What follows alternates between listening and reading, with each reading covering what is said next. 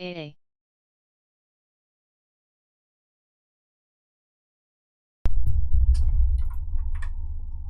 今日も一日、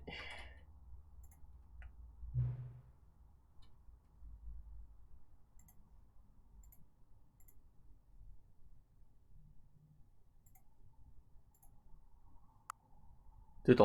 自分の好きな時間。9時で。9時半で。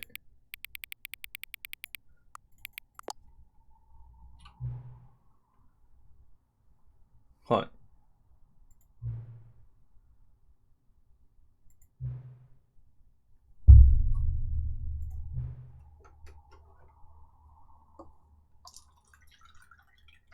これで私が知りたいのは9時半がどれほど正確なのか。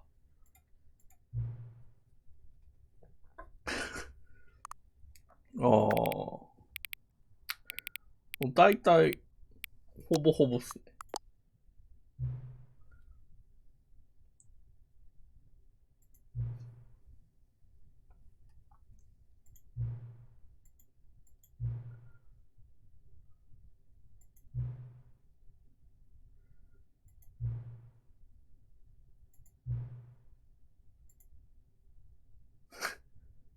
気になるな。次のスライダー気になるな。このゲーム何回このゲームを起動する予定なんだ。結構長いよな、昔に比べて。1ってなんか2、All of his 3時間で終わ co-workers んなか were ったっけ？ gone. What could it mean? Stanley decided to go to the meeting room. Perhaps he had simply missed a memo. あんまり終わる気配がしないっていう。Warmth spread through Stanley's arms. With the bucket in his arms again, he was home. Stanley clutched the bucket tightly to his chest 行って and ないと entered こ the ろが door もう on 思い his 出せ left. ない。エスケープしたし、This was not the correct way to the meeting room, but めっちゃ、 Stanley had felt the bucket calling to him, telling him that the employee lounge was simply the place to be. And here it was. Had the bucket turned out to be correct? No, never mind. The bucket was wrong. 一 Stanley 番 took the door on his left to go back to the meeting room. No, no, no. Said the bucket. Don't go to the meeting room. Go somewhere else. The Go, cargo go, go. lift, yes. Go there. Go to the cargo lift. やったぜ。 Okay, I'm going back to the name of these little Stanley figurines. Ah, Nico. And now I'm torn between Stanlerines and Figlies. What do you think, Stanley? What name better encapsulates the intrinsic sense of happiness that you get from seeing a small number in the corner of your screen go up by 1? Let me sit on it. I'm sure it will come to me.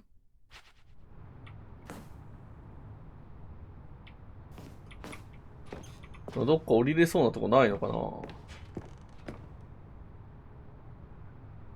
なさそうやな。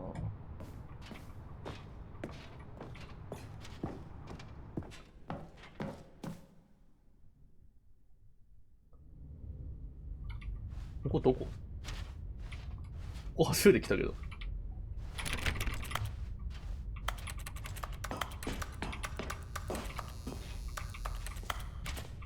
ケーキか？あ？ Okay, this is day number 295. Tape number... I don't even know. I've lost track. エビデンス252。 Nothing feels real anymore. The longer I study this bucket, the less sense anything makes. The sheer euphoria I feel every time I pick it up. No matter how many times I've done it, it's always the same feeling. And the emptiness in my chest when I set it down.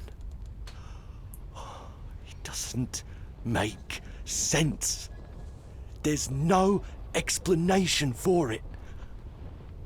I still haven't figured out why I see the world so differently when this bucket is in my arms. Why everything feel so. What do I do with this treasure? I can monetize it. Yes. It's unthinkable the amounts of money people will pay for even just an hour with the bucket. This is my golden ticket. But I have to be careful, because as soon as this gets out, there's going to be a target on my back. Even now, I don't know who might be trying to get... What's that? Who's there? Camporata.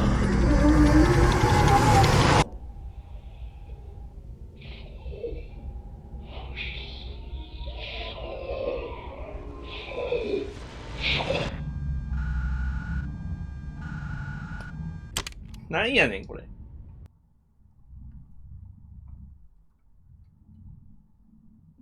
なんでやねん。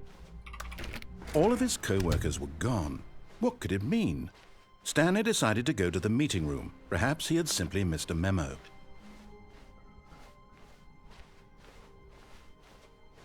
When Stanley came to a set of 2 open doors, this was not the correct way to the meeting room, and Stanley knew it perfectly well. Perhaps he wanted to stop by the employee lounge first, just to admire it. Wow. Yes, this room. What a beautiful room. But eager to get back to business, Stanley took the first open door on his left. Stanley was so bad at following directions, it's incredible he wasn't fired years ago. これ Look, Stanley, I think perhaps we've ここ降 gotten り off たら on the どうなんだ wrong っ foot け？ here. I'm not your enemy, really, I'm not.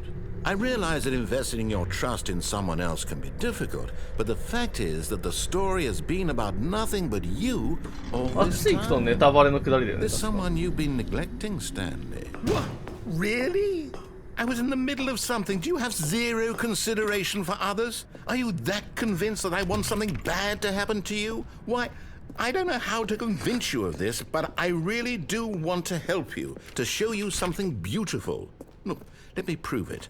Let me prove that You're getting close now, Stanley. You've nearly gotten all of the Figler and Marines. Very soon, you'll collect the last one, and then the first number will equal the second number, and that will be it.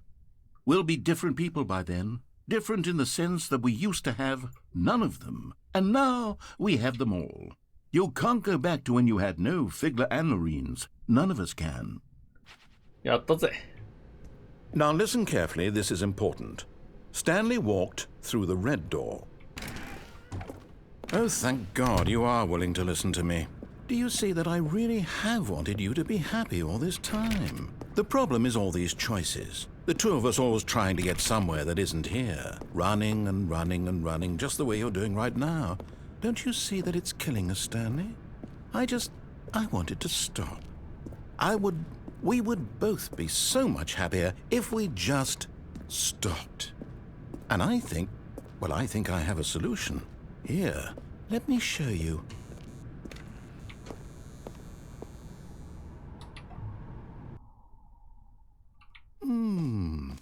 What do we want? What are we looking for? Here. Yes. Oh, it's beautiful, isn't it? If we just stay right here, right in this moment with this place... No, wait.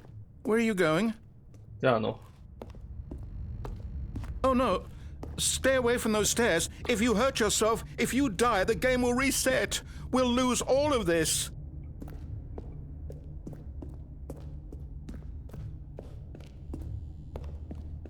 Please, no, Stanley, let me stay here. Don't take this from me. Please, Stanley, think about what you're doing.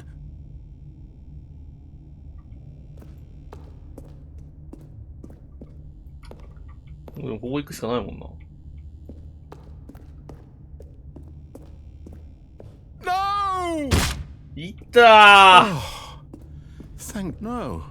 No, no, what are you doing, Stanley? Please, I'm asking you not to take this away from me. I can't go back to what I was before. If you die, we'll both go back. Why are you doing this?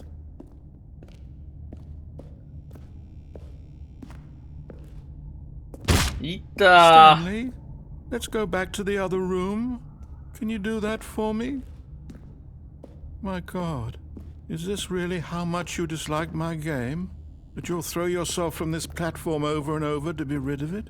You are literally willing to kill yourself to keep me from being happy. Am I reading the situation correctly?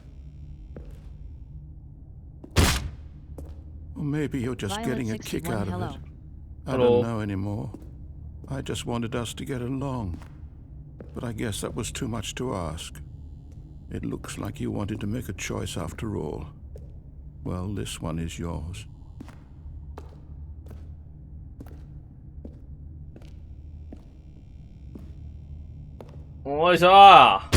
Is it over? It's going to restart, isn't it? I'm ナレ going ーター back. さん疲れてる。さん疲れちゃった。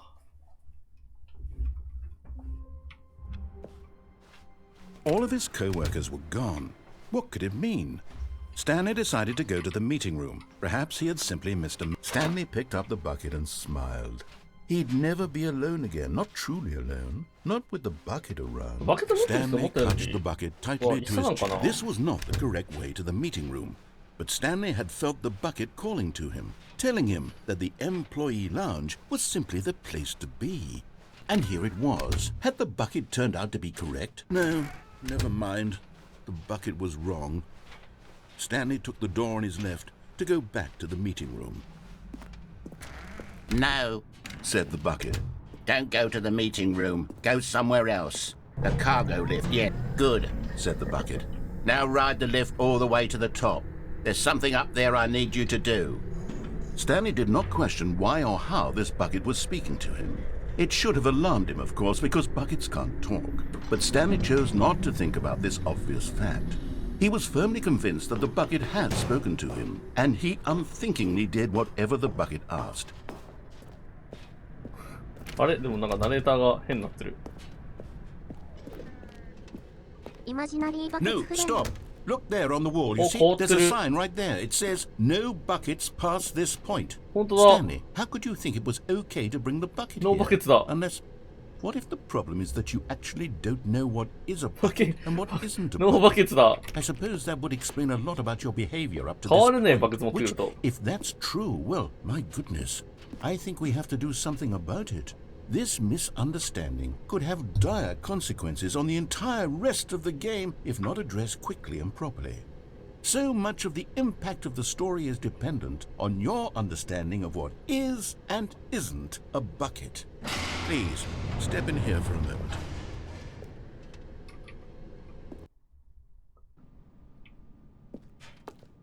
Now then, I'm going to run you through some test scenarios, and you'll tell me whether or not the thing I'm showing you is a bucket. Simple enough, right? This should tell us everything we'll ever need to know about what is or is not a bucket. Okay, let's begin.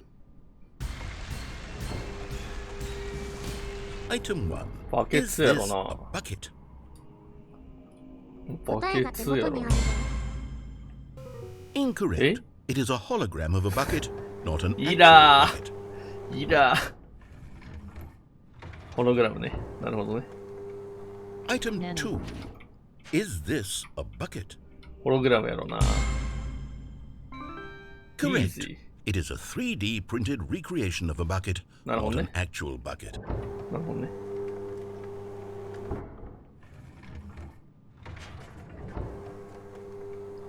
Item 3. Is this a bucket? でこれバケツじゃないやろ。 Incorrect. This is a bucket.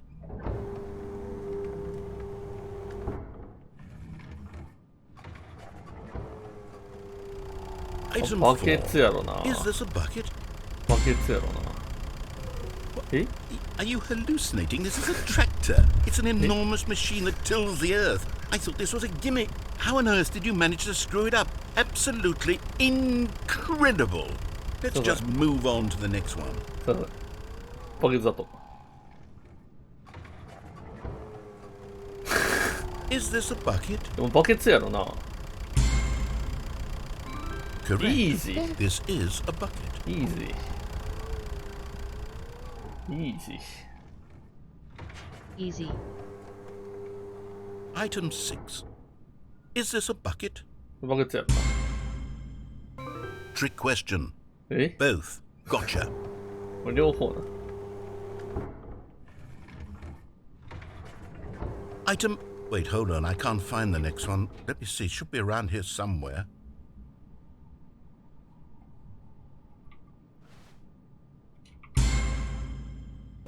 Okay, you and I both know there isn't anything here. And I don't appreciate the implication that nothing is a bucket when we both clearly know that a bucket is something, and therefore nothing could possibly be something. Unless, in your twisted mind, have you somehow convinced yourself that a め bucket ちゃ is くちゃ切 nothing? れるやん。 Answer me straight, Stanley. Do you believe that nothing is a bucket? 無やろな、バケツは。 You know what? I'm too confused to even sort it out. I've lost all sense of perspective. What is a bucket? What isn't a bucket? Mere moments ago I could answer these questions with confidence. And yet now I'm somewhat adrift. Do any of us know what a bucket is? Am I a bucket? Stanley, I can't keep doing this. I'm losing myself, and myself was all I ever had to begin with. I'm afraid the bucket is threatening to tear our relationship apart. I can't have that. I'm sorry. But I'm going to erase all buckets from the game entirely. バケツさん。 Okay, here we go.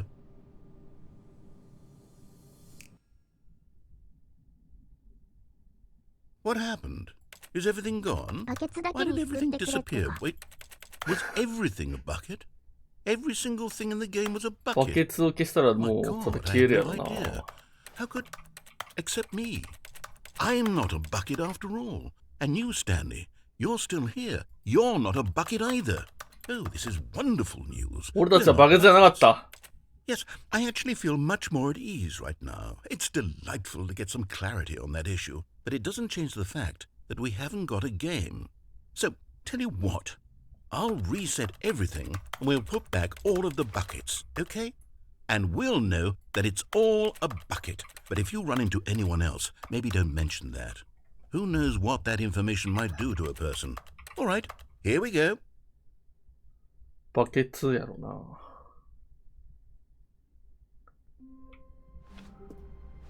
All of his co-workers were gone. What could it mean? Stanley decided to go to the meeting room. Perhaps he had simply... The good old bucket. Just Stanley and the bucket. Off on another thrilling adventure together.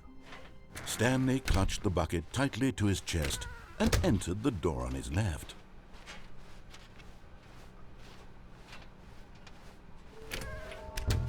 あと1個どこだよ。 Coming to a staircase, Stanley and the bucket walked What's on that upstairs to the boss's office. あ、こっち行ったことある気がする。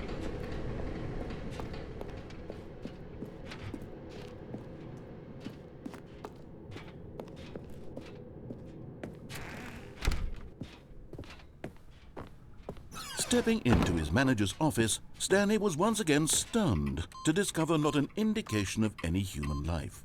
But Stanley guessed the correct code by sheer luck. ラッキー。 Was it that the bucket knew all along? Was the bucket guiding him? Yes, this is certainly the most logical explanation.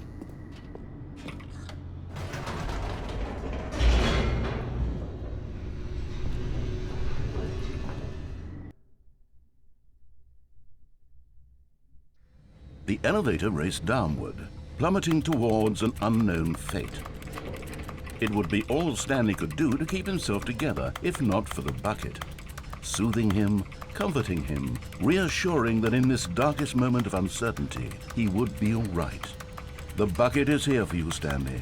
Everything will be fine. Wait, Stanley said to the bucket. Can we go back up? When I was pressing those keypad buttons, there was something very intriguing about the number 3. I want to go back so I can try pressing the number 3 again. The bucket said nothing.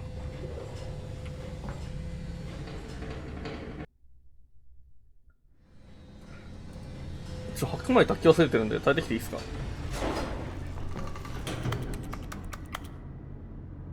3押さないとダメか、先に。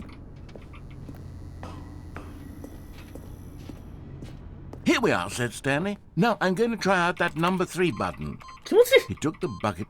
Wow, he said. The number 3 is such a special button. I'm having the time of my life. Stanley looked expectantly at the bucket, but the bucket remained silent. This was a shock to Stanley, who had always felt perhaps the bucket had missed something. Perhaps it had not seen. After taking some time to show the bucket around the boss's office, Stanley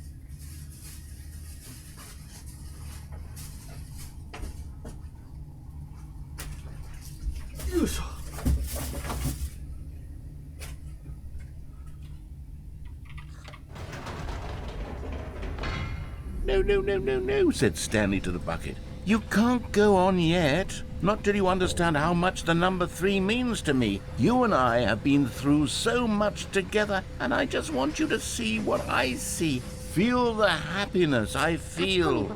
He smiled at the bucket, and the bucket said nothing.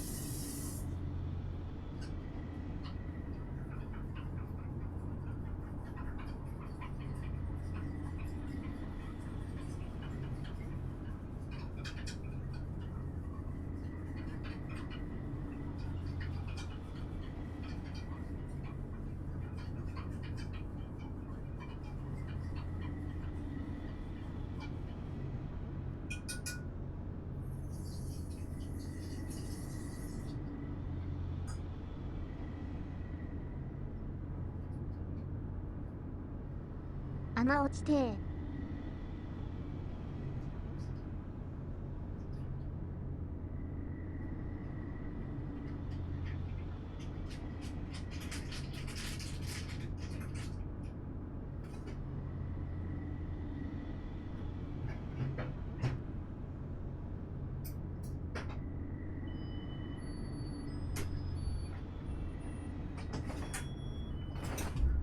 オッケー。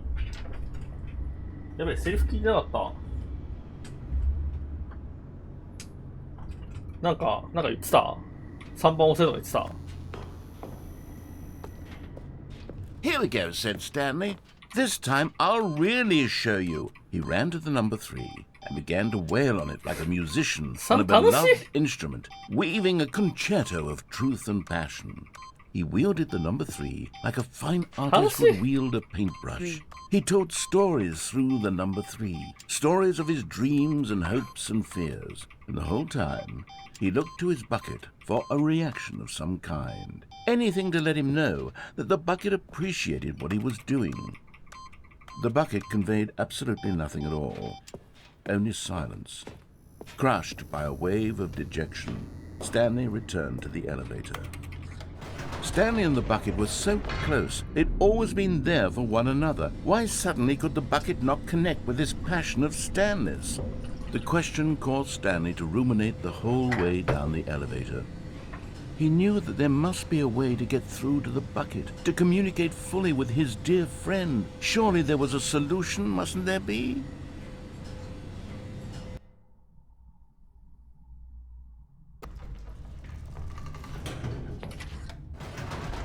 戻りて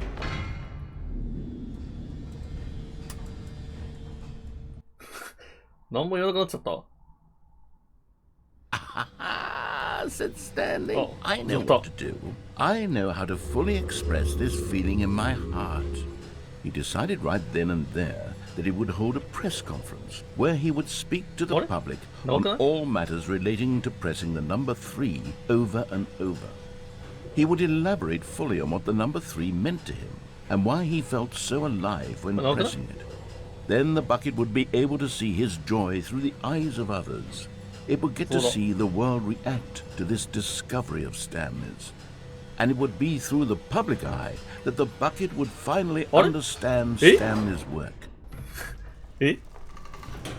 For months, he advertised and marketed his press conference, building excitement around it, developing and rehearsing it, until it couldn't be refined a single measure further.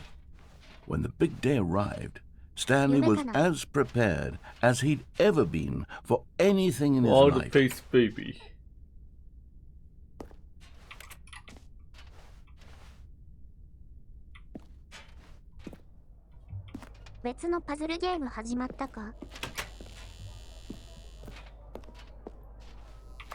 This was it.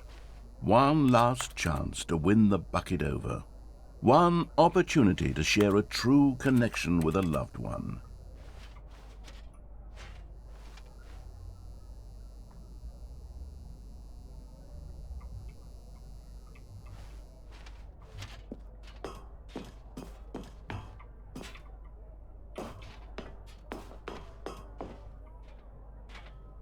There was no one here. Nobody had come to the press conference to hear Stanley speak. To listen to him talk about what it really means to press the number 3 on a keypad over and over.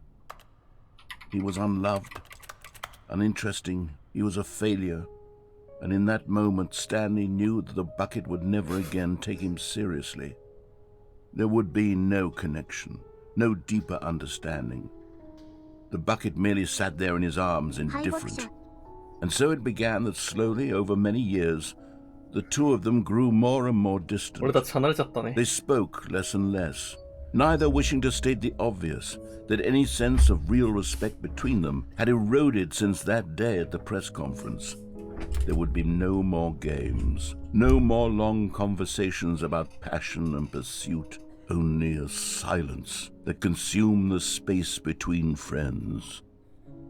And Stanley, having for once in his life discovered the warmth and comfort of true companionship, was cast back into the unremarkable normalcy of loneliness.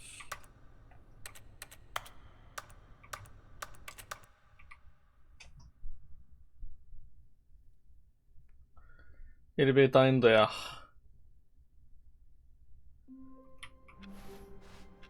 Stanley had never seen the office this brightly lit.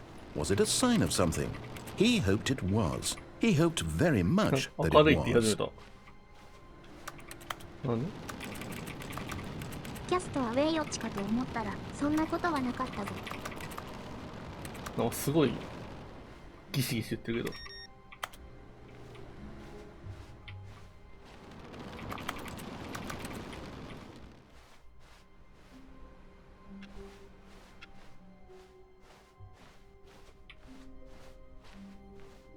When Stanley came to a set of 2 open doors, he entered the door on his left.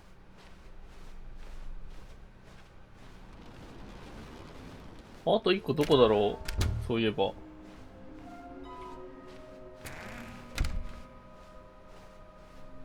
Coming to a staircase, Stanley walked upstairs to his boss's office.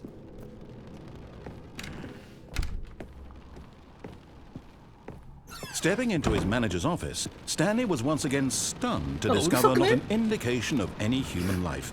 うるさいぜ。 Shocked, unraveled, Stanley wondered in disbelief. Stanley was in 露骨に- such a rush to get through the story as quickly as 露骨 possible, にうるさい he ぜ。 didn't even have a single minute to just let the narrator talk. 切れてるけど。 That kind of anxiety isn't healthy, so he relaxed for a few moments with some calming new age music.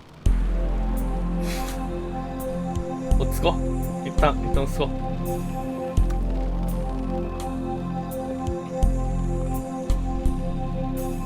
ありがてえ。ありがて。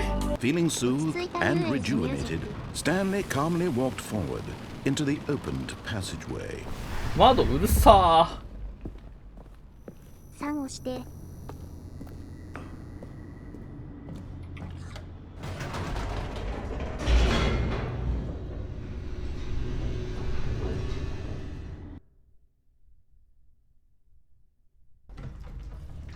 ネバーなんたらかんたらのロードじゃなかった、今回は。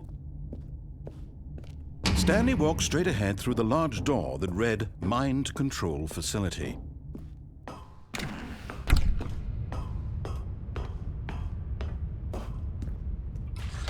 The lights rose on an enormous room packed with television screens. What horrible secret did this place hold? Stanley thought to himself. Did he have the strength to find out?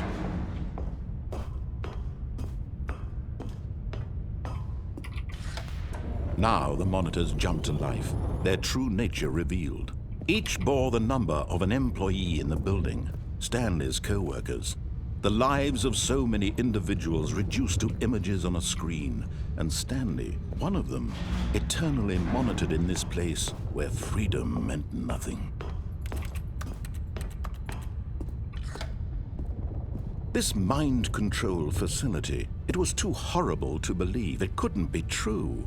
Had Stanley really been under someone's control all this time? Was this the only reason he was happy with his boring job? That his emotions had been manipulated to accept it blindly? No, he refused to believe it. He couldn't accept it. His own life in someone else's control? Never! It was unthinkable, wasn't it?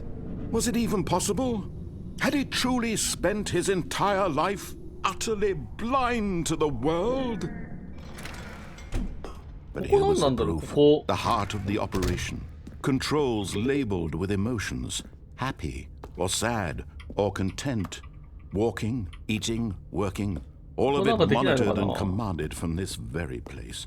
And as the cold reality of his past began to sink in, Stanley decided that this machinery would never again exert its terrible power over another human life. For he would dismantle the controls once and for all. これ3かな、開かない。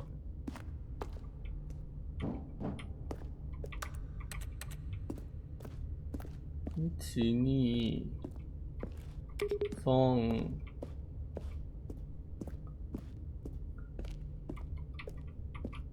4はあれ4かな、上にあるやつ。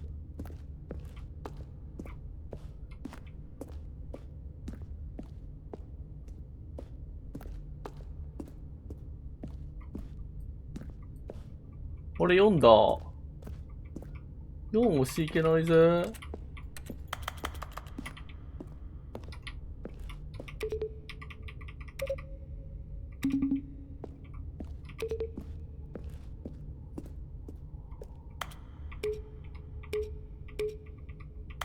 押せんだよな、ここ。ジャンプもできないから押せなくね。そう。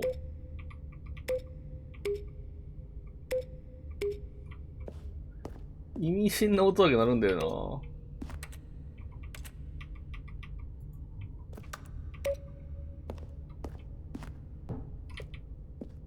な。KZ。無理だ。ここ光ってないんだよね。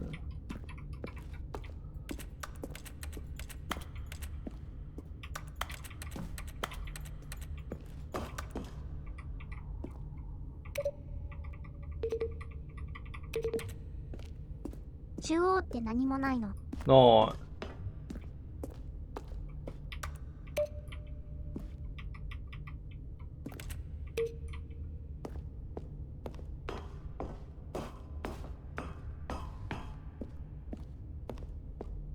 ローグレガシーアップデート来たけどやるの？レガシーなぁ。なんかのめり込むほど面白くないんだよな。まあまあって感じの出来だから。まあまあではあるんだけど。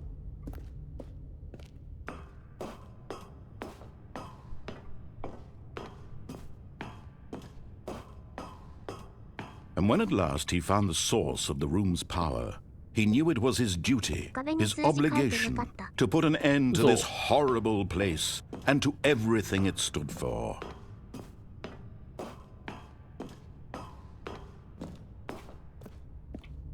これゼロがないからさ。じゃなくて ?0142 は、まず4が押せねえし。521いく？それだけど関係なさそうね。うん。ゼロないし、まず。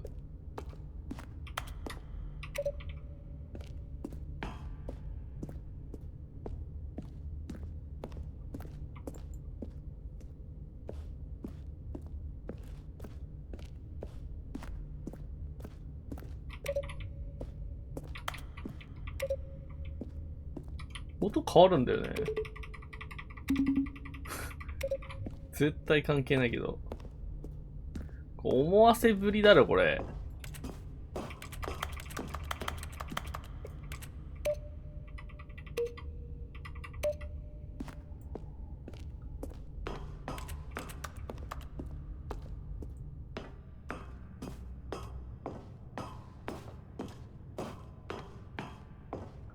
鳥見に行くか、鳥。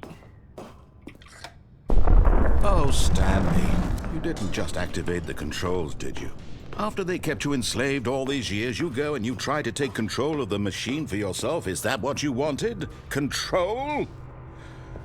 Oh, Stanley, well, I applaud your effort, I really do. But you need to understand, there's only so much that machine can do. You were supposed to let it go, turn the controls off, and leave. If you want to throw my story off track, you're going to have to do much better than that. I'm afraid you don't have nearly the power you think you do. For example, and I believe you'll find this pertinent, Stanley suddenly realized he had just initiated the network's emergency detonation system. In the event that this machine is activated without proper DNA identification, nuclear detonators are said to explode, eliminating the entire complex. How long until detonation then? Let's say, 2 minutes. Ah, now this is making things a little more fun, isn't it, Stanley? It's your time to shine. You are the star. It's your story now. Shape it to your heart's desires. Oh, this is much better than what I had in mind. What a shame we have so little time left to enjoy it. Mere moments until the bomb goes off. But what precious moments each one of them is. More time to talk about you, about me, where we're going, what all this means. I barely know where to start. What's that? You'd like to know where your co-workers are? A moment of solace before you're obliterated? All right, I'm in a good mood. You're gonna die anyway. I'll tell you exactly what happened to them. I erased them. I turned off the machine. I set you free. What? Of course, that was merely in this instance of the story. Sometimes when I tell it, I simply let you sit there in your office forever, pushing buttons endlessly and then dying alone. Other times, I let the office sink into the ground, swallowing everyone inside, or I let it burn to a crisp. I have to say this, though. This version of events has been rather amusing. Watching you try to make sense of everything and take back the control wrested away from you, it's quite rich. I almost hate to see it go. But I'm sure whatever I come up with on the next go-around will be even better. My goodness, only 34 seconds left. But I'm enjoying this so much. You know what? To hell with it. I'm going to put some extra time on the clock. 3番どこだっ Why not? け These are precious additional 3番どこだっ seconds, け Stanley. Time doesn't grow on trees. Oh dear me, what's the matter, Stanley? Is it that you have no idea where you're going or what you're supposed to be doing right now? Or did you just assume when you saw that timer that something in this room was capable of turning it off? I mean, look at you. え、違うって Running 言われ from た。 button to button, screen to screen, clicking 5 on every little thing in this room. These numbered buttons, no, these colored ones. Or maybe this big red button, or this door. Everything, anything, something here will save me. Huh? Why would you think that, Stanley? That this video game can be beaten? 変わってない One soul? 変わってないよ。 Do you have any idea what your purpose in this place is? Stanley, you're in for quite a disappointment. But here's a spoiler for you. That timer isn't a catalyst to keep the action moving along. It's just seconds ticking away to your death. You're only still playing instead of watching a cutscene because I want to watch you for every moment that you're powerless. ダメだ To see ね。 you made humble. This is not a challenge. It's a tragedy. You wanted to control this world, that's fine. But I'm Oh going my to God. destroy it first, so you can't. グッバイ書いてある。 Take a look at the clock, Stanley. That's 30 seconds you have left to struggle. 30 seconds until a big boom and then Help! no ending here.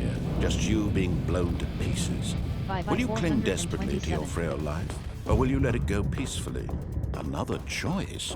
Make it count. Or don't. It's all the same to me. All a part of the joke. And believe me, I will be laughing at every second of your inevitable life from the moment we fade in until the moment I say happily ever after. あー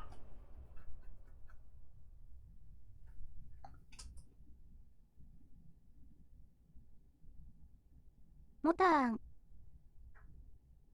どうにかする方法あんのかな All of his co-workers were gone. What could it mean? Stanley decided to go to the meeting room. Perhaps he had スキッ simply プ機能 missed a 欲しい memo. スキップしますか？スキップしますか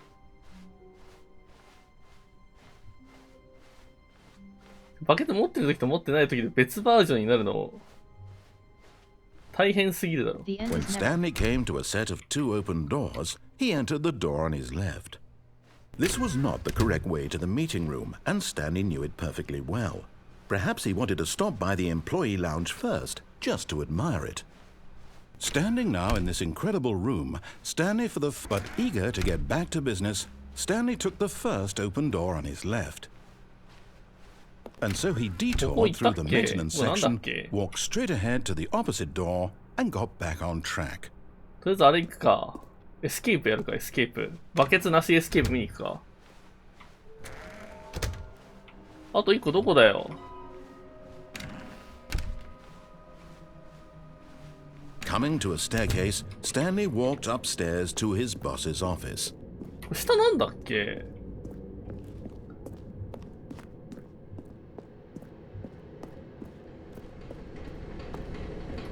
あー無限ループか無限ループバケツなし見てないよな But Stanley just couldn't do it.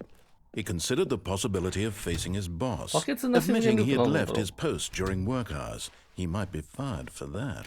And in such a competitive economy, why had he taken that risk? All because he believed everyone had vanished? His boss would think he was crazy. And then something occurred to Stanley. Maybe, he thought to himself, maybe I am crazy. All of my co-workers blinking mysteriously out of existence in a single moment for no reason at all? None of it made any logical sense. And as Stanley pondered this, he began to make other strange observations. For Really? example, why couldn't he see his feet when he looked down? Why did doors close automatically behind him wherever he went? And for that matter, these rooms were starting to look pretty familiar. Were they simply repeating? No, Stanley said to himself, this is all too strange. This can't be real. And at last, he came to the conclusion that had been on the tip of his tongue. He just hadn't found the words for it. "I'm dreaming!" he yelled. "This is all a dream." Oh, what a relief Stanley felt to have finally found an answer, an explanation. His co-workers weren't actually gone. He wasn't going to lose his job. He wasn't crazy after all. And he thought to himself, I suppose I'll wake up soon. I'll have to go back to my boring real-life job pushing buttons. I may as well enjoy this while I'm still lucid. So he imagined himself flying and began to gently float above the ground. Wow. Then he imagined himself soaring through space on a magical starfield, and it too appeared. It was so much fun, and Stanley marveled that he had still not woken up. How was he remaining so lucid? And then perhaps the strangest question of them all entered Stanley's head. One he was amazed he hadn't asked himself sooner. Why is there a voice in my head dictating everything that I'm doing and thinking?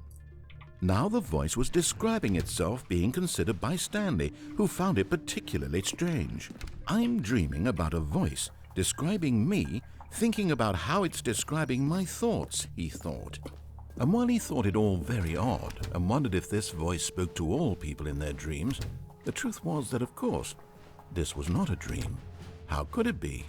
Was Stanley simply deceiving himself, believing that if he's asleep, he doesn't have to take responsibility for himself? Stanley is as awake right now as he's ever been in his life. Now, hearing the voice speak these words was quite a shock to Stanley. After all, he knew for certain, beyond a doubt, that this was in fact a dream. Did the voice not see him float and make the magical stars just a moment ago? How else would the voice explain all that? This voice was a part of himself too. Surely, if he could just... He would prove it. He would prove that he was in control, that this was a dream. So he closed his eyes gently, and he invited himself to wake up. He felt the cool weight of the blanket on his skin, the press of the mattress on his back, the fresh air of a world outside this one. Let me wake up, he thought to himself. I'm through with this dream. I wish it to be over. Let me go back to my job. Let me continue pushing the buttons. Please, it's all I want. I want my apartment and my wife and my job. All I want is my life exactly the way it's always been. My life is normal. I am normal. Everything will be fine. I am okay.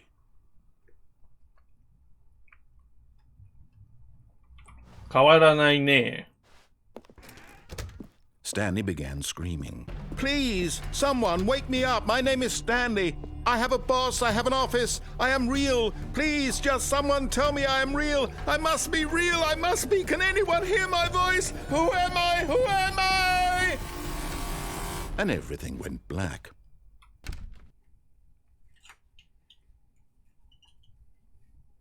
This is the story of a woman named Mariella. Mariella woke up on a day like any other. She arose, got dressed, gathered her belongings, and walked to her place of work. But on this particular day, her walk was interrupted by the body of a man who had stumbled through town talking and screaming to himself, and then collapsed dead on the sidewalk. And although she would soon turn to go call for an ambulance, for just a few brief moments she considered the strange man. He was obviously crazy. This much she knew. Everyone knows what crazy people look like. And in that moment, she thought to herself how lucky she was to be normal. I am sane. I am in control of my mind. I know what is real and what isn't. It was comforting to think this, And in a certain way, seeing this man made her feel better.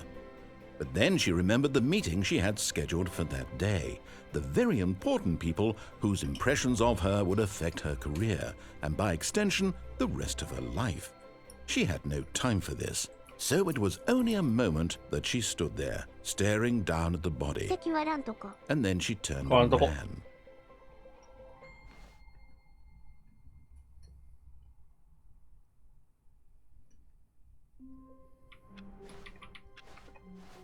Just a step through this door, Stanley thought to himself, that's all I need.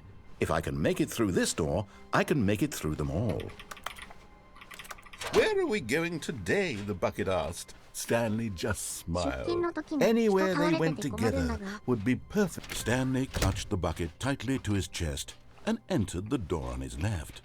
This was not the correct way to the meeting room, but Stanley had felt the bucket calling to him, telling him that the employee lounge was simply the place to be. And here it was. Had the bucket turned out to be correct? No, never mind. The bucket was wrong. Stanley took the door on his left to go back to the meeting 角は room. 王道の下りってどこだっけ？ No, Said the bucket. don't go to the あれ meeting ここ降り room. た時 Go って何だ somewhere 何をしたっ else. け？ The cargo lift, yes. Go なんか階段 there. 階段 Go 所 to のと the ころか。 cargo lift.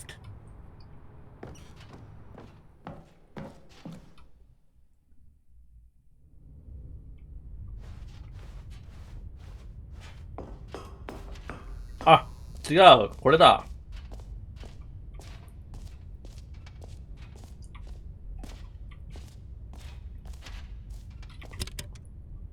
これバケツじゃなかったっけ？しかも。 Okay, this is day number 295. Tape number. 一緒かな？ I don't even know. I've lost track. 一緒だね。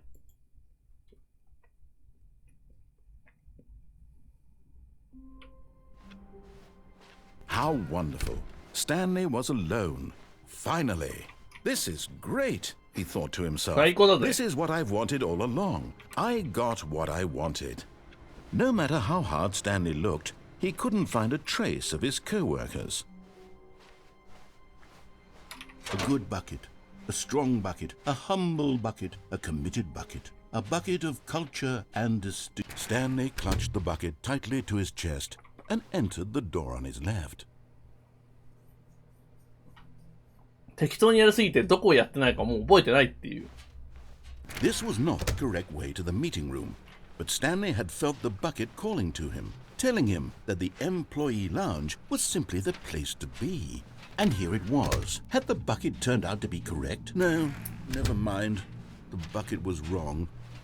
Stanley took the door on his left to go back, and so the two of them detoured through the maintenance section and walked straight ahead to the opposite door. ネタバレだっけ？ここネタバレか。 Oh, good Stanley. I'm glad you found your way here. I knew you'd find this place eventually. What? やだ、やりたくない。 You see, your friends and I are WTF. concerned for you, ある Stanley. ぜ。 We've come together here because we care about you very much. It's this bucket you're carrying around everywhere. The bucket isn't even from the original Stanley Parable. It's just sequel content. We're the ones that matter, Stanley. Classic characters from the first game, like the Adventure Line and the Broom Closet. Because that's what fans want from a sequel. They want more of their favorite jokes, not this bucket that they've never seen before. Yes, I know I'm the one who gave you the bucket, but you're spending too much time with it. Don't you want another story involving the Adventure Line? We could make the Adventure Line go somewhere new. Yes, yes, that's what the fans want. Let's do it. Whee! Look at that wacky line. Who knows where it'll go off to next? Oh, and it played some silly music as well.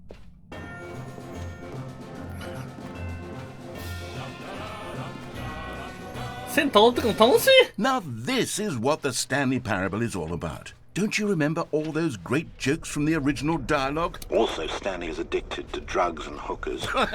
Yes, it's as classic now as it was back then. Let's do it for the fans, Stanley. Let's give them more content exactly like this. But if we want to do that, you're going to have to give something up. Don't you get it, Stanley? We need to get rid of the bucket. That's why I'm very proud to introduce a brand new character. This is the Bucket Destroyer. バケツデストロイヤーさん。 I think it'll make a wonderful new addition to the rich lore of the Stanley Parable. True, it also was not in the original game, but it's such a well-fleshed-out character with so much personality that to me it already feels as though it's been part of the cast all along. Don't you agree? Can you guess what the Bucket Destroyer does? Surely you don't need me to spell it out for you. Go ahead now, Stanley. Say goodbye to the bucket, and then pop it into the machine when you're ready. 嫌がってるぜ。 Now listen to me. It's Yeah, that's crucial it, that eh? you give it the bucket. I don't know what the Bucket Destroyer will do if it can't destroy your bucket. Destroying buckets is all it knows. That is its singular personality that's it. trait. Sure, I can hear you saying, how does a character with only one personality trait deserve to join the pantheon of beloved Stanley Parable characters? Well, you see, if you were to really explore the Bucket Destroyer, you would see that its desire to crush buckets is so densely loaded with complexity and nuance that it's really like 10 personality traits. What other object in this game can you even say that about? The broom closet? Certainly not. I wonder what sort of Bucket Destroyer merchandise the fans will be clamoring for after this. Okay, the Bucket Destroyer is getting very upset now. Yeah, You what have is to it? hurry and feed it. We can't get back to the classic Stanley Parable characters like the Adventure Line or the Bucket Destroyer until you crush that damn bucket. Quickly now, the fans are waiting. Do it, the fans, Stanley. Give the fans what they want. Hurry and... いった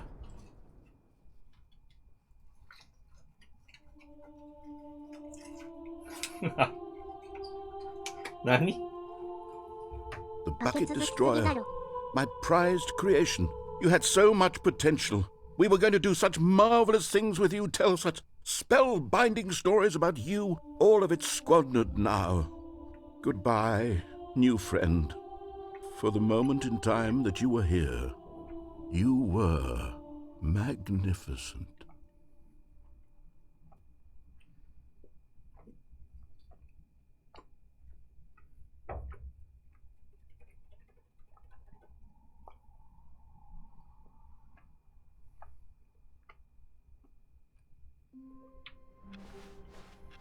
Wait, Stanley thought to himself. Am I sure that the orders stopped coming in? How is that possible? They never stopped. Surely I was mistaken. No, the orders were still missing. For now. 開幕のセリフの種類多すぎだろ。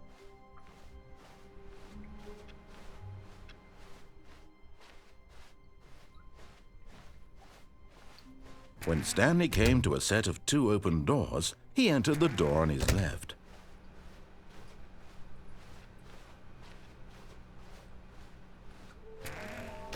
どこだよ、リッコ。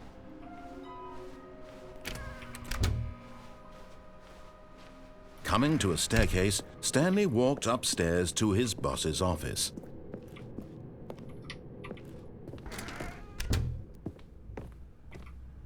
Okay, I think we all know the drill by now. Blah, blah, blah. Dark secrets, the keypad. Stanley pushes some buttons. Oh, Oi. hey, look, it's a new passageway. Kill surprise.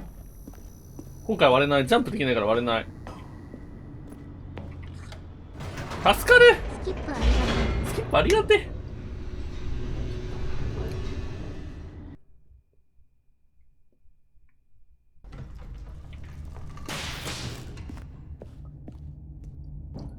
Stanley went straight ahead through the large door that read Mind Control Facility.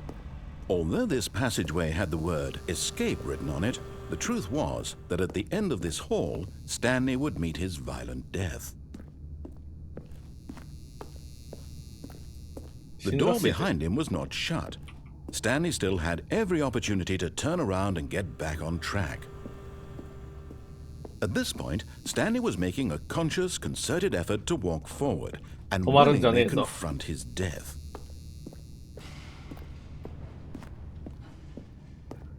エスケープありがてえ。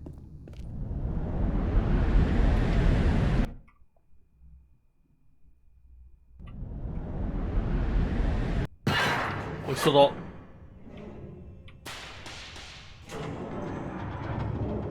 As the machine whirred into motion and Stanley was inched closer and closer to his demise, Ah, he get there. reflected that his life had been of no consequence whatsoever. Stanley can't see the bigger picture. He doesn't know the real story, trapped forever in his narrow vision of what this world is. Perhaps his death was of no great loss, like Bucket plucking the destroyer. eyeballs from a blind man. And so he resigned and willingly accepted this violent end to his brief and shallow life. Farewell, Stanley. 止まるか今回。止ま。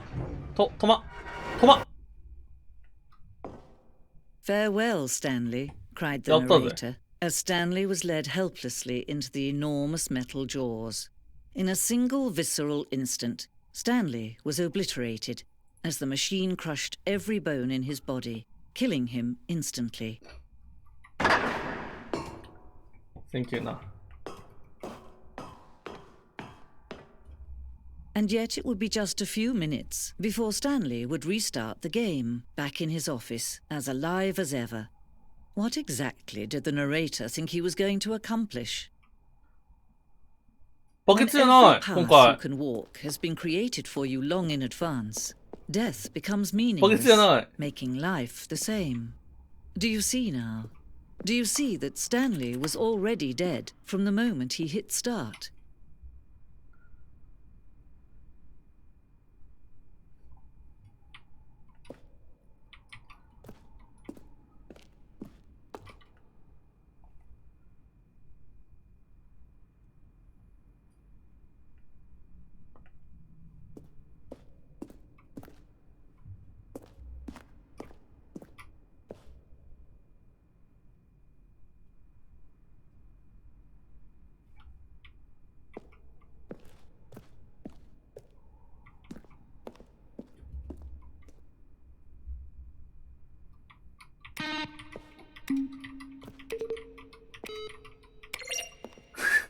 え聞いたことないぜ。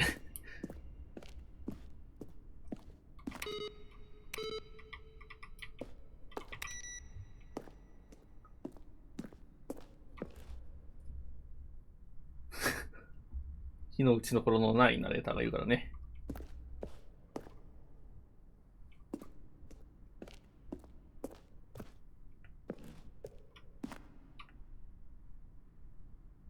Thank you.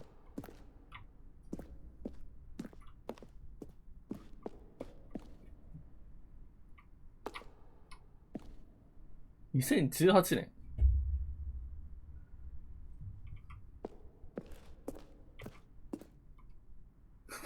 何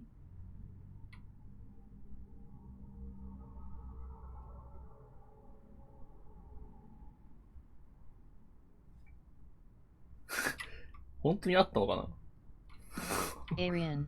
本当にありそうだよな。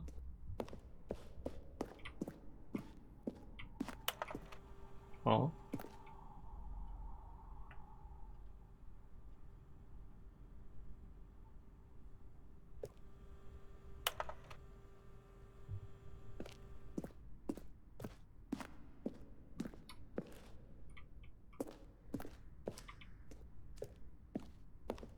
順序どっち順序どっちなんだよこれ。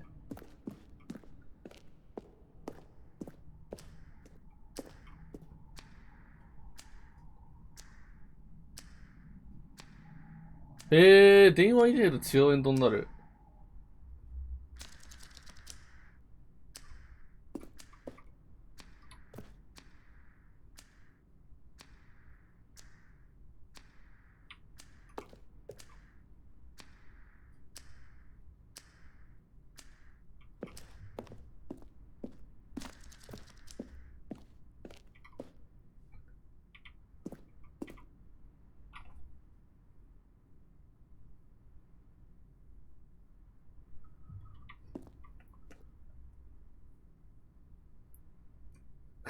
なんかいろいろ頑張ってんだな。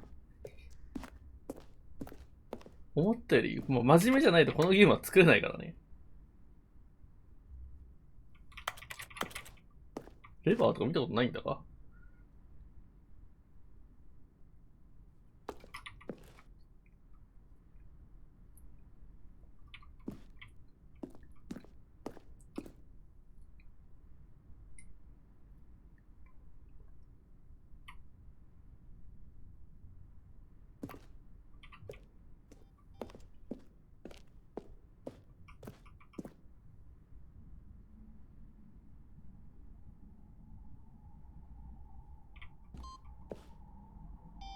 真面目に作ってスキップボタン追加をレビューされるゲーム。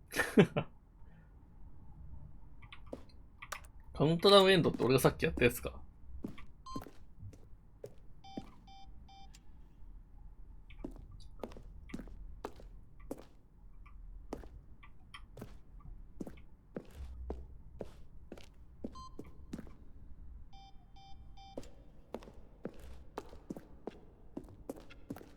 上司のオフィス。あ、いっぱい案ある。真ん中一番ええやろな。まあ、右の質素な感じも嫌いじゃないけどね。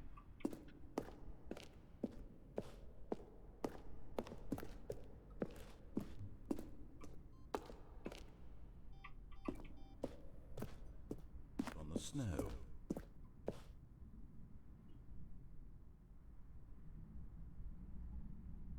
Stanley pushed the big red button.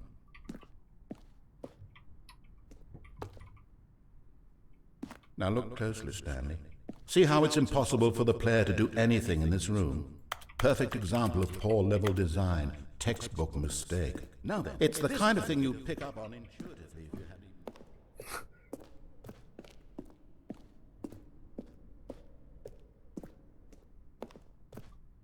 戻ってきたのか。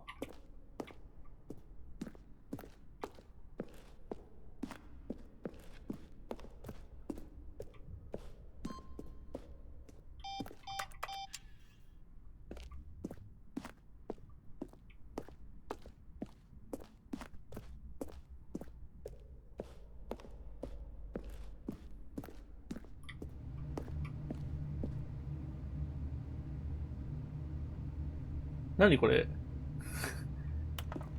経年劣化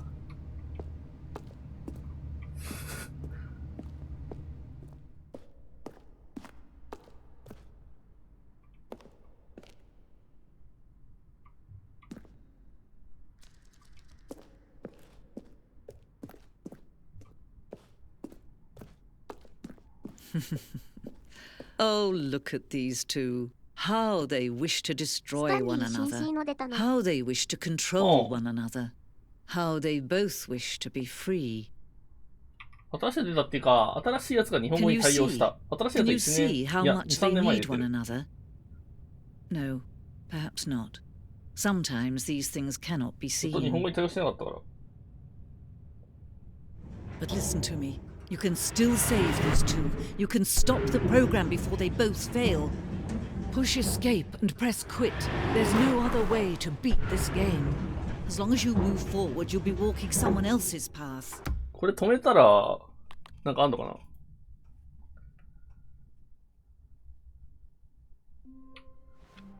今すぐ電 All 源 of が his 切るんだ。 co-workers were gone. ああ、確か同 What じ did it mean? Stanley decided to go to ち the ょっとうる meeting さいんだけど、 room. これ。 Perhaps これ he'd 何なの simply missed a memo.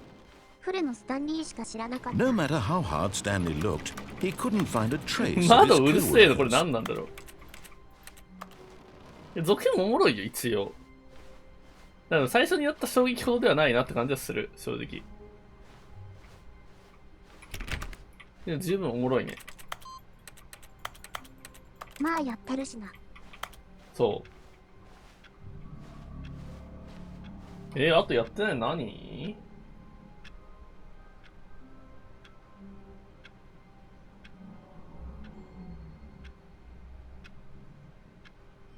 あとバケツを持って電源。 The embrace of an old friend, a weathered Oh. companionship that stands the test of time. バリバリ言ってんのは、ここだけじゃないんだよね。ここを試してみる？ここ何なんだろうな。マジうるせえんだよな。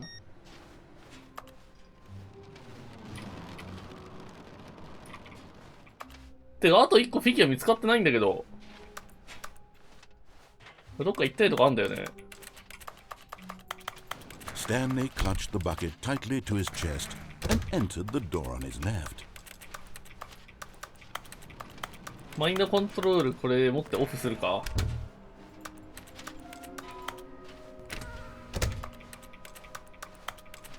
Coming to a staircase, Stanley and the bucket walked Mado, upstairs to the urusa. boss's office.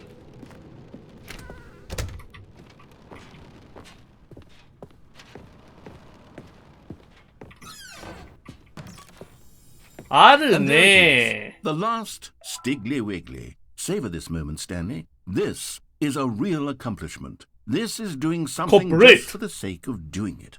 Where so many people expect to be rewarded for the most trivial achievements, you've insisted that a job well done is its own reward. I would tell you that I'm proud of you for collecting them all, but that would be like a reward, and we can't have that. So, instead I'll just say, it's done. We're all done here. And now we can go to whatever the hell you were doing before you hunted for figurines.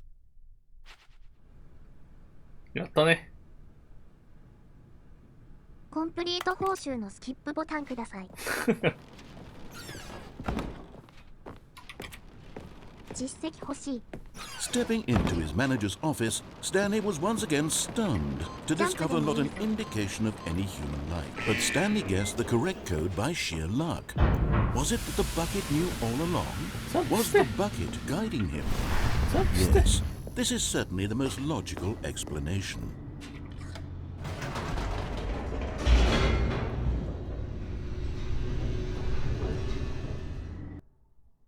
足が速くなるぐらいの能力くれよ。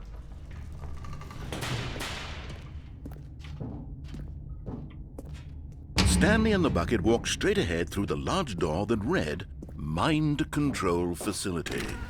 されて。バケツ持って、 The lights So, but it's not the rose only on an Sudara. enormous room packed with television screens. What horrible Dobus- secret Dobus did kind this of place stuff as well. hold? Stanley and the bucket both wondered to themselves.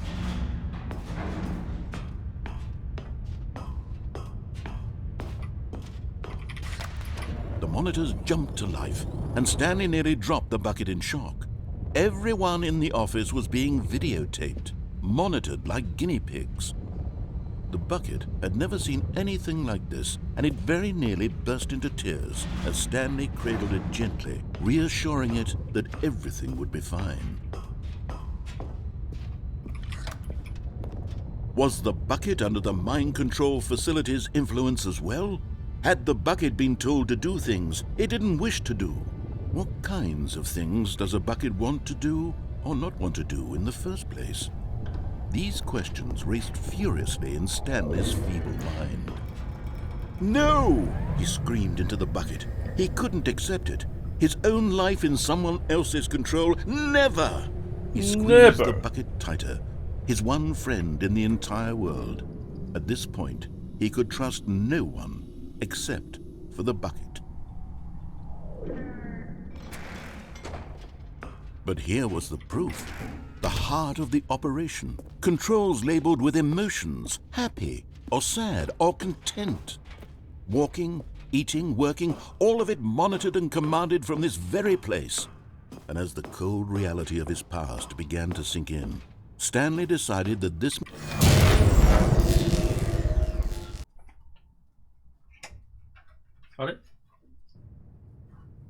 Stanley and the bucket waited in blackness. Was it over? Yes, they had done it.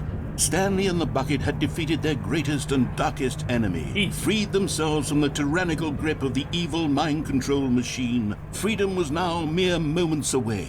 Also, Excitedly, the two of them began to discuss the kind of life they wanted to live once they stepped through this massive door. The bucket wanted to learn to roller skate. Stanley wanted to sneeze in every country on Earth. Both of them wanted to begin watching a movie, any movie, but then stop it halfway through and begin watching it in reverse from the end. True, it was a simple life they envisioned, but it was one they'd lived together, with one another to lean on, to trust, to support, and... あれ What? Wait. What was happening? どうぞ Why had the door stopped? Was Stanley and the bucket not about to be freed? An unbearable silence filled the room, lingering in uncertainty, until finally the truth hit Stanley square in the face. This building did not want the bucket to leave. Even the facility itself recognized the incredible calming presence of the bucket, needed the soothing warmth of the bucket, would go to any lengths not to part with the bucket. ちょっと No, no, no. Stanley can't leave this place. Not while he has such a precious bucket in his arms. Not while this building has anything to say about it. Stanley realized he would never again leave this very room. But at least he has the bucket. To be trapped eternally in darkness isn't really so bad, Stanley thought to himself. As long as I have my bucket with me, right? I'll be okay, won't I? Stanley gulped. Very soon now, he was about to find out.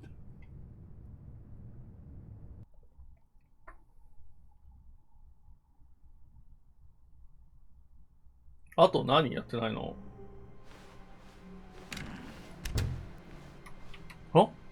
怖い怖い怖い。 Stanley, I'm sorry, but I have to put a pause on things. Nani? It's those figurines. Those figglers. Nani? I haven't stopped thinking about them since you nabbed every last one. Wasn't it just the most intrinsically fulfilling moment of your entire life? Didn't it fill you to the brim with inner richness? Yes, I know we're supposed to be telling a story, but won't you please indulge me with one more trip back to the memory zone? 何？ I would love nothing more than to revisit the figurines. Just one more time.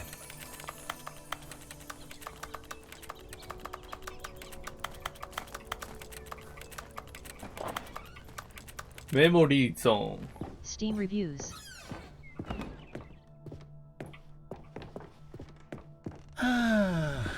Here's where it all 私今 began. 日 The first また起こりそ collectible. う。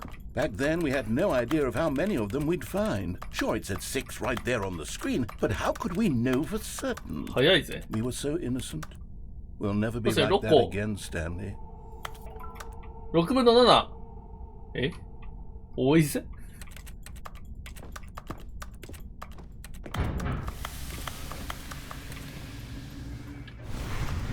And here was the second Stanlerine. You found this Yeah, one all does it? on your own just by poking around behind the boss's office. You That's did that, Stanley. I'll be honest. Back then, I had no faith in you to find any of them, let alone 6. But you continue to surprise me in all sorts of mundane, unremarkable ways.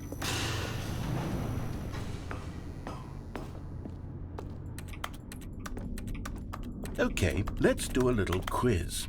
Which Eh? of these rooms was the room you Eh? found your third mini stand? Can you い remember? や、アンダーですね。アンダーです。アンダーですね。階段の下ですね。ここです。 Hey, that's exactly right. It was here, 知ってるわけ。 under the stairs. It was the third one. You 覚 picked え it up, てる and わ then け。 after that, you had 3 of them.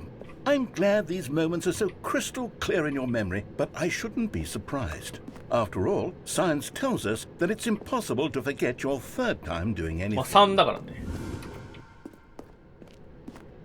3ですからね。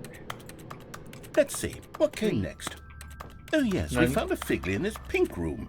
So, Oh, well, ne? I can't actually say I remember being in this room, Pink but it's yeah. here in the memory zone, so it must have happened. ピンクの部屋だね。 This was the 5th mini stand, and this one was Hold on. really something special. It was by the red and blue doors. I remember it Hold on. so clearly. In fact, because this one is particularly special to me, I made a little video to commemorate the occasion. Enjoy. Enjoy.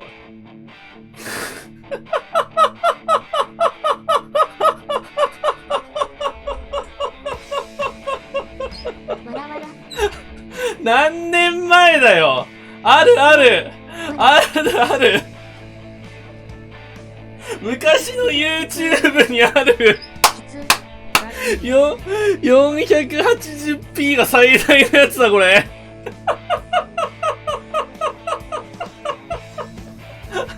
あるある。10年前どころではないだろ。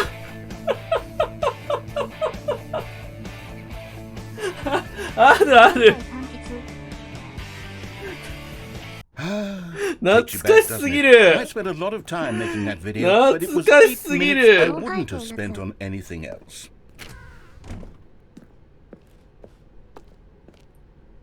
やばいな、今の。今のめっちゃいいわ。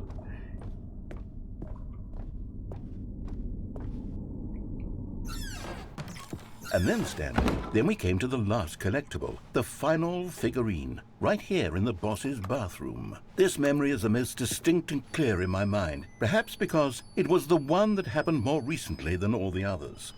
Who can truly say how the mind works, All I know is that this is the moment where you picked up a Figley and I thought to myself, yes, that's all of them. They're all collected. It was a moment unlike any other. Except for the other moments picking up figurines, which it was exactly like. うめえ。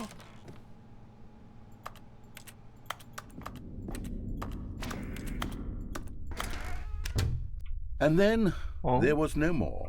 Because we've caught up to the present moment. Nothing left to do but move onward into the future. Goodbye, Memory Zone. Goodbye, Memory Zone. No, I'm not done. I'm not ready to move on. Stop the loading screen. Isn't there some way we can stay here, keep enjoying these figurines? Let's just go backwards. We'll do the Memory Zone again from the opposite direction. See how that feels. Okay, yes, the boss's bathroom. Oh, is I it? remember this. I must say, of all the figurines we looked at in our initial tour of the Memory Oh, Zone, is it? this one is the most distinct and clear in my mind. Let's keep going. I want more. And here's where I made that video. Don't you remember the video we watched? 早めにね。早めにね。 Yes, I love that video.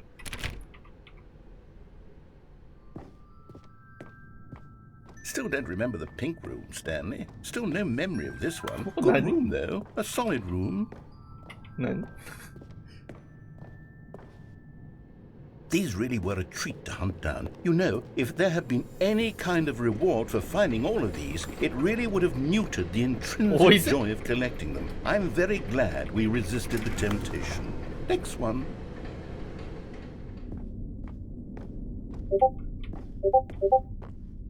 Poppy, poppy, pop.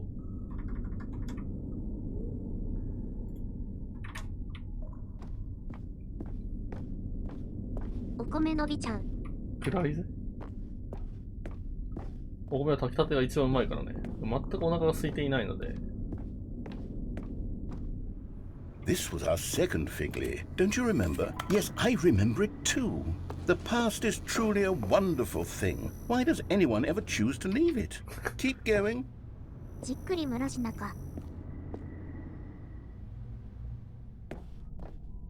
ピクセル抜きあ This る is it. The very first one we found in the exhibit where I introduced you to the Figlarines. Oh, I want more memories, Stanley. I want to keep going. What else is there? What came before this?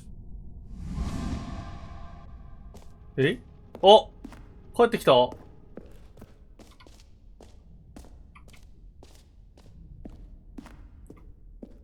ジャンプ Look, して it's the terrible new content that we were originally Jump sold stick. on. I remember hating it back then, but time does put a rosy filter on everything. In fact, I dare say I'm actually... Oh, yes! The two doors! Who could have forgotten that? A classic memory, this one. ただいま And before everything else, there was your office. Is there anything else? Was there something that came before your office? There's something I feel I can remember. I can remember. あ Yes, I'm remembering something now. I remember before this whole story got started. Back then I was different. I used to make big decisions. I was passionate. I was skeptical. I weighed each decision with profound thoughtfulness. And then somewhere along the way, I stopped making decisions. I became lazy, and I came up with a character named Stanley to do my thinking for me. He would make the decisions, he would decide which way to go. I would cheer him on as he collected figurines for no reason. Why did I invent Stanley? Was I lonely? Yes, perhaps that's it. Perhaps I needed to imagine I had companionship. And Stanley really did make for a wonderful companion, even if he was a fiction. But I suppose it's grown old. I want to think for myself again. I want to go back to how it used to be. Yes, I can be on my own again. I can do it. I'll be stronger this time. I'll take care of myself. I don't need Stanley anymore. Oh, but he truly was so much fun to play with. You know what? Since we're in the memory zone, how about one more good memory? Let's go back just once. and give Stanley one more run of the office, and then I'll retire him for good. I did enjoy telling his story so very much. Okay, here we go. This is the story of a man named Stanley. 分かれんだよ。 Just a step through this door, Stanley thought to himself. That's all I need. If I can make it through this door, 何するか忘 I れちゃ can った make じ it ゃ through ん。 them all.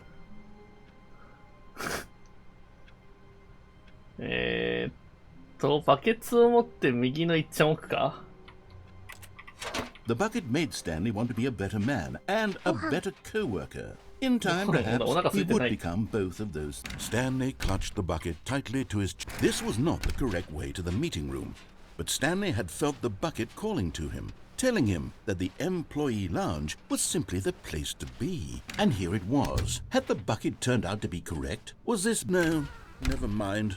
The bucket was wrong. Stanley took the door on his left to go back to the meeting room. No, Said the bucket. don't go to the meeting room. Go somewhere else. A cargo lift, yeah, good. Said the bucket. Now ride the lift all the way to the top. There's something up there I need you to do. Stanley did not question why or how this bucket was speaking to him. It should have alarmed him, of course, because buckets can't talk. But Stanley chose not to think about this obvious fact. He was firmly convinced that the bucket had spoken to him, and he unthinkingly did whatever the bucket asked. 深く考えずにな。 In here. Said the bucket. Go into this dark room over here. Stanley once again obeyed blindly. こっちか。クラー。出た。 Now pick up the phone. Said the bucket. Pick up the phone, and it will take us back home, where we can go about life together. 電話出ないと別エンドがあるって聞いたぜ。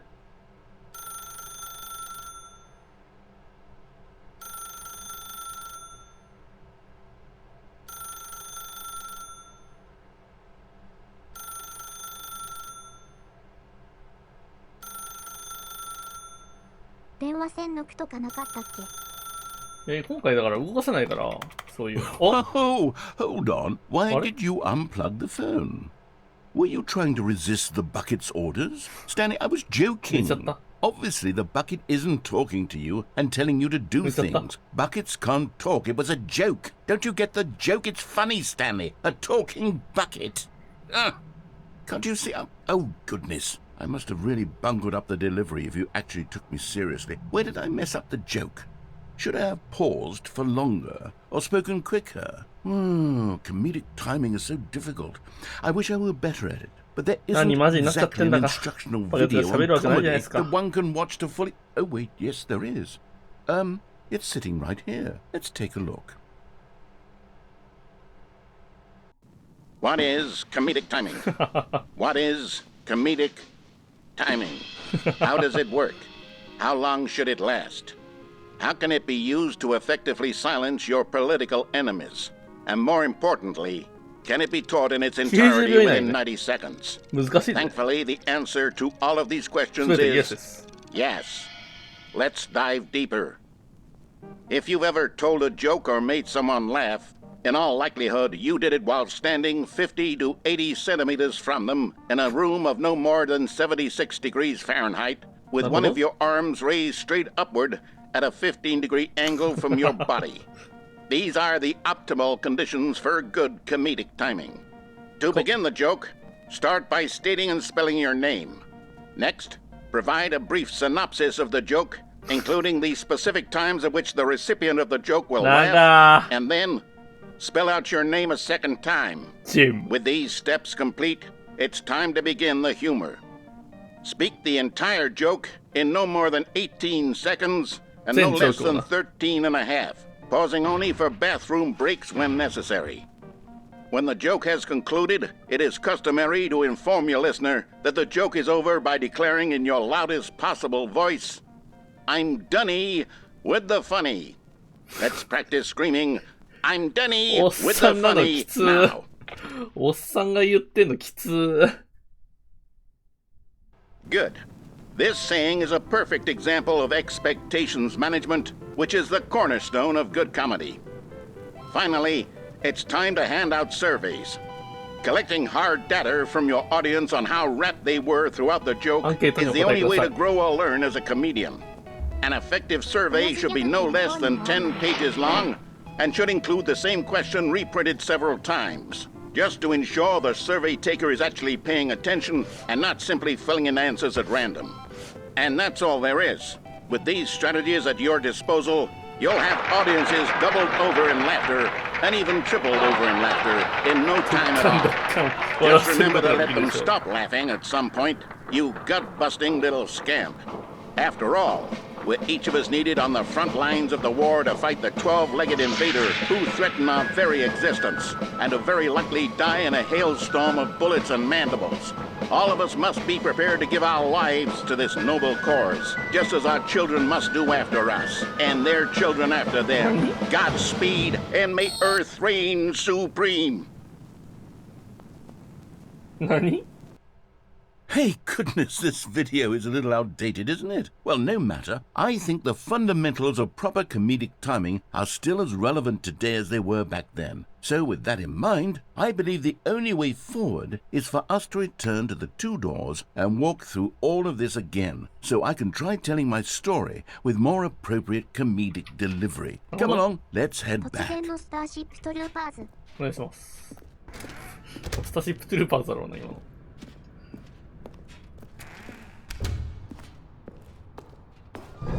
安全策ありがてえ。 This time, I'm really going to nail the delivery. You'll be in stitches. A talking bucket, you'll say? How ridiculous. How absurd. What a hilarious concept. The king of comedy. Hilarious That's what you'll concept. call me. Thank goodness we had the instructional video. Otherwise, who knows where we'd be right now. Well, I wouldn't be the king of comedy, that's for sure. The bucket spoke to Stanley. The bucket spoke. The bucket spoke. Oh, I'll figure it out on the fly. No need to overthink things.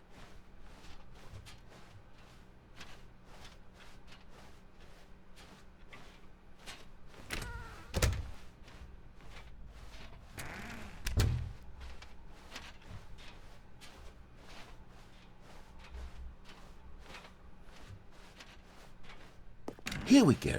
You ready? When Stanley and the bucket came to a set of two open doors, they entered the door on the left. No. You were supposed to go through the door on the right, leading back to the phone. Did you not even look at the instructional video? I think this is all covered very clearly. There's no way I can make the comedic timing work now. It's done. The joke is completely done and over. It's all your fault, Stanley. I'm going to be ridiculed in the community of other joke writers. I'm going to be shamed at every one of our meetings from now on. All because you couldn't watch a simple video and take a hint. Are you proud of yourself for bringing me down, Stanley? Are you proud? Here we go. You ready? When Stanley and the bucket came to a set of two open doors, they entered the door on the left. No. You were supposed to go through the door on the right, leading back. Here we go. You ready? When Stanley and the bucket came to a set of two open doors, they entered the door on the left. No. You were supposed to go through the door on the right, leading back. Here we go. You ready? When Stanley and the bucket came to a set of two open doors, they entered the door on the left. No. You were supposed to go through the door on the right, leading back. Here we go. You ready? When Stanley and the bucket came to a set of two open doors, they entered the door on the left.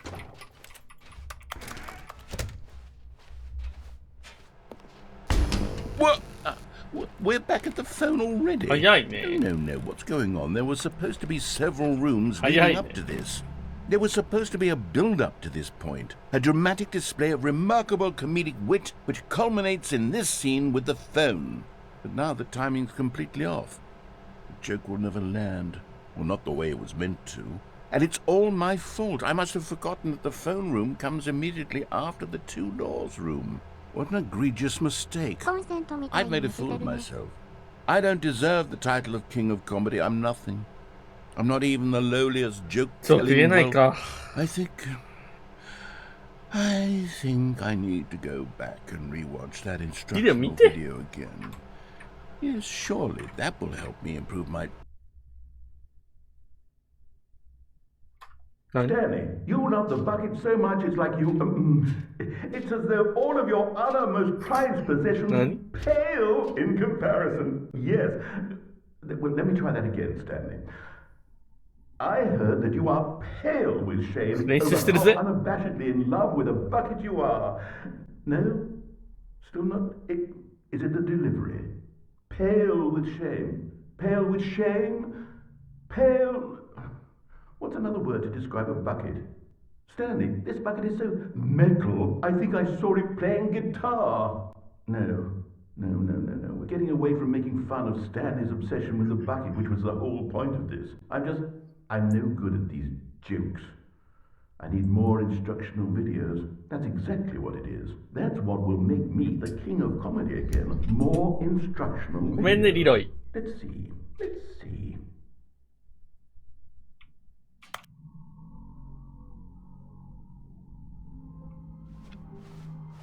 All of his co-workers were gone.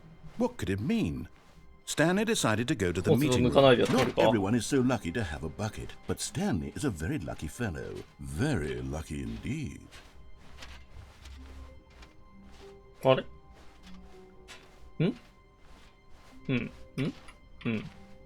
こうなったっけ、廊下。 Stanley clutched the bucket tightly to his... This was not the correct way to the meeting room, but Stanley had felt the bucket calling to him, telling him that the employee lounge was simply the place to be. And here it was. Had the bucket turned out to be correct? No, never mind. The bucket was wrong. Stanley took the door on his left to go back to the meeting room. No, Said the bucket. don't go to the meeting room. Go somewhere else. The cargo lift, yes. Good. Said the bucket. Now ride the lift all the way to the top. There's something up there I need you to do. Stanley did not question why or how this bucket was speaking to him. It should have alarmed him, of course, because buckets can't talk. But Stanley chose not to think about this obvious fact. He was firmly convinced that the bucket had spoken to him, and he unthinkingly did whatever the bucket asked. In here. Said the bucket. Go into this dark room over here. Stanley once again obeyed blindly. Now pick up the phone. This is the sad story of a man named Stanley and his bucket. Once upon a time, I gave Stanley a bucket because I thought he was lonely and could use a friend. もう欲しいから、バ And ケ then, ツ欲しい。 very distressingly, he began to believe the bucket could speak to him.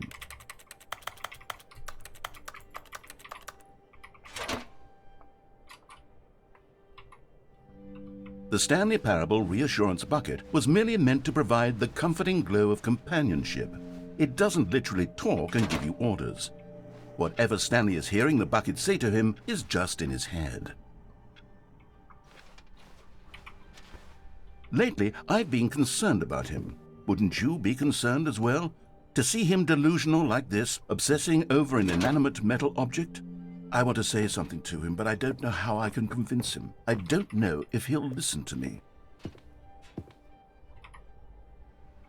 Well, I'll try anyway. Stanley, can you hear me? Listen to me. It's just a bucket. It can't think. It can't talk. バケツはいるぜ。 All it will ever truly do for you is effectively transfer a liquid from one location to a different location. That's it. It doesn't do anything else.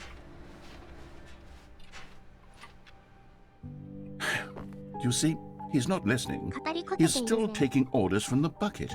You know, once upon a time it was me he took orders from, me he trusted and listened to. Now all he cares about is his awful bucket, this stupid hunk of metal.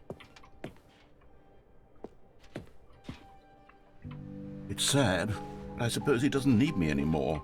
From now on, he's just going to cling to this bucket, this cold, empty bucket, this sort of shiny bucket. Well, I'll give it this. The bucket does have a nice shine to it.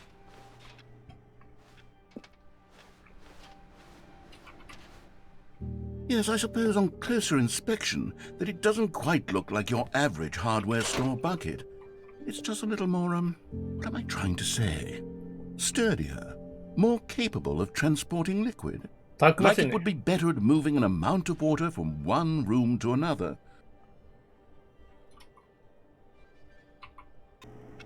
Oh my God, what am I saying? Better at carrying water from room to room. It's a bucket. It's literally just a bucket. Why do I feel some need to point out the ways in which it's so much more than just a regular bucket? Oh no. I'm having feelings for the bucket.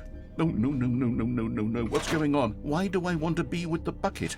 Hear what the bucket has to say. Do anything it asks. What's wrong with me? I don't understand. Perhaps, if I had the bucket, this would be less confusing. Yes. The bucket could tell me what to do in this troublesome situation. Stanley, give me the bucket. Give it to me. Give me the bucket, Stanley. I need it. Give it to me now. Give it, or I'll... みんなバケツに見せられていく。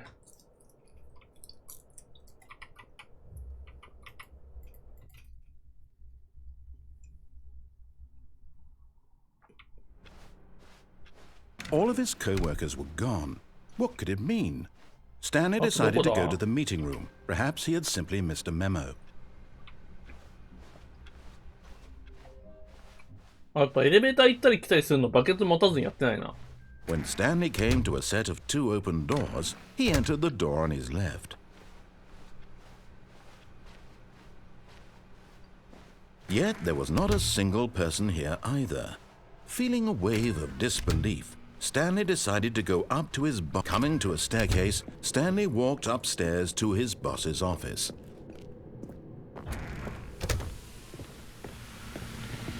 Here's the door, just go. 開いてるぜ、なぜか。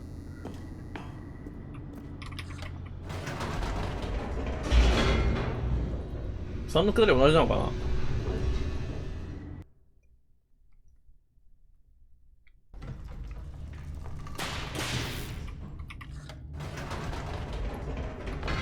Whoops. Nope. Never mind. Stanley actually got back into the elevator and went back up. Silly me. Why did Stanley do that when he knew that it would just lead back to his boss's office? Well, that's a great question. I just can't wait to find out.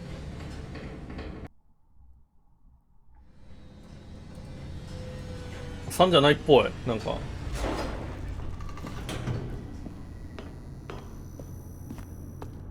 Here we are, Stanley. It's your boss's office. Exactly the way it was before you got onto the elevator. It's still just exactly what it is.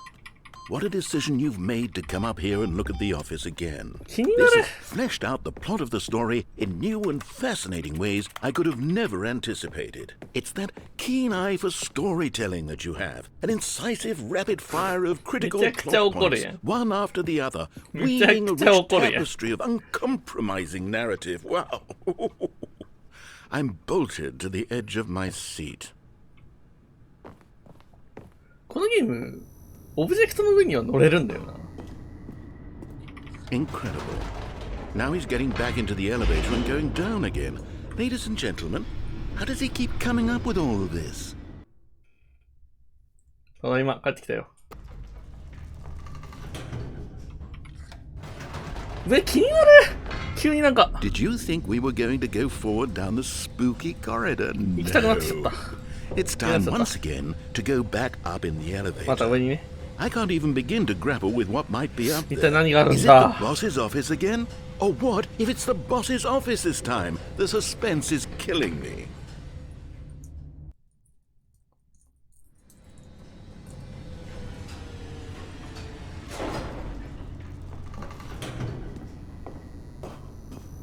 Oh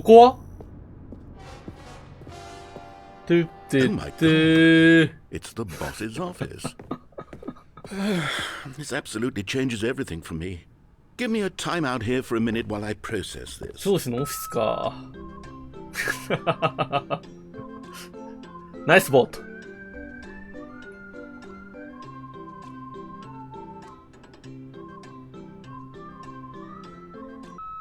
Okay, I'm ready. Right. I'm prepared to embrace this stunning revelation and to move forward with... No! No, wait! No! I need more time to process. もうちょっと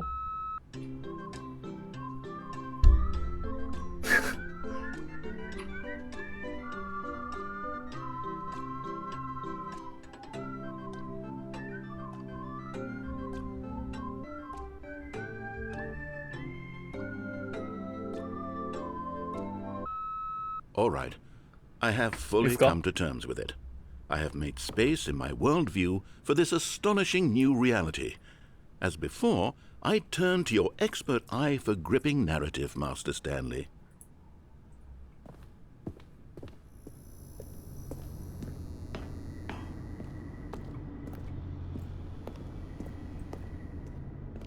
Of course.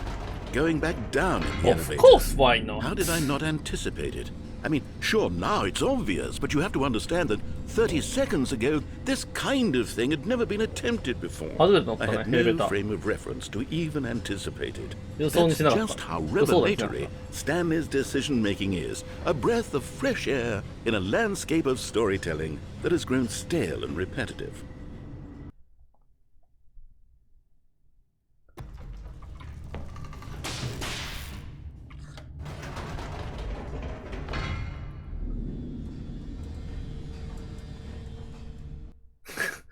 ただんまりぞ。な、 You know 早くないなんか、エレベーター。 I've just thought of something. Hold on, let's stop for a moment. Don't you realize?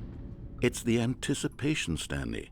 Oh? You and I, we have no way of knowing what will be at the top of this elevator. Nice, But the nice. suspense, the agony of waiting and anticipating and having to guess, that's the real thrill. Oh, I simply don't want to let that feeling go. It's so precious, so fleeting. Why don't we take this elevator ride nice and slow? Slowly. There we go. Isn't this so much more exciting? You know, Stanley, it seems like nowadays the only thing that audiences want is to be shocked as loudly and frequently as possible. Big They want twist, don't they? big, explosive moments flung right in their faces from the very moment that things get started. But where's the tension? Where's the trust in the audience to build a slow and nuanced appreciation for the story, the characters? Why aren't we given time to imagine the surprises, to have to think and to anticipate, and then to marvel at the eventual reveal? This is storytelling, Stanley. What you and I are doing right now. This is the most exciting narrative to be developed in years, and it's really all because of you. You're the one who took this bold step of revisiting the exact same locations over and over. Truly, I mean it. This is unique and different. It's not like anything else out there. You see, I want stories that surprise me, Stanley. I want to have to think. I want to be engaged and not pandered to. 関わってきた We're わけ being よ。 fed such unimaginative drivel all the time, and we all know it, which is why we're so starved for content that makes us feel sharp and vital and alive. That's why people like you so much, Stanley. Because you're not afraid to spit in the face of tradition. You're a role model, you know? People look up to you. Which is why... Oh, I didn't know when to spring this on you, but, well, I've gathered a little press conference for you, so that you can talk about your work and your storytelling and Stop. your life. Yes, I know you're not much for the public eye, Stop but talking, I stop. thought it would especially mean a lot to the people who have been following you from the beginning. They really look up to you, Stanley. I don't know if you realize the impact you have on them. This is the kind of gesture that might leave a tremendous impact on them for the better. 来た来た。 Good, we're here. Okay, the room where we're holding the press conference should be just around the corner here somewhere.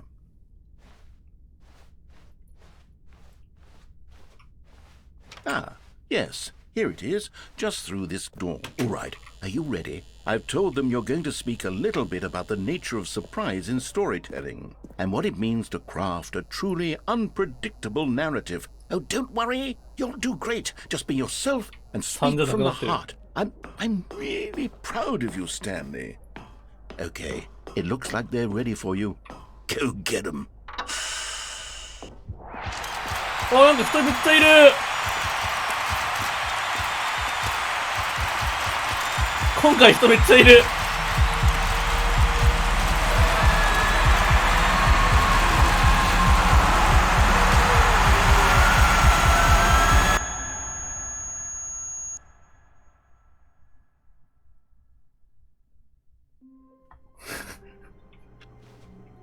大人気やん、スタンリー君。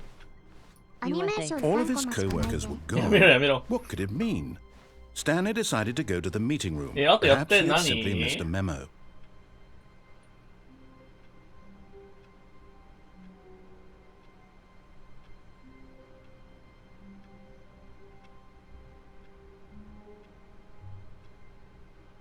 何も持たずにコンセントを抜く。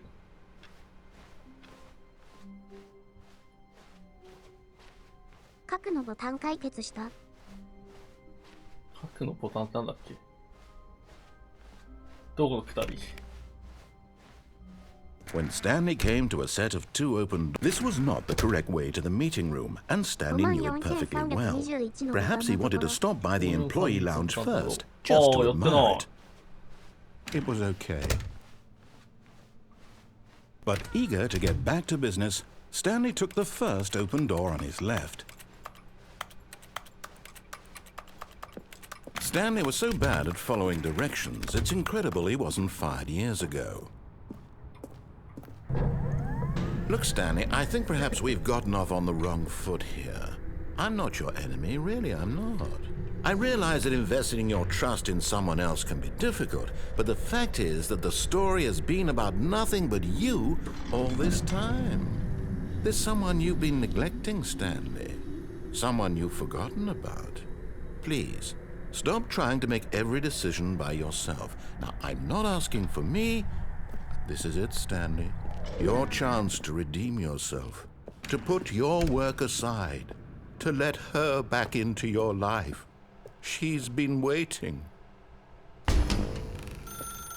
That's her, Stanley. Oh, no, you can't. Did you just unplug the phone? 抜いちゃった。 Well, that wasn't supposed to be a choice. How did you do that? You actually chose incorrectly?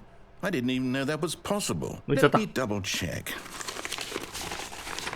No, it's definitely here, clear as day. Stanley picks up the phone. He's taken to his apartment where he finds his wife, and the two pledge themselves to one another. Music comes in, fade to white, roll credits. Not picking up the phone is actually somehow an incorrect course of action. How is that even possible? None of these decisions were supposed to mean anything. I don't understand. How on earth are you making meaningful choices? What did you... Wait a second. Did I just see... No, that's not possible. I can't believe it.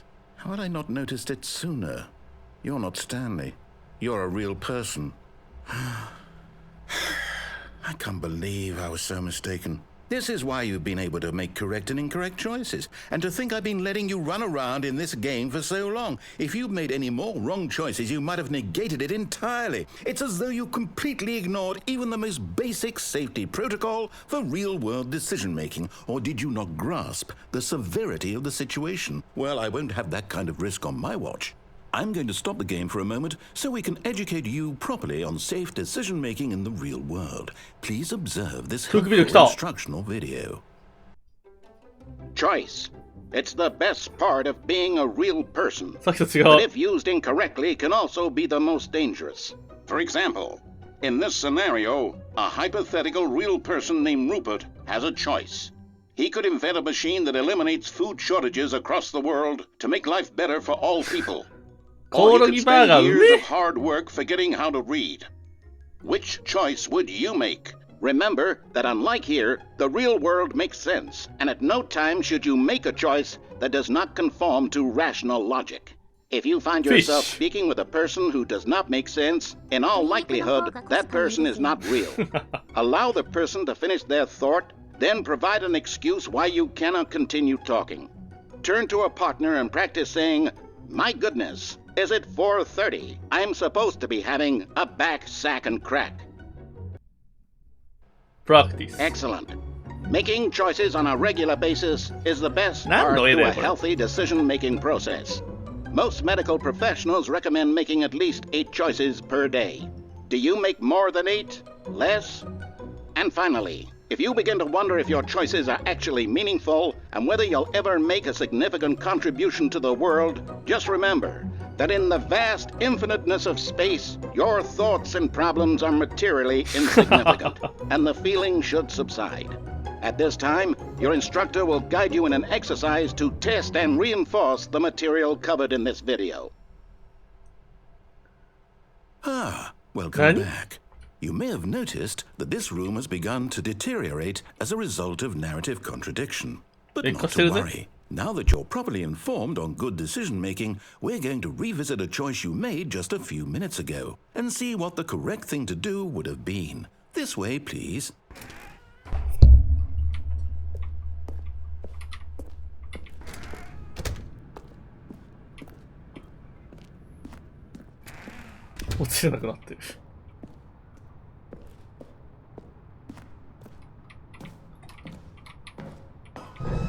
Now that we know your choices are meaningful, we can't have you jumping off the platform and dying.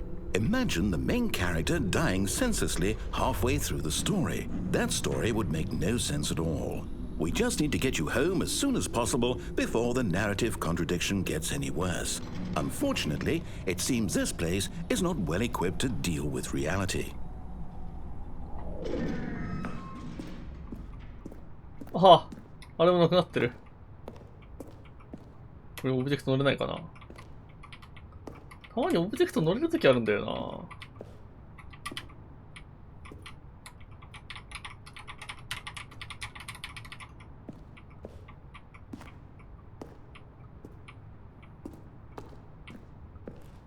とか乗れそうじゃない？いや、なんか判定がちゃんと消し去られている。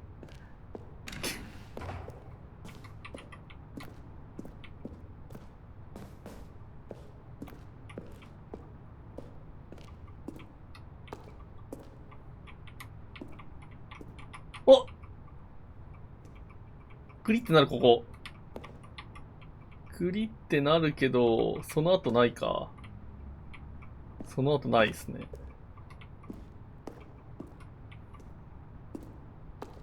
みんなすぐ KZ するから。あ、クリってなる、ここ。あ、クリってなる。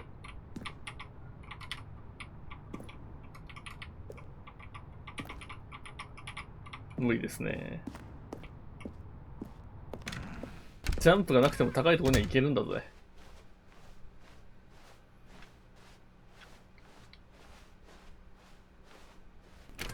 Almost there. You'll take the door on the left, back to the correct ending, the story will have resolution once again, and you'll be home free in the real world. Now remember, all you need to do is behave exactly as Stanley would. That means choosing responsibly and always putting the story first. I'm quite sure you'll be up to the task. Just follow my lead and you'll be fine. All right. Right. When Stanley came to a set of 2 open doors, he entered the door on his left. No! Why did you do that? Quickly, hurry back in the other direction. Perhaps we're not too late. おお、バグってんぞ。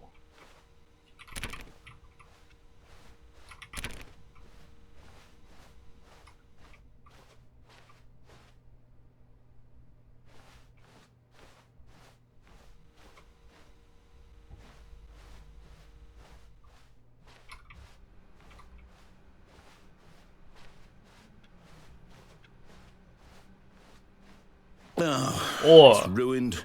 I can't believe after everything we talked about that you, my story, you've destroyed my work. Why? For what? What did you get out of that? What did you think was so special about seeing the game undone? Left here like so much garbage. It's worthless now. What am I supposed to do? Even if there were a way to continue, would it be worth it? To know that my story is now incorrect? How can I go back to that? I can't erase that knowledge. I'll have to live with it forever, reliving its impossibility forever. I couldn't live that way. Is it better to shut the game down entirely? To willingly destroy all of my work? I don't know. What's the answer? What do I do? What do I do? What do I do? No, I have to. I have to shut the game down. I have to. I have to. Ah!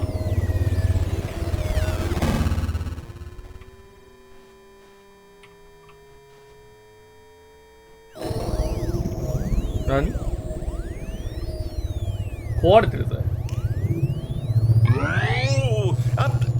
I'm here. I'm still here. Here in this pile of rubbish. With you. You.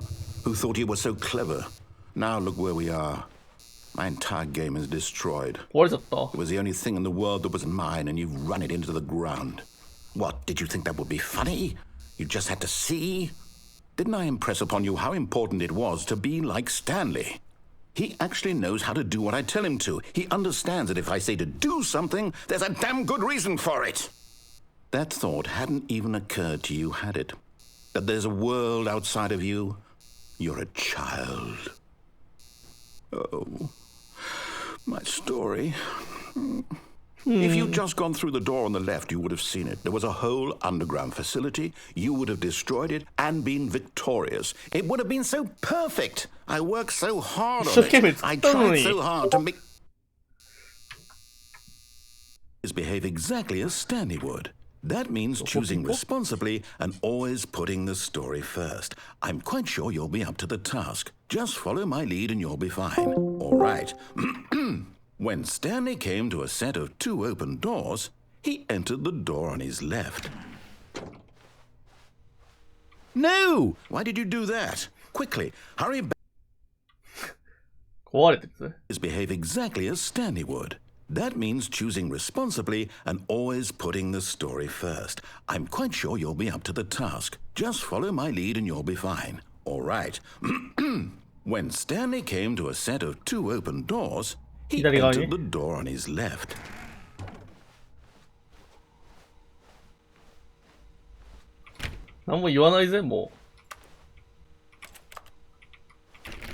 No! Why did you do that? Quickly, hurry back. Behave exactly as Stanley would. That means choosing responsibly and always putting the story first. I'm quite sure you'll be up to the task. Just follow my lead and you'll be fine. All right.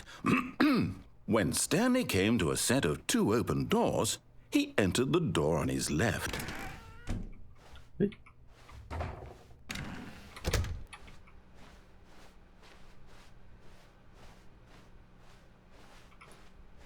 Yet there was not a single person here either.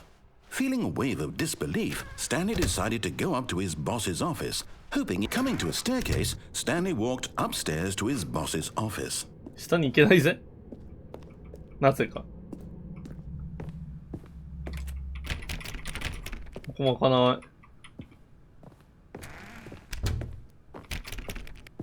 あれ？何ここ？ Stepping inside his manager's office, Stanley was once again stunned to discover not an indication of any human life. Shocked, unraveled, Stanley wondered in disbelief who orchestrated this, until he saw the door with a voice receiver next to it. Surely behind this door lay all the answers to his questions. And beyond all probability, he knew the passcode. He had seen it on his boss's computer just last week. Night Shark 115. Was this the code to open the door? Would it still work? There was only one way to find out.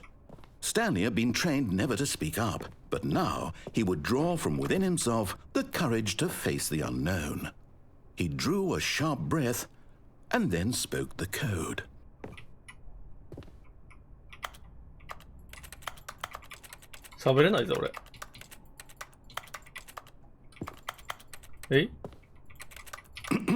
Stanley spoke the code. Night Shark 115. He spoke it into the receiver, right there on the wall. でも俺喋れないぜ。I'm sorry, is there a problem? You didn't mishear me, did you? Please speak the code into the receiver. Otherwise we can't get on with the story. This is a crucial step. もしもし？ Okay, fine. You're not going to do it. But you know what? It's pretty humiliating to bring you this far, only for you to suddenly decide you have better things to do. I asked you for this one single thing, for your respect. The kind of respect Stanley shows for his choices. He knows what it means to take a story seriously.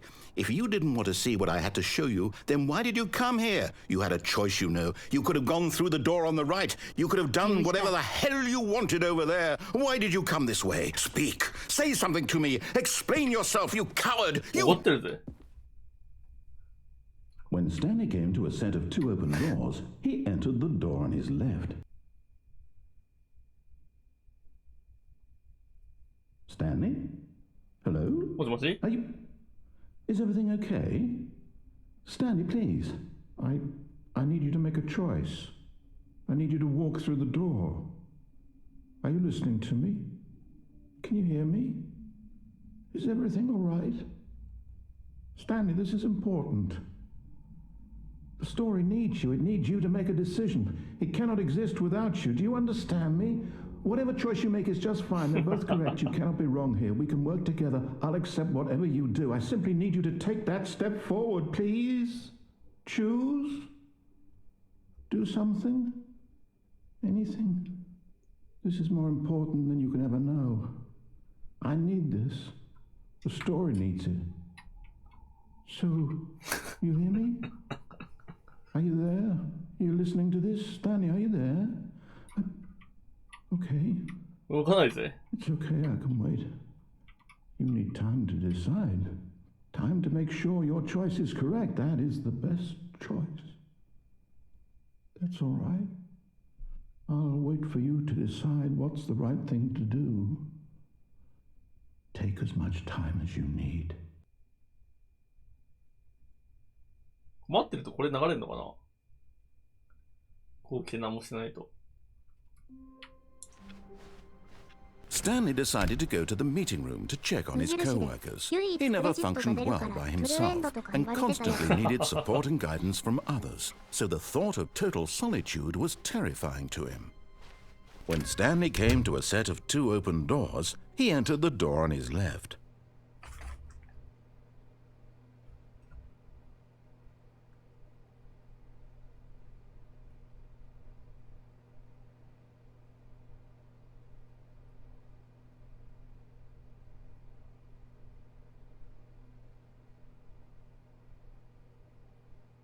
So それなんもないのかな？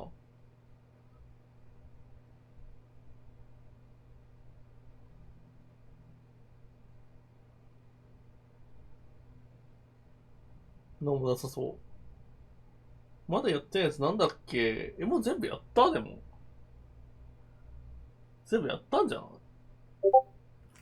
ちょっと揃った？ちょっと揃ってる。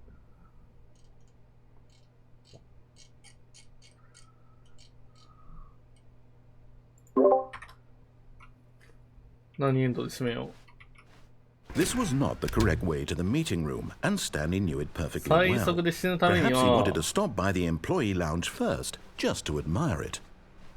It was 落下 okay. かな？ But eager to get back to business, Stanley took the first open door on his left. Stanley was so bad at following directions, it's incredible he wasn't fired years ago. なんかいい感じのとこ落下できないのかなこれ。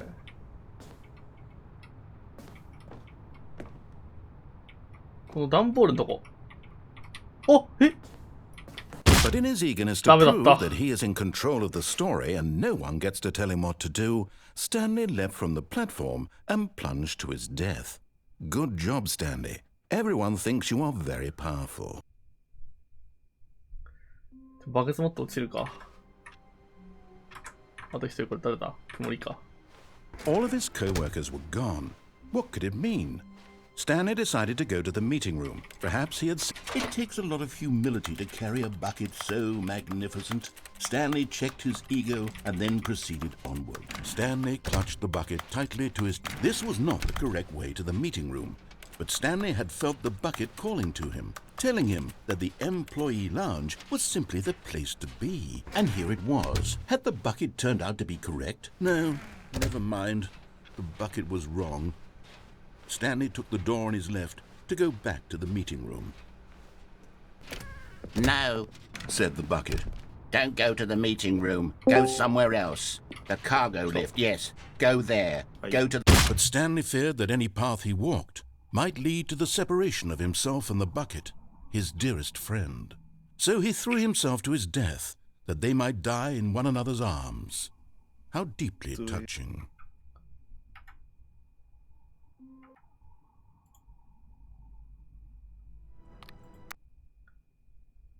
Overwatch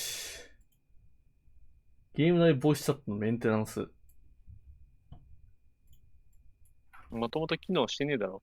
本当にそれ。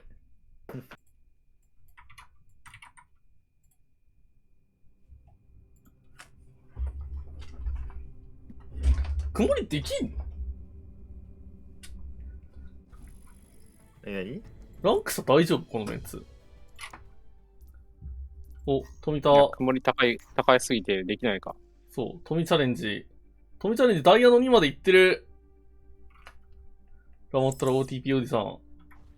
マスター見えてきてんな、あいつ。ほんとだ。かいつって。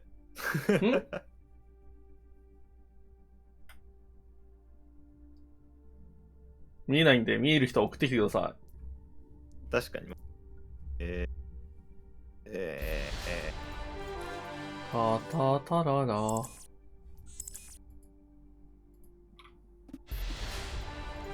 たたたらら。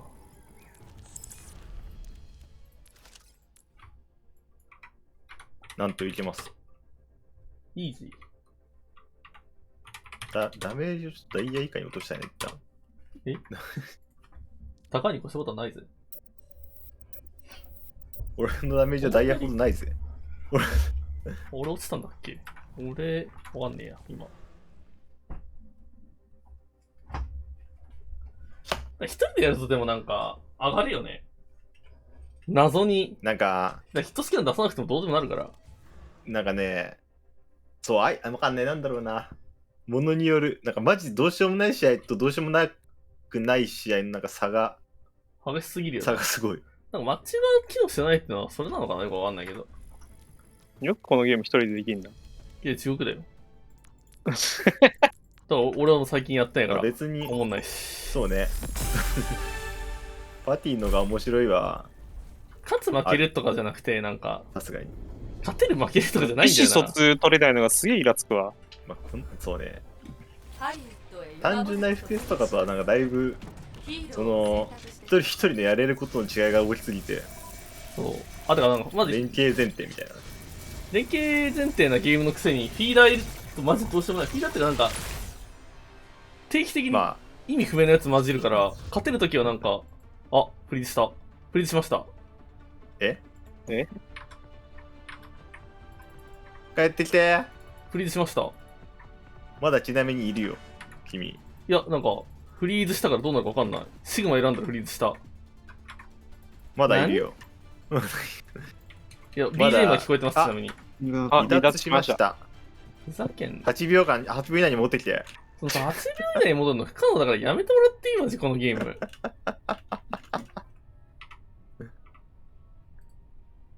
うのやって待つか。あれでもあれか、パーティーにはいるな。やってるけど1試合するたびに休憩してる。あれペナルティー？ペナルティだと思うよ。ペナルティだね。ていうか、確定でペナルティだね。もしかしてくるわ。じゃあフリーザ乗ったの？いや、もう再起動した。ああ、そういうことか。あれでもパーティーにまだいるね。意味がわかんねえ。あ、15分です。まあ、いるね、パーティーに。22時からスタートですね。カスタムゲーム行くか、なんか。ガッチャ。魔改造マンシーのデスマッチ。かっこ調整中。何これ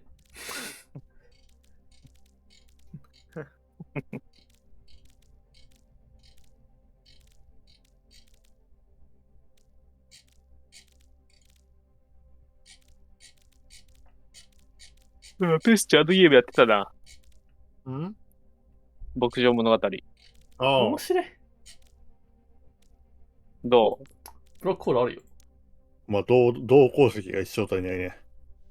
ブラックホールやめろや。ブラックホール楽しい。何？ブラックホール楽しい。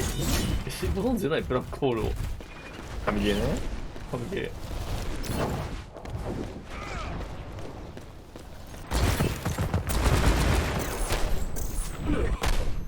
ゼニアットどこいんのこれ。あ、バグってね。なんかゼニアットなんかずるくないこれ。どここれ。あれか、左右の壁にぶつかるとスタンで弾かれるから、それ利用して一生浮いてんだ、その壁の。死ぬはずなんだけど、ガ普通はチ天才やん。なんでこのゲームでそんなさ、ガチ天才おるやん。なんでこのゲームにそれがおる？ How to win. 必勝法がある。お、懐かしいな、このゲーム。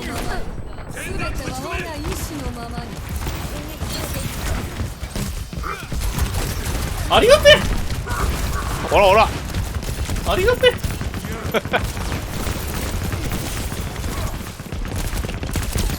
よかった。ありがてえ。何？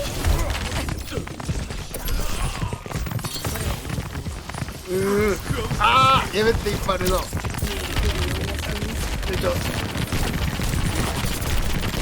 もり終わってるこれ、ちょっと。あー、ルシオ最強すぎる。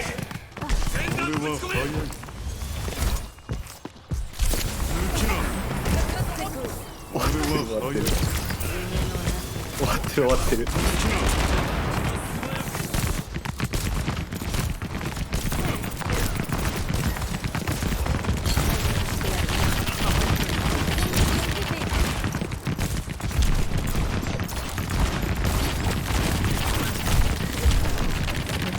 ルシオ強すぎんだろ。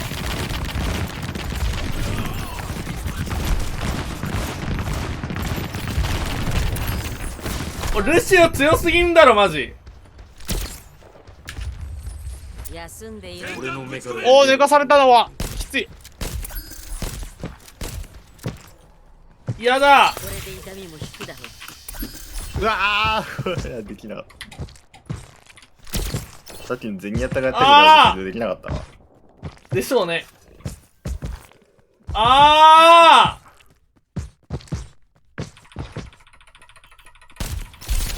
うわー。これ無駄にマクイすると強いの受けるよな。何？ルシオカッスやな。なんかいい勝負で受けお、る。強すぎる、このキャラ。何？これ最後に俺と打つだけで勝てるやん、このキャラ。確かに。歌が。やばい。フックで引っ張らないでください、皆さん。やめろ。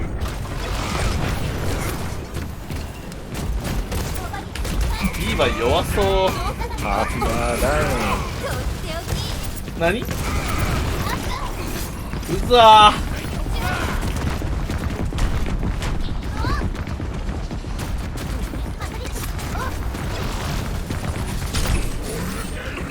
いったー。モルテン。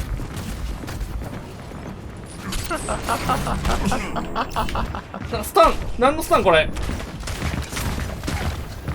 マクイにはスタンがあるんだ。確かに。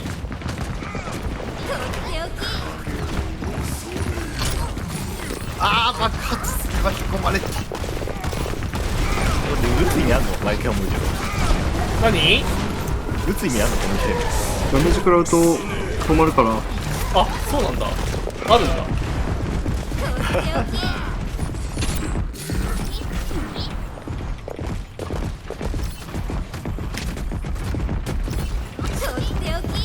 待って、爆発多くない？多いね。いやいや。めちゃくちゃ落ちた。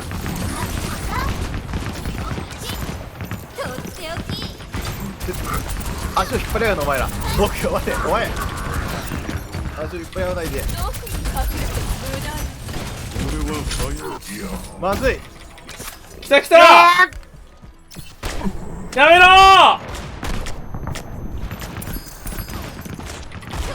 やめろー。うわー。マックリーのスタン最強すぎるだろ。おらい。お、あと落ちていけお前ら。マックリーのスタン最強すぎるだろ。スタンめっちゃ長いでしょ。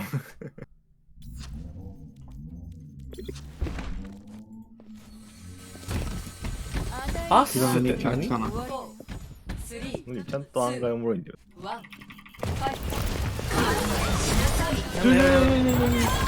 こんなゲームやってないでゲーム練習しろっていう話は。ゲーム練習できるよ、俺。ゲーム練習できないこのゲームで。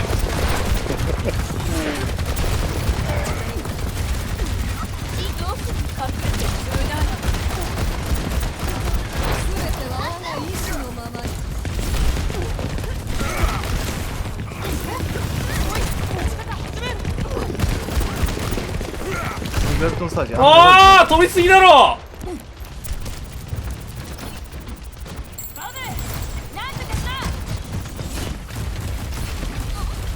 めちゃくちゃオーブが飛んでった。終わったこれ。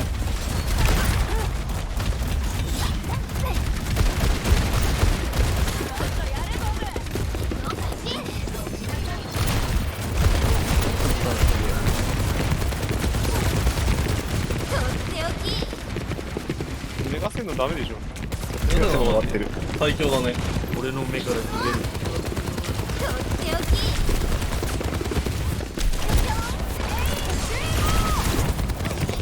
うわ釣り終わってる。爆発きつー。じゃあ飛ばしたって。後ろに向かってダイナマイト投げてくれよ。足なんなんだよ。終わってるこいつ。ああもう終わった。はあはあ。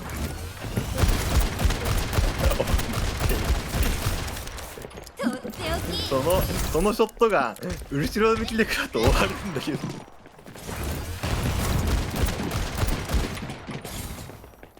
はあはあ。お性能差あるんだけど。いけんな。ピック引けないか。あのカス。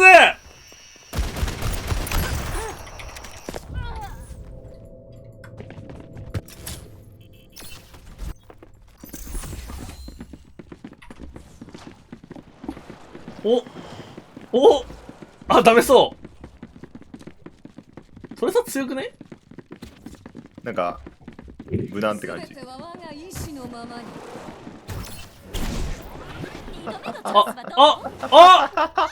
逆転勝ちしてる。最後強え。こいつ。おピック返させろこれ。半蔵とゴミやろ。何？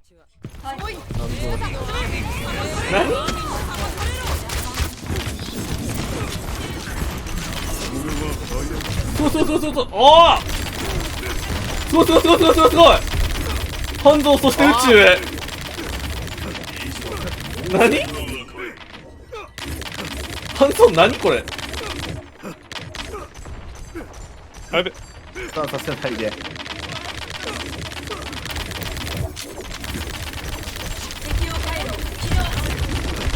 後ろ向いて攻撃してくるやつなんなの？やっぱもう1位になりたいわけ。絶対殺す。あ、外した。なんか飛んでるやついない？半蔵そして宇宙へ。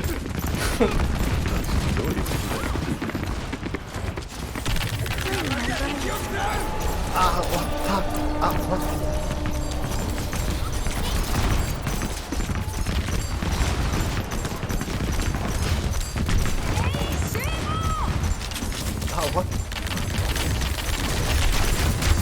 やみーや。こいつ何もできねえ。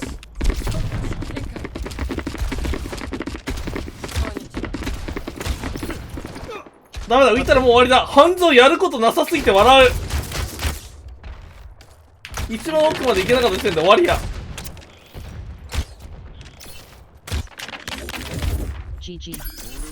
クソキャラすぎる。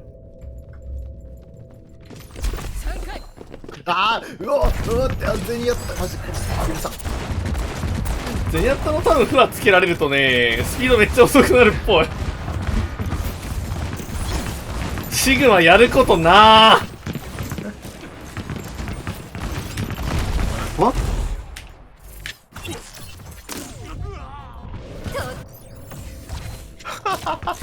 とっておき聞いてすげえ後ろ飛んでった。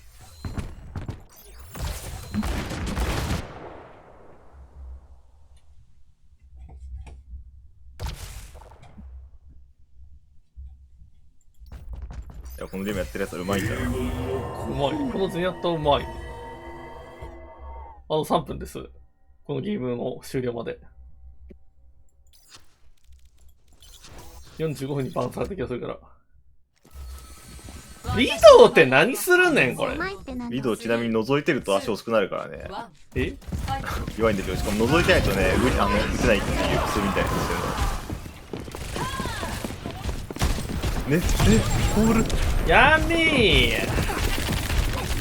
やみー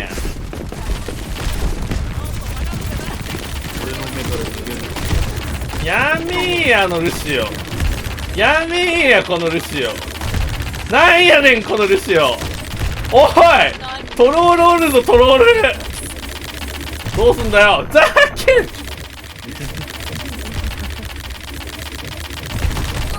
なんやねんこのルシオ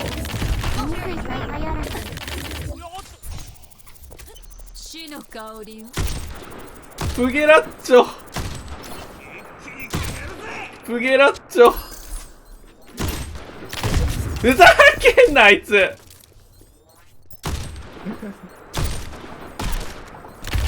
ざまふざけんな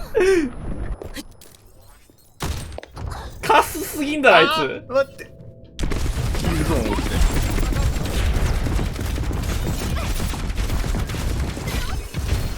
ビド弱すぎてどうしようね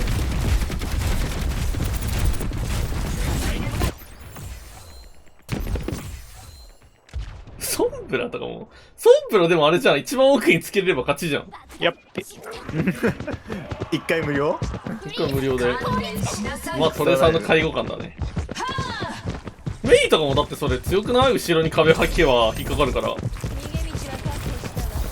確かに耐えれそうそうメイ耐えれんじゃん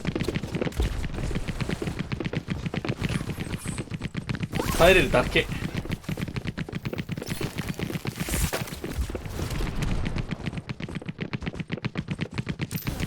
あじゃあ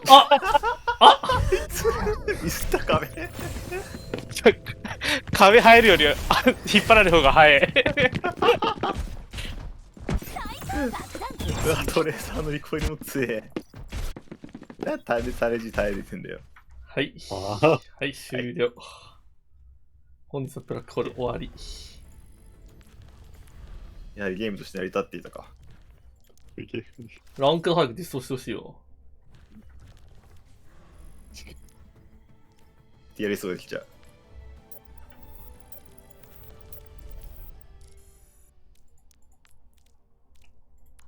魔改造回しデスマッチ調整中まもなくテンプルオブアヌビスにバトル開始ヒーローを選択してくださいアヌビスやん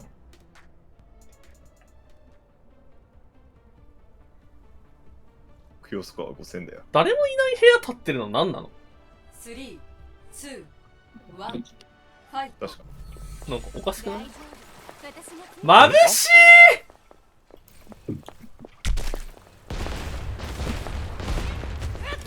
はアビリティは真上に飛ぶ緊急で120回復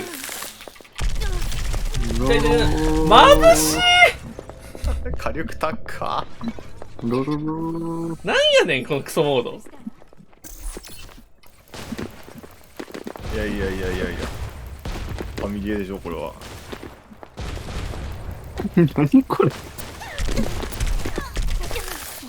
コールの何これコールの痛すぎるあヒールしたら止まんのヒールしたら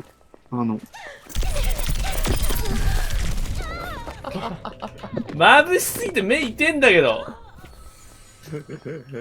これアビリティ1大事ですねあバカだろはいクソモードドラドに移動しますまもなく突入しますヒーローを選択してくださいテレテテレテテレ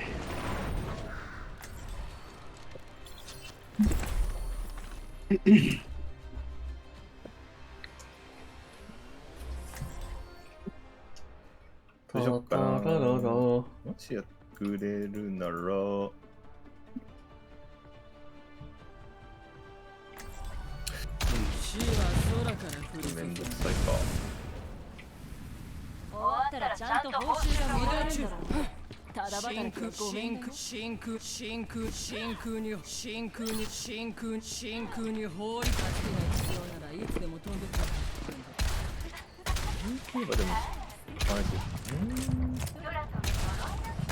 まあ、残猫がバイオに、それからなんかタンクのヒールできそうなかったらあんなとこに帰るわ。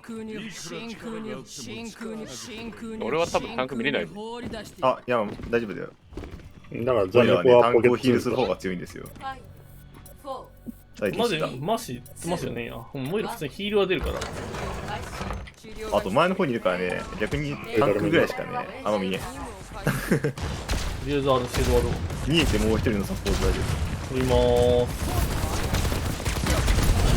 あ、あれかあるわ。あれかすよね。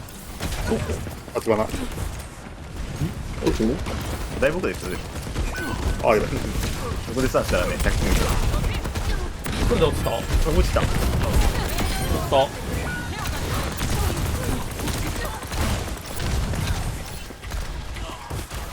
まあヒーラーワンダウンだから。バイオヒール。まあまあ。あ、落ちたわ。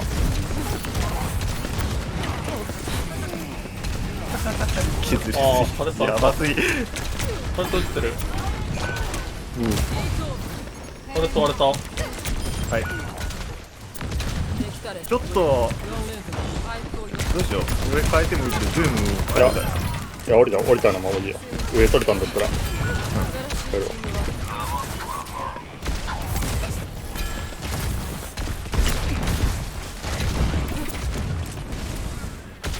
とりあえず上は取り続けてる。ちょっとモイラが今死んでました。取ってる。あれとはそこ。はい、そうです。ポス行こう。ちゃんと割れました。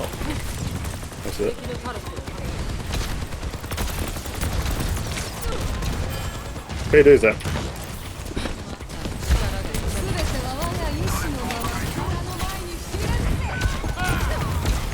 あーごめん。下がる下がる見えなかった。だね。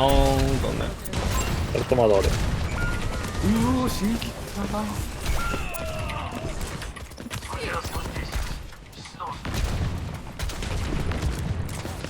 このポークが強い。システム修復。まあでもここからなんかね、いつかジゴラスでそうだね。ワンピック取ってもらえれば。あーやらかしたー。ワンピック取ってもらえればって言うとワンピック取ってるけど。下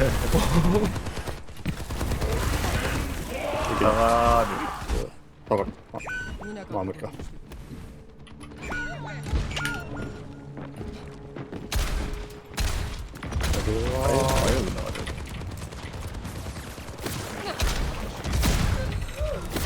あだだだだだ。あらららら。椅子で死んだわ。どうも。来たー。上飛ぶわ。まず上を取りましょう。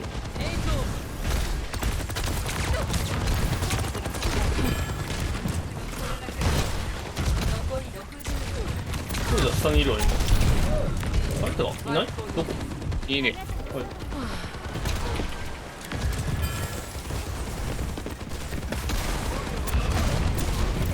まずバレット壊してもらえる。バレット壊すわとりあえず。バレット割った。大丈夫だと思う。はい。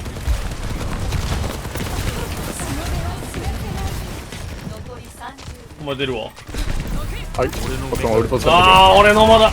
俺のやれた。俺のやれた。ナイス。モイラベリーロー。ああ、やれねえなこれ。ちゃんと壊すわ。ちゃんとやった。それでやった。ナイス。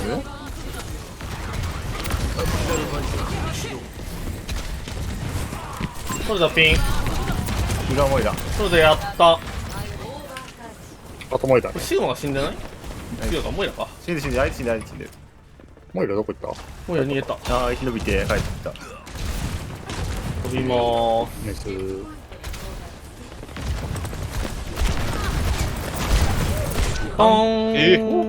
DPS がだいぶ変わったか。マッシュハーフ。マッシュエコーザリア。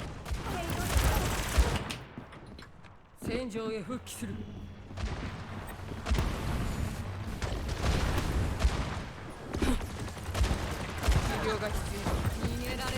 あ、飛ぶよ。飛べる。あ、やばいこれ。めっちゃ見てくるやん。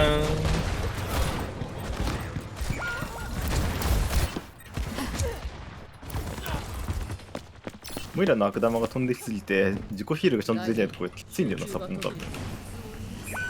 4000ダメージとか出てるもんいら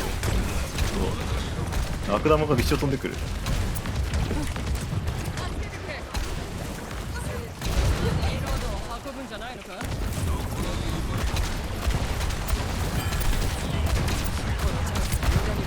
上の連中は下ろした一回。行くよ。いける？いいよ。一応。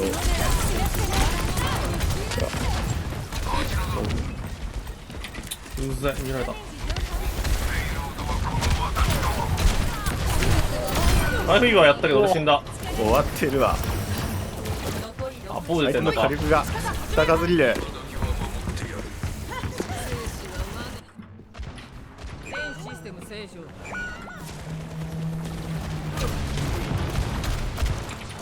キャラ変えるか。どうしようかな。言うてな。バティとかにでも変えか。団結して戦いましょう。無理なんだよね。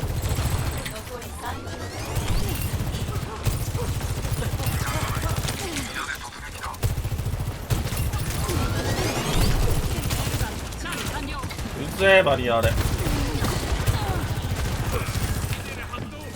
ああ、やりました。ナイス。10秒前。あいつ3人してるからいい。うん、帰った。そうそうしてる。前行っていい、前行っていい、前行っていい、前行っていい。前行くなり上行くなりしていいよ、俺上行きたいな、これ。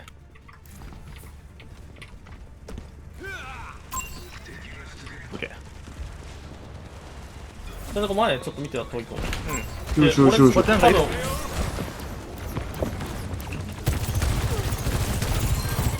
イス。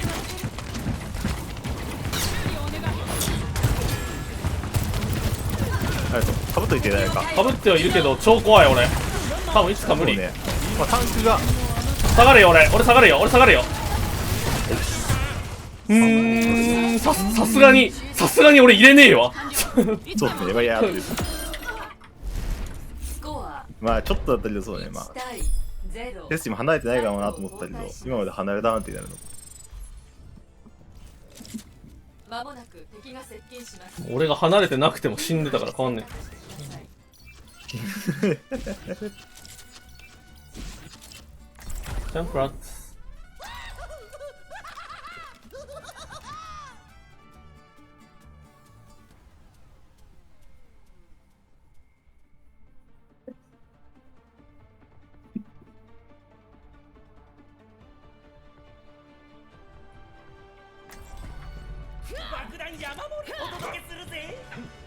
まあシグマモイラがっていうか同じ構成で来るんだとしたらだけど、モイラが確定でザリアと、まああいつ別にピックオフ多いんじゃないタンクは。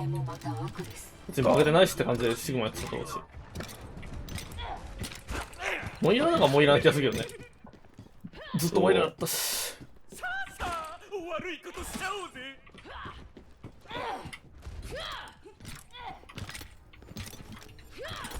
あれ裏入ってきてんのモイラ。いや正面から一生すげえいい角度で悪玉気になりてくる。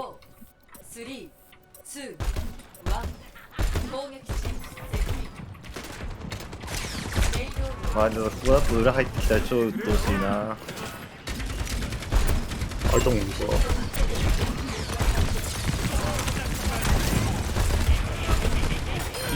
危ね。相手ライフウィーバーとあれバティ。相手上来れないからこれめちゃくちゃ美味しい。ライフウィーバーがあれで来るか。ああ。いやまあとはいえでも。うん。分かってる。だいぶはそんな来ないから。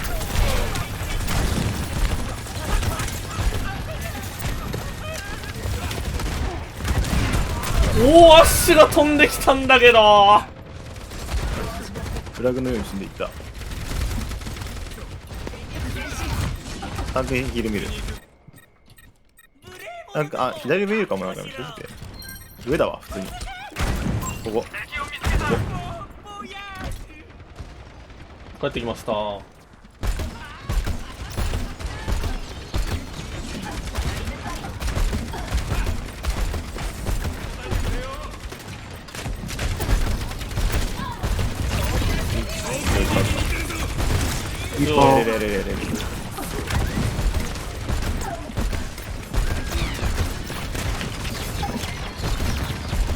れないのかないのかまだ引っかかるかもあいつ。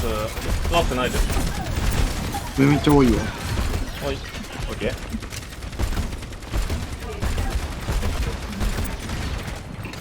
これ以上済ませたくないけど。マイツも出る、マイツも出る。フード使う。今、キー入ってる相手。ボブすごいとこにいるな。まだあるから、あと拾ってて。いやー、勝ちはしたけど、ウルト相当使った。相手もサポ2枚とバティスタ使ったんだ。そっか。相手ボブが来るのがやばいぐらいか。じゃあボブ殺しきるしかないから、こっちのチーム。そうね。割とタンク受けてくれないと、他が多分火力出せないから。フルフォーカスかな、ボブ来たら。そうね。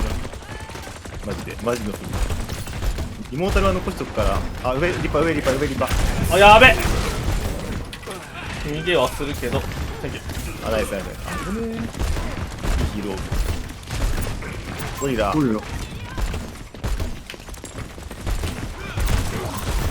引っかかってる、リバー左で。ゴリラは大丈夫か。バティスタ強え。ゴリラの対処で忙しいよって。あ、アッシュ自体は死んだ。アッシュ自体は死んだ。あー、浮いたけど間に合ってないんだ、これ。お、死んだ。ルジャさん2枚死んだ。ヒールが全然多分足りないのか。あ、これは間に合うかな。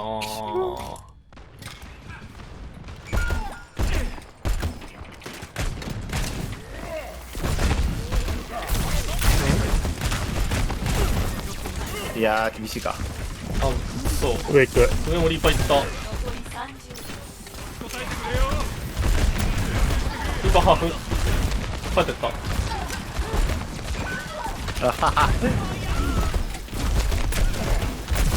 あー、上にいるゴリラハーフではあるけど。あー、なるほどね。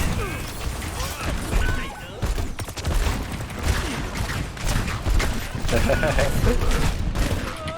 るほどね。やめてー。あー、リーパーと一発。マジか。一応第2の後半ではあるから。うん。晩作尽きるまで粘ってやる。オリラッチョが飛んできた時のあれがあんまり。じゃあナイス。俺キャラクターあるからマーキーいったいないんで頑張ってやったんで。あ、しちゃった、しちゃった。力は逃れられない。しかも当たらんの。こっち3枚、4枚あるね、ウルト。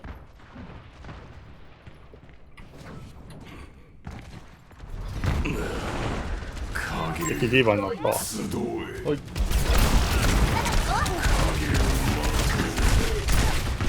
降りちゃった。降りちゃったリッパー。タンクがそこまずいかも、ヒールが。いやー、いってちょっと後ろに引いた。ちょっと後ろに引いた。ちょっと後ろに引いた。取れた。ナイス。ごめんね。ヒールがねってことやな。頭いったー。ちょっとね。おい。あと上行く。おい。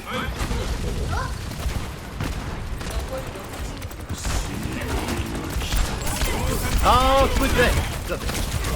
ゴムね、相手。あー、落ちた。1000メートル相手。俺死んだ。かーい、ヒールがなってる。ヒールが足りない。今ヒールが絶対足りない。いや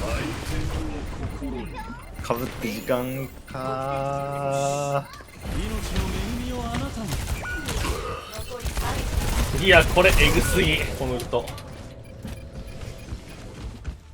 ピッチーオーマイガー。オーマイガーだ。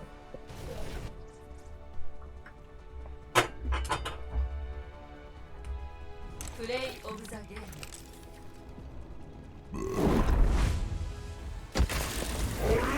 ライフリーバー、思った以上にやっぱヒールは出てるな。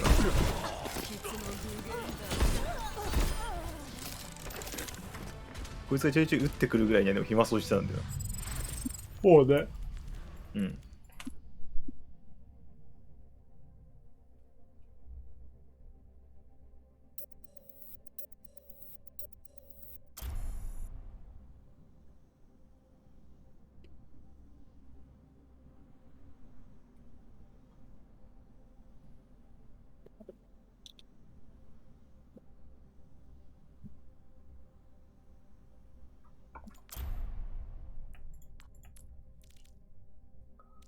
ニューゾンビサバイバル。すぐそれゾンビ。やばそう、面白くなさ。絶対に面白くない。PV だぞ。よかったな。PV 行くんだよ、確かに。オーバーウォッチにも PV がついに実装されていた。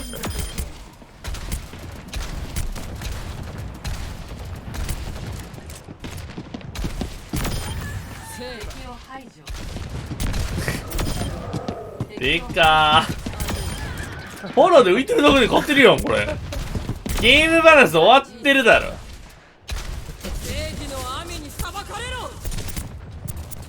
いやいやいやいやいや。やっぱり4人違う違うキャラでいろいろとな。キョンもいる。俺だ。タンク。お、えい。オッケーオッケーオッケー。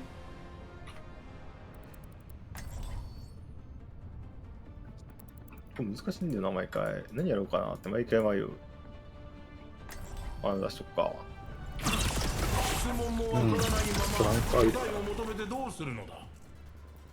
れ右に線出てるけど、右が最速なの？わかんない。絶対そっちの方が遅い。今立ち止まったのもあるけど、左じゃない多分。あ、そのスキンあれじゃん。なんとかスキン80やつ、80レベルじゃない ?80 レベルの宇宙さん。なんか頭の後ろすげえぐちゃぐちゃじゃん。えらいことになってる。メインなんかね、あれだ。当てづらい。それあれだ、なんだっけ、全身さ、なんかすげえテカテカしたスーツあんじゃん。シグマのあ、シグマの性癖の話かと思った。シグマのスキンです。あれ見づらいやつ？見づらいやつのが頭の後ろの部分だけある。ああ。それさ、エコー、ね。エコー、それさ。それさ、右入ってさ。ジャンク熱いね、相手。それさだ。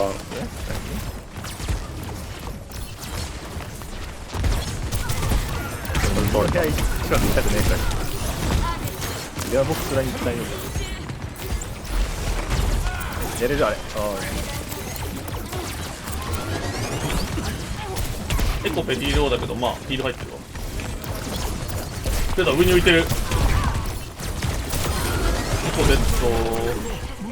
何この相手。無理だ。やっぱ左右側行くか。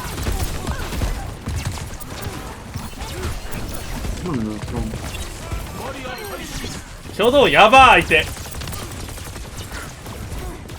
右多いかも。気をつけて。右の壁、いや、まあ、比較的死んでるから。何トロールやろ。さっきのやつらだった何人かは。えあ、一緒なの？まくりになった。全員同じかもしれん。2人ぐらい同じやつ。これさやめて、まくりになった。初動トロールだぜ。はい。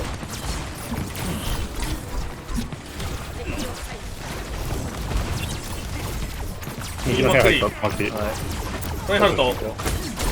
出てた。あのバリオだ。ラインの盾削れあー、俺死んだーっすね。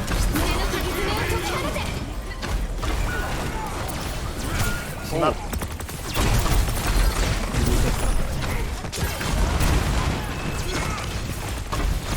ここむずいんだよな、マジで。右側の扉から出てきたやつの最初に分かんなくなる。あ、マジ乗れてないのこれ。ラインやるか。じゃんねこピックチェンジ。はーい。何がいい？なんでもいいよ。全で378ダメージはでもね、ピックチェンジかも。上からにあったね。ダメージないクソだから。まあ、ラインの盾ひたすら打ってんなら全のままでもいいけど、ラインの盾割ってほしい。それやるからには。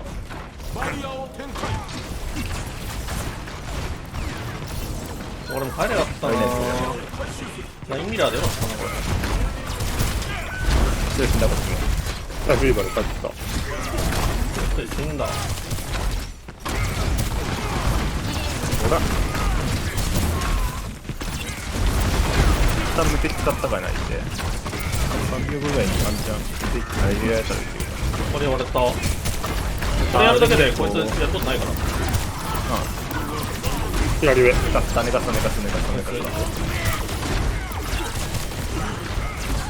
ス。旗ないとは思うけど。シグマ止めた。ナイス。エゴ無理。ナイス。次シャッターあるから相手。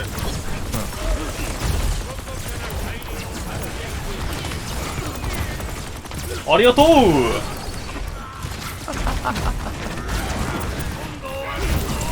叩くる。気をつけて。ごめんね、食らってんだろ。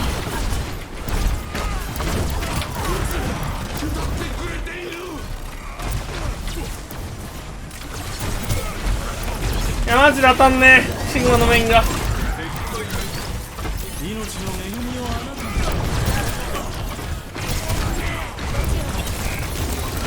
グマに捨てないんでシグマに捨てることない。捨てるやつがいないのかい。イージー。危ねえ。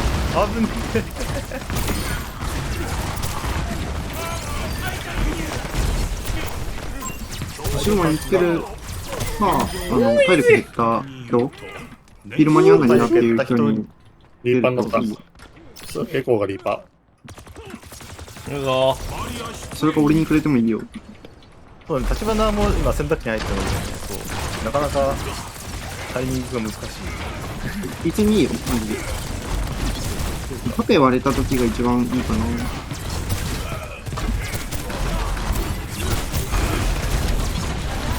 探知研究家の方、相手のルートがどれぐらいかある程度ないよって。使ったから溜まってても50じゃない。溜まっててハーフ。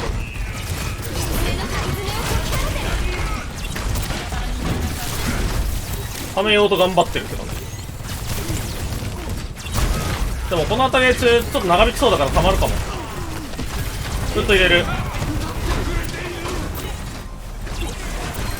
ナイス。タンクが死んでるから入れる。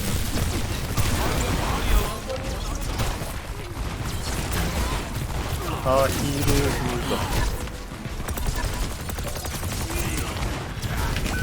あー、おー、マジか。こっち変わるわ。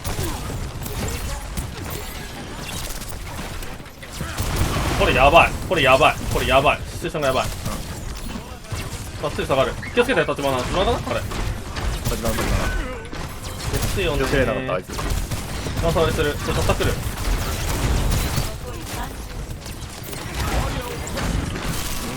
ょっと飛ばせるわ。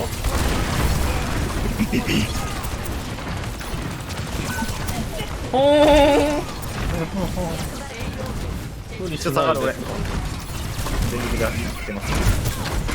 いやー、無理やり止めよかったかな。まあ絡んだ方がまずだったか。いや、ここでいい状況になるはずだったんだけど、死なれるとこもある。さったくれよ。さった打たせるわ、もうこれ。あー、打たないかな。あー、死んだですよねー。うわ、俺を狙ってたのか、あいつ。オーマイガー。もっと下がりだったな、俺が。まあ、一緒にグループできなかったから、今。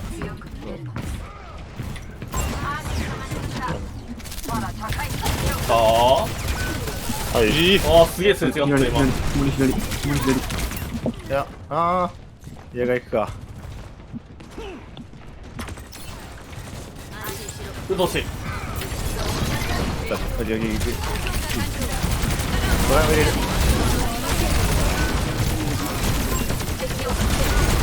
ラインやれなかった。いやー、ライフビューのウルトが終わってるなー、これ。裏に飛ぶんですよねーって感じ。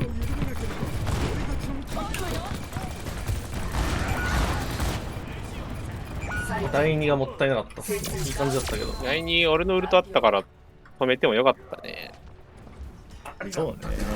スコア0対。まあ、あそこ多分ね、止めてもね、交代します。ウルト使って止めても誰も死なないってなるから、まもなく突入します。時間稼げるかって言われるけど、まあ稼げなかったか、それでも。そうね。で、味方の DPS 間に合って勝てたかって言われたら勝てなかったのから、第2取らせて、第2取らせた後に5人で当たって、どうなるかなっていう感じになるかなって思ったけど、なんかもう下るに下ったわ。下るに下った。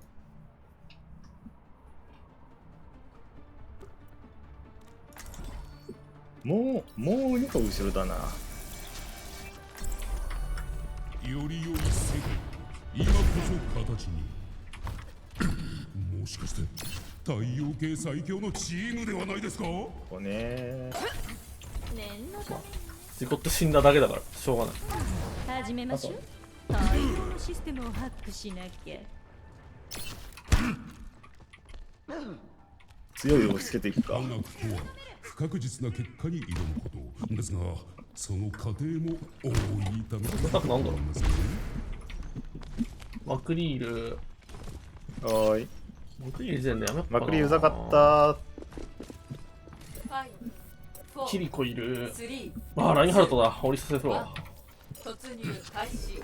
これブリーチ。目標 A を確保してください。力を合わせよう。こんにちはー。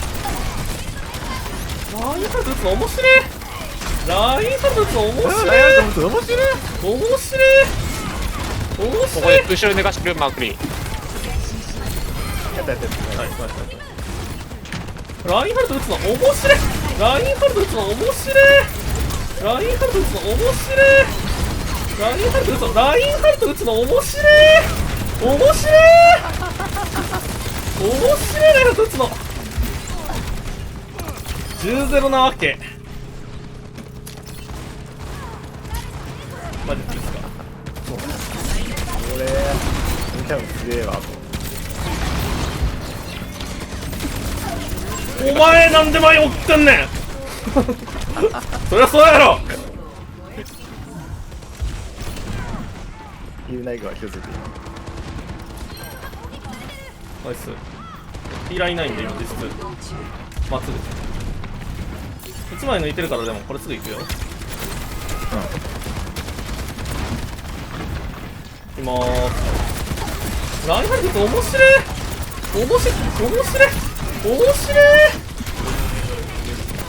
あ、これやばい。あブー。ごめん。いや、なんか全然ダメだったわ。全然ヘルスラインハルトって面白い。死んだわ。歌やったな今。いやー、それ俺がですよ。歌だったなと思ったけど、なんか残念この歌欲しかったわ。よかった。まあでもこれ絶対家に着くから行ってまーす。よし加藤さん任せよ、加藤さん任せよ。よしこれ以上すぐまだやること変わんねえけど。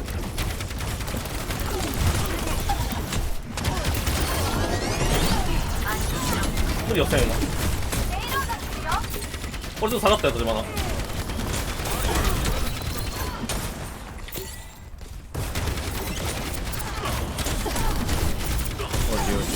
手はいい。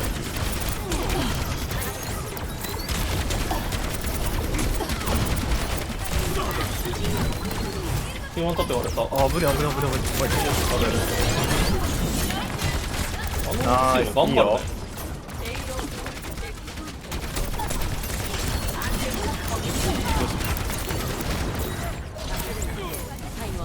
あー、大丈夫かお前。いいよ、2人のその前線維持力が高いだいぶ。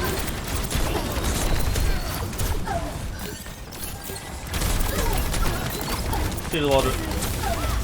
あー、食らった俺。こっち1枚死んだ。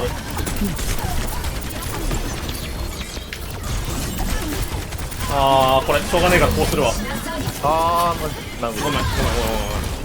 違う方がする。ワンチャンある。こっちもサポが1枚落ちてる。テストにしかない。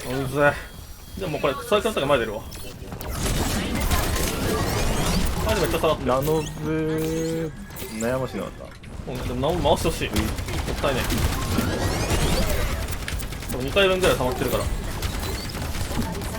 ールドほぼ割れかけ。相手の無限で来た。死ぬきったー。ごめん。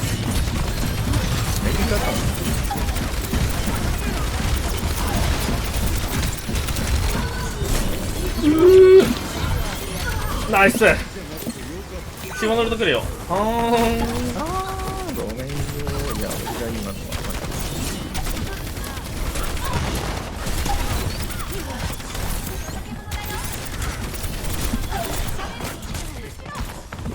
ちょっとヒール回ってる。もらってる。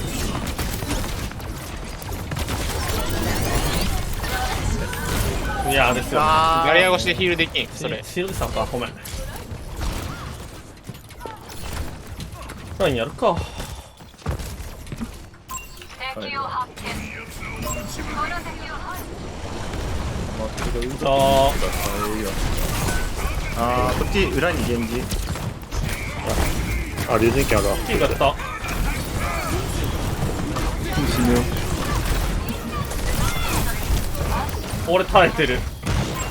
殴るわ。くっそー。いいねが無理なんよ。殴ったよこれ。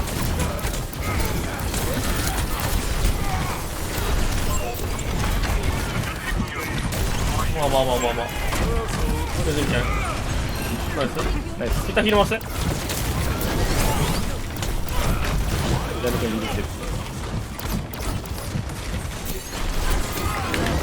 当たったよ。キーがやった。ナイス。下で入れる。ナイス。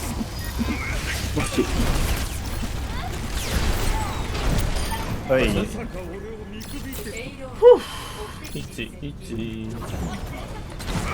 あー、しまった。いいね。めっさ。ナイスー。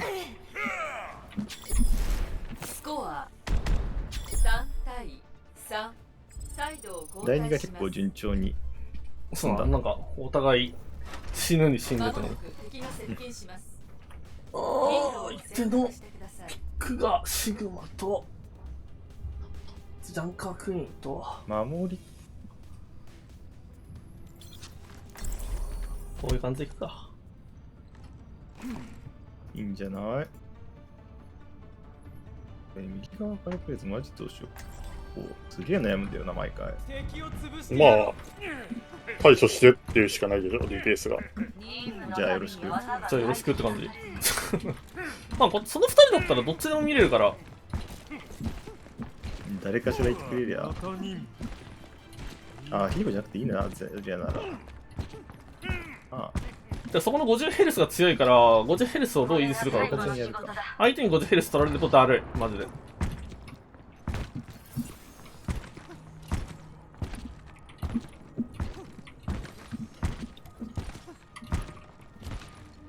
やばい、体見せちゃった。そこさえ来なきゃもうだいぶ硬いここは。3、2、1、攻撃チーム接近。目標 A。相手ラインハルト多分来るから、でもこれ。降りさえやりやがった。ラインあるの忘れてた。まあでもこっちのメンツラインハルトにめっちゃ強いはずだから、縦頑張って割ってください。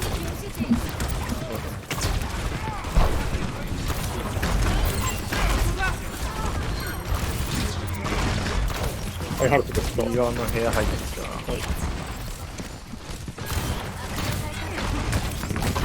右側の部屋すごいよ。すごい。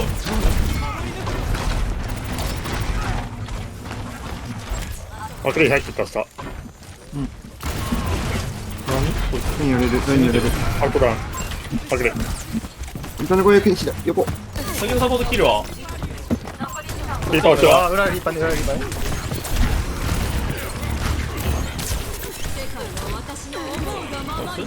今群れで入ってくる。はい、ナイス。イージーイージー。いいじゃん。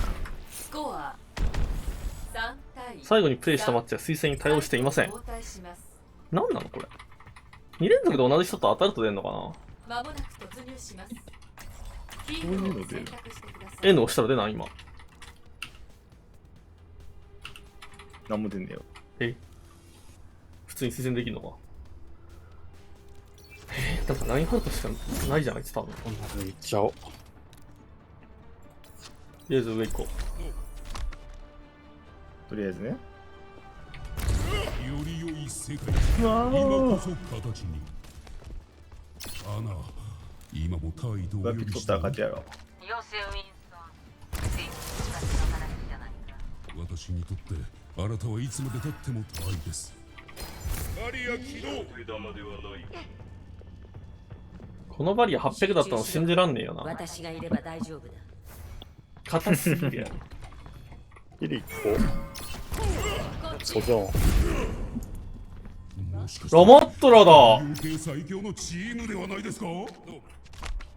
ラマットラ。そういうタクあったのね、あの子。5、4、3、2、1、突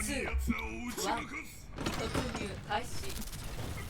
なんか花火打ち上げ使われる。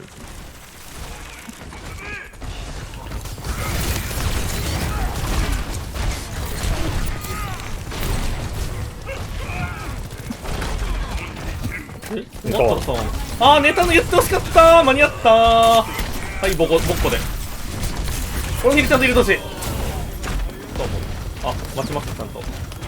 ハルトるよ。ちょっと今、ヒールもらってます。はい、行きまーす。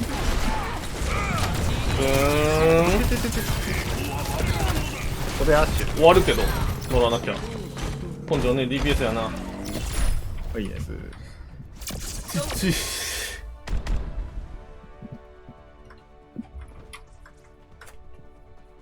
いいよきでやっプレイオブザゲーム。ダーン。どう4人気が合うな、死んだとこやな。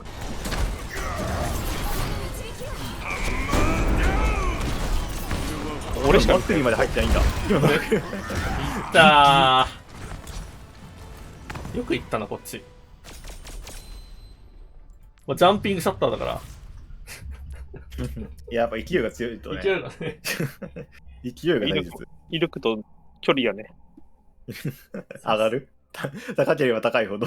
あいつ思ったよりゴリやな。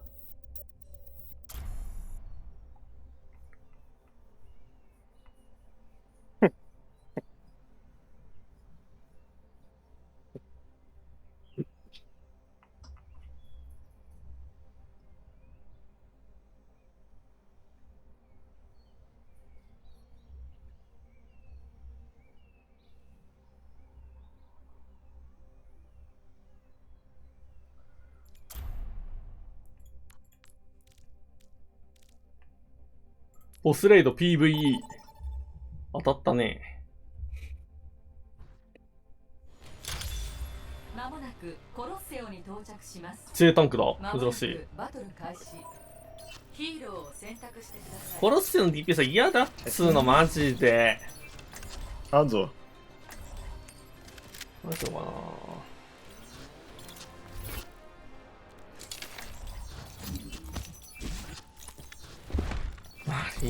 開幕リーパー読めんだよな、でも。まあ、いっか、横使うか。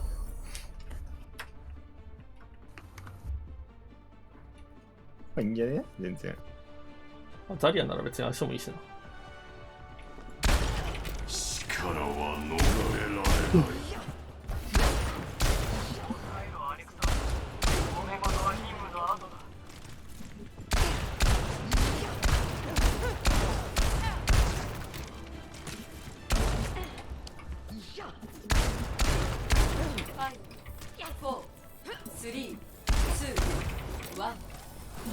目標のアンロックまであと30秒。勘弁し、勘弁してくれ。いったー。全だから気をつけてください。なんかクロスカーでかくない？でか、いやこれ老人用のクロスフェアだから俺。そうでかい。なんかいる。全力でかかれ。やらない。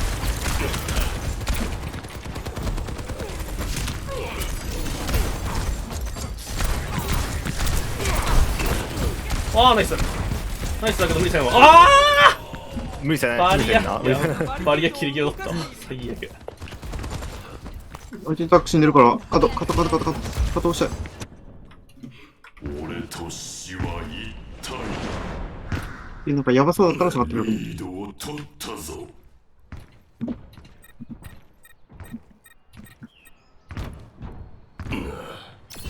帰ってきた。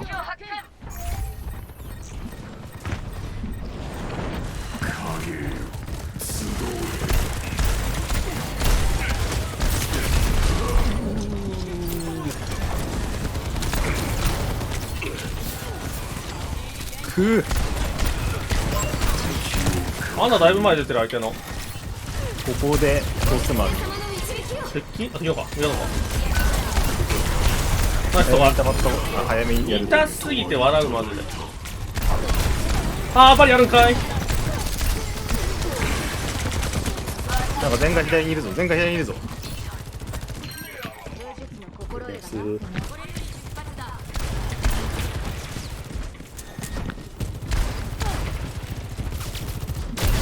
上の落ちそうなの。ああ、俺の目なの。なるほど。ああ、外した。いや、こするわ。ああ、マジありえないやろ。ありえないやろ。完璧でキノタンカー死んだ。キノタンカー死んでる。下がるよー。死んだ。いや、ナイスナイス。ただ、あれかな、カラメル1にするか。いや、敵のラマったら死んでるよ。あと、カラメル1で。協調がよぎる。なんかいる。やばい。あったぜ。ナイス。ナイス。なんなんマジで。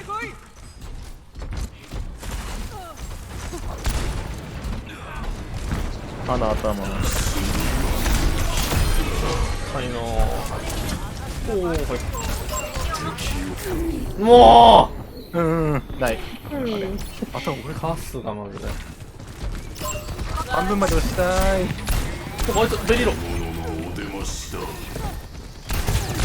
上取るわ。ナイス。これじゃあいいよ。ここいいですか、いいか。おー、お疲れー。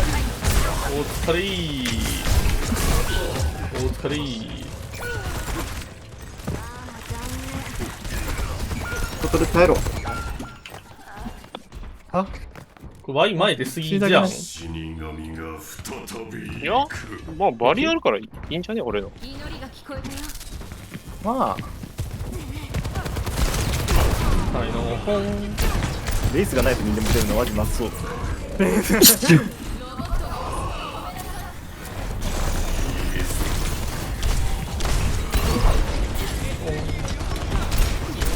いや、タンクの比率がない。もうあれの前提で動いていいのこれ。今バリアないからちょっと待って、ちょっと待って。行くぞー、でも。はい。いったー。俺に食っちゃったね、バリア。ソーリーって感じ。終わったわ、これ。戻った。これどっちだ。助けた方がいいのか。助けさん。回り込む。それじゃあなんか裏取ろうとしてるかな。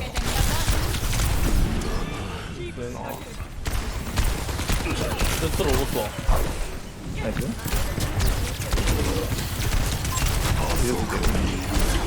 降りるよー。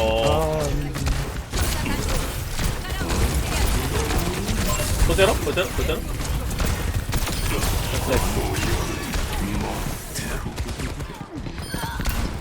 俺やるやん。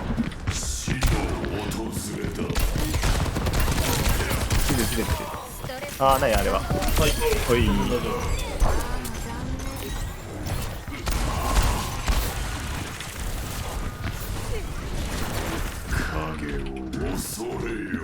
まあ、進めるだけ進めちゃおうぜ。ウルト打つ予定ではあるわ。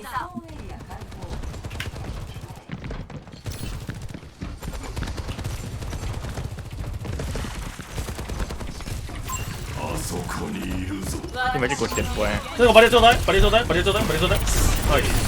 なるほどー、面白い。ああ、後ろが崩壊。交際でした。まあまあ。ロボットの主導権が奪われた。まあ、グラビの差で刺さるから、これででも。危ないね、あいつ。それはそれで OK。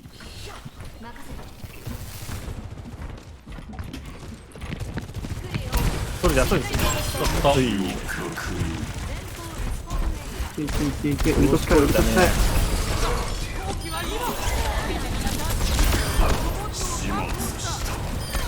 ナイス。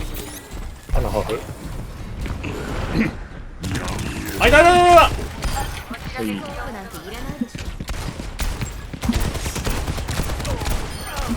ナイス。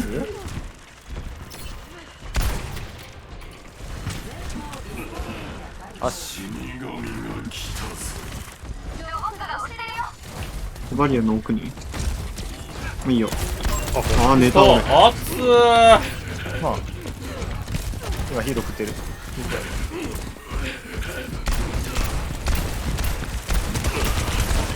たー。インカメー。はい。ポーン。ああ。やった。俺の目はやった。直したらがね。黙ってなんかワーマンだ。穴はやった。意外と負けてないよ。そうね。俺死んだ。うちラッシュ。撃っちゃえ。バーティストやらなかった。ごめん。カット。オーマイガー。まあ 50Hz 欲しそうにしてたね。足と後はね、いたからそれ言っといてよ。危ねえ。下がりかな。4人いるか。でももうついてるよ。全員いる。逆に判定に相手はついてこれない。あ、ヒットます。レイス使ってるときはね、さすがに詰まっていうバリアキャンセルできねえ。それじゃあ左から、ごめん右から、それじゃあ右から。ごめん、帰ってほしいの。してそうすねえわ。ロケットあったら死ぬわ。俺と死は一体。思い知らせてや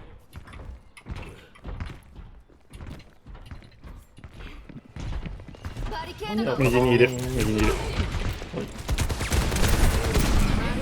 マティスハーフ。レースのバリアムなんでどうするお前は。寝るか寝ないか。寝ないね。あと止めれてる。モニター。あーごめん。じゃ全然ない。まあ関係ないからねこっち。とはいえ止めれるだけ止めるわ。俺の目から逃げる。あーさすがに無理だ。まあヒールは振ってるけど。うん。いやまあ有利がまだあるんで。次リグループしてしっかり死なないでね。今そうなんか俺も想像の3倍ぐらいいた人が今リグループできたね。はい。じゃあ行きまーす。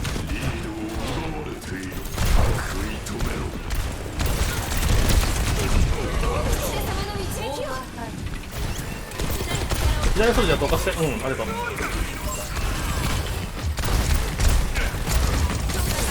それでいくわ。ナイス。同じ中。まだいるまだいる、全然いるかないで気抜い。いけ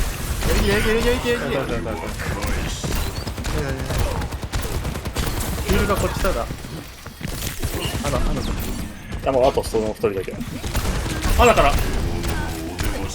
やった。頑張って。ナイス。グ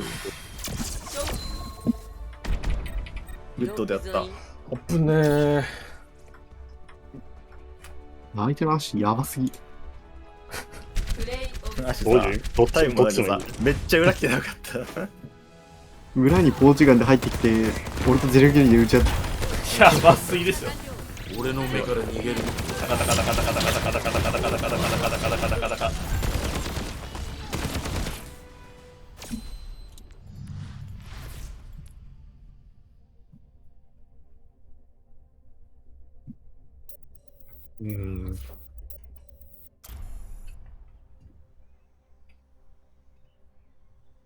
ミロとおうちでも強いわ。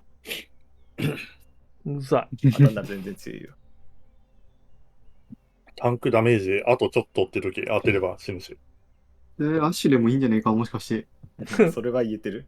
それで、確かに、それだったらアシュレいいんじゃないかな。ロペスチさん、アッシュ使った方がいいんじゃ。どっち行っマジかたスコープついてないわけ。倍率知らないか。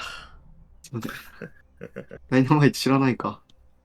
ダイナマイトマッシュはどうしても中円になるから、ダイナマイト当てられない距離で戦うんだったらもう絶対ウィドの方が強いわ。マジマジ。なんか間違って出そうっすね。ダイナマイトで。コロッセオの超ロングレンジとか。なりやすそうではある。タンク同士で当たり合いしてるときに、そのタンクの援護とか、タンクの頭は 100% で当てると結構削れるから。タンクの頭ね、ひたすら当ててくるスピードマジでうざい。マジクソゲーってなるあれ。実際クソゲーやね。350ダメージとか計算入れてないから。無理。300じゃね ?300 か。多分。知らんけど。まあでも頭には当たんなかったね。オーバーウォッチ、ウィキ。定期的に調べないとだから。ですね、120× ADS。300ですね。くそやな。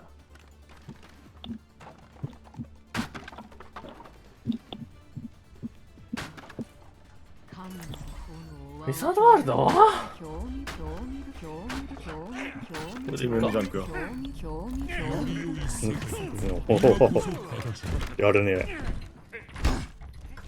強気やね、くんくん。なんか案外ここね、強そう。このメンツなら、見ろ、そっちもいいか。ポークにして。はい。はい。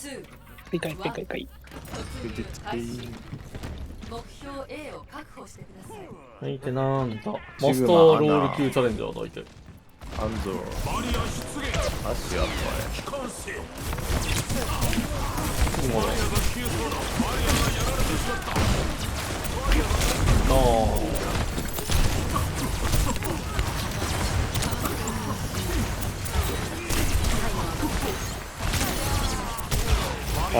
これこうなくなった。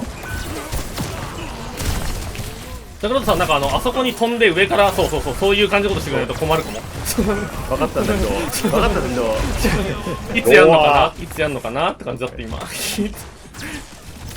俺あれでやって3回くらい死んだことあるからね。それで敵上がっただから。敵を落としてくれれば。あそこに多かったらしょうがないんだけど、あそこ2人しかいなかったからね。で、落ちなかったから。3人いるんすよ、だから。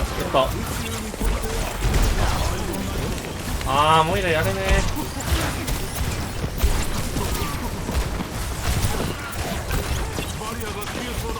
ー。アナピンハーフいって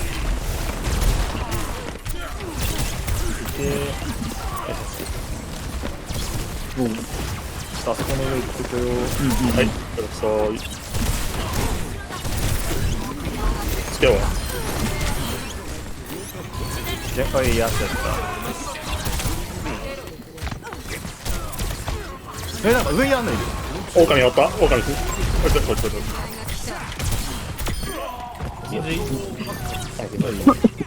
狼あれ撃ったね。狼撃ったけど。お前逆だって。やるにせよ逆やって。目標 A を確保。左側にまだお前が敵見つけて敵いるわって言ったところで敵いるわって言って終わりだから。ウルトがね、たまりそう。ウルトあんなシチュエーションでウルト噛んでくる。いや、ウルトたまりそうだったな。6%とかで。いや、バリアでそこにいる。あ、ここから通して。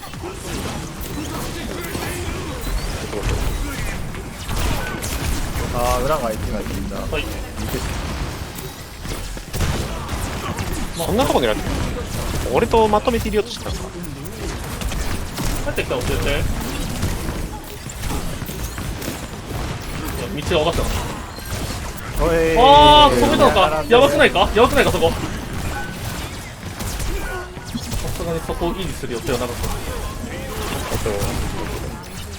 相手がグマン勝ったんだけどね。グマンもレンジになったな。いる？ガッチがレンジ。うん。まだごめん。マジまあどうせくさんかったわ。それいい時間です。はい。まあ死にはいい。ワンチャン。再び息を吹き返したぞ。スーッと感じ。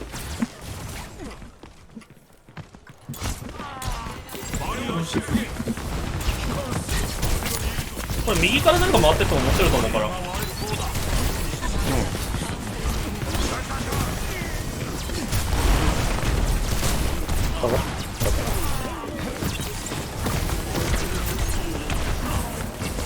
両面火力でお前らハーフ今やったやつカード進めてね。はい、テキーラーダウン。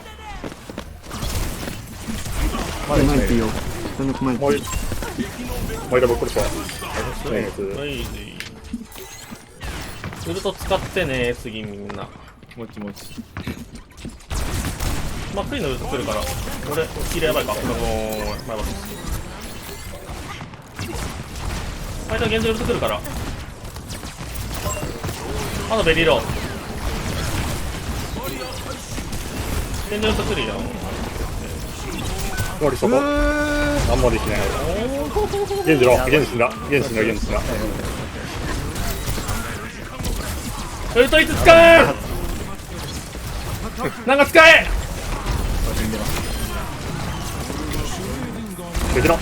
うわ、上か。ウルトいつ使う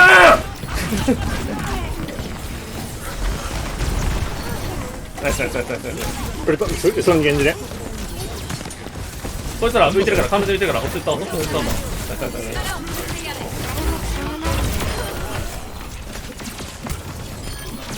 ナイス。メートルが使わんより使った方がいい。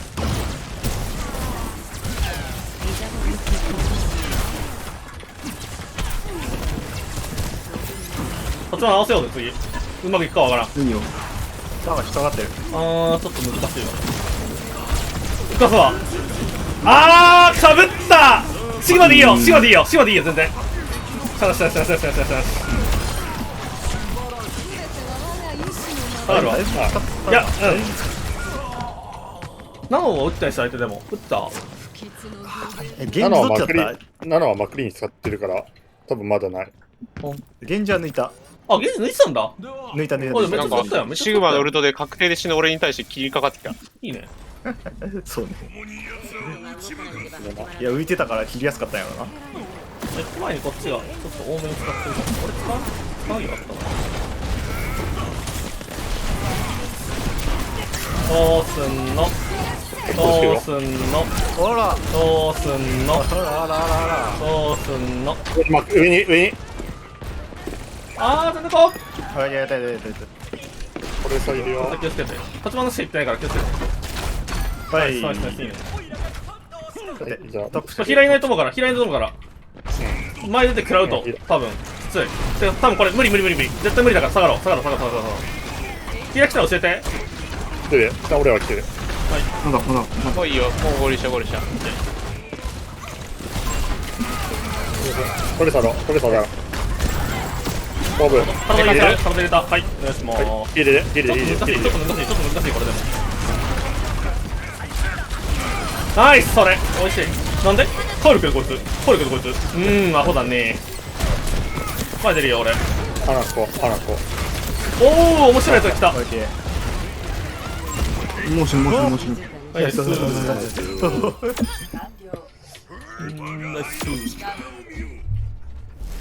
い、ばったりあったやつが返事したバスチョンだとびっくりしちゃうよ、さすがに。あれか。いや、ボブに入れたいんじゃなくて、ラインに入れたいけど、ライン死んだからボブに入ったのか。ナノブあれや。相手のナノ。そういうこと？多分。可能性は。ライン死にかけたから、急いでこすったけど、ボブに入っちゃったでしょ。そう。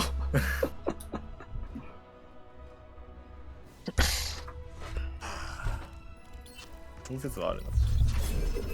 まああれは落ち着いてバスチオンにだったな。いいんじゃない？最後バス前で出てこないといけないのに出てこなかったし。俺シールド全然残ってたから絶対耐えるとして。ゲンジ出てくるかな。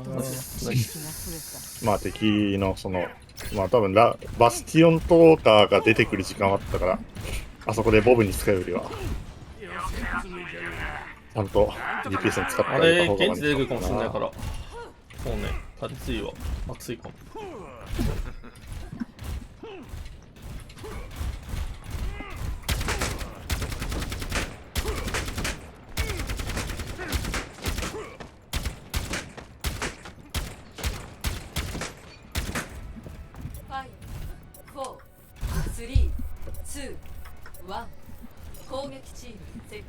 いや、保守的でいいな。ちょっと後ろ目にタレットいって。いや、タレットここ最強だってマジで。ここ。エンジ入れね。あそこの箱上。あ、ちょっと落ちたわ。あそこマジね、サイト入ってきた時に撃たれるの終わってるからマジで。ザリアなんだけど。下。うわー、終わり。下がりまーす。はい。でもあいつ逃げれないからちょっと戦ってあげるわ。あ、死んだよ。そこで切るできる。入るわ。はい。逃げまーす。悩ましい。はーん、やり入ってくるわ。あ、それヒールできない。あ、待って、ごめんなさい。あら、ザリアなのしんどそうや。キャラは変えるわ。よろしく。ゴリラかな。パトランそれ。今こそ形に。上取るよー。はい。じゃあ、殴り入れてない雑魚だわ。いきまーす。じ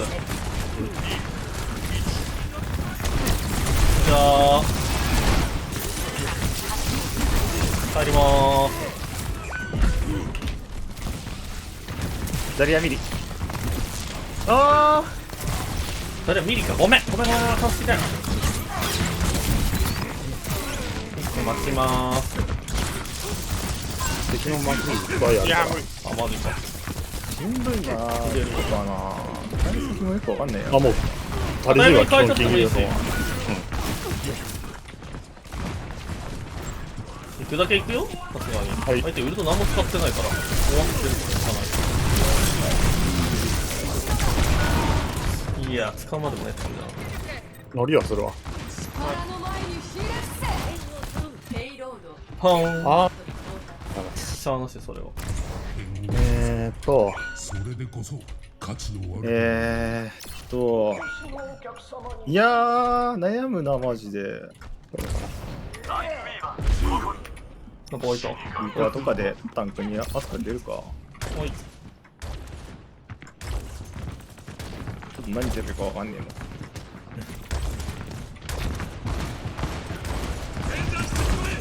もん。あら、こしていいと思う。めっちゃこすってるし。終わったかな。あ、デジャール俺。はい。あ、ごめん。バカもん。敵落とした。一人落とした。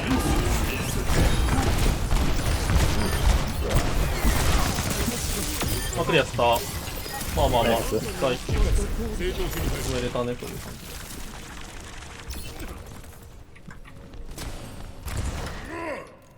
相手上に現時しか来ないから。ああ、でもバティスタ。頑張っとらへんなった。なんでこれ竜神剣来たら俺に7くれない。来たらでいいわ。なかったらいらない。でも多分来るよ。行きまーす。うわ、来た。あ、うわナイス。行くよー、飛びまーす。はい、どうぞ。あー、こっちリベスしました。今だって。あー、ラマスター投げてきた。あ、寝た、最悪。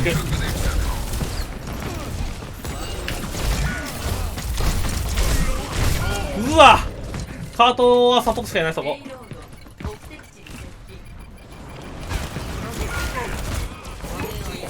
あ、眠ー。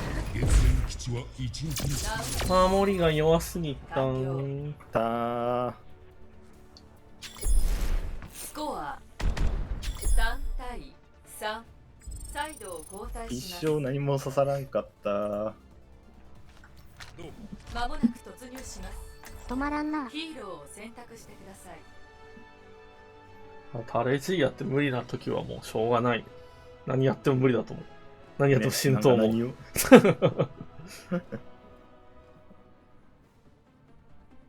まずタレッジのタレットの位置が良くなかった。なんだろうな。開幕先シグマだったか。なんかでもシグマ自体はよくわかんねえな。本当でもなる感じしたから。なんかゲンジだけを打つ位置に置いた方が良かったかも。そうね。タンク打つ位置に置いてたから。あ、でもいや、まあ、開幕はでもあれ、途中から知らないけど、第一はワンピック正面置いてると、まあそう関係ないけど。でもさっき俺が言った最強だと思うから。位置的に。第2第3は知らないけど、どこに打ってたのか。まあ一応ゴリラ出してて、絡みには行ってたから。まあそうなんかそうね。それ以外の意味でなんか全然間違ってたから、タレ G である意味を見出せなかった。そうね。はい、揃いましたか。行きまーす。アンプ上げるよ、行くよ。相手のサポート甘えてる。はい。ごめん。一旦下がってる俺。そういった放置。左行くよ。聞いてください。どうも。行きまーす。今ヒーラー一人ね。うわー、なやれねえ、ごめんなさい。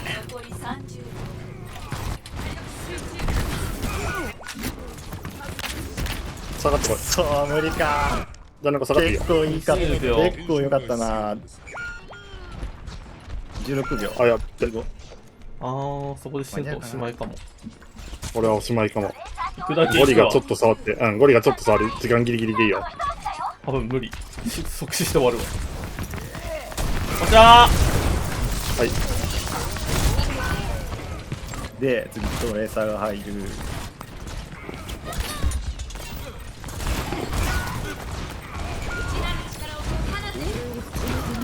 まあ、きついね。進歩です。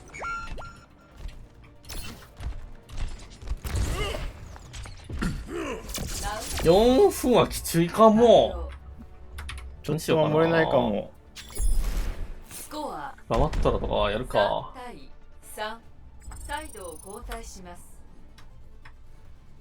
ウルトは全部返せるように貯めとかないといけないけど、かといってって感じだ。ヒーローを選択してください。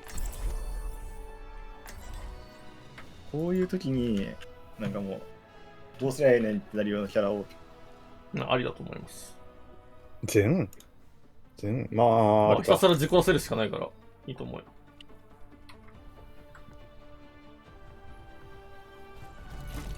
なんとしても内側が枠やってくれるおかげで、さっきみたいにナノジェン対策は一応ある。まあ全もいるしな。疑念の重荷を捨てれば心は晴れる。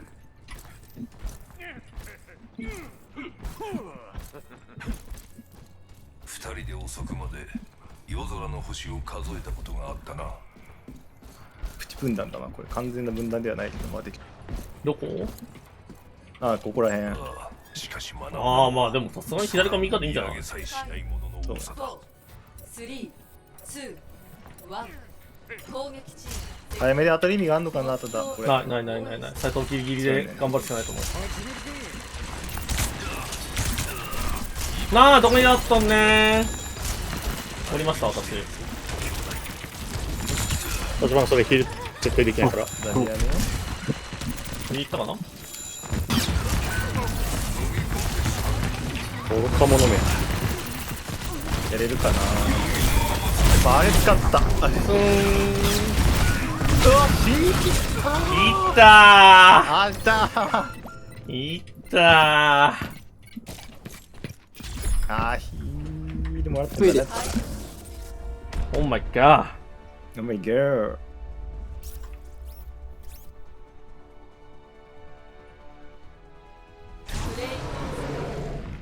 落としただけじゃん。なんかあったっけか。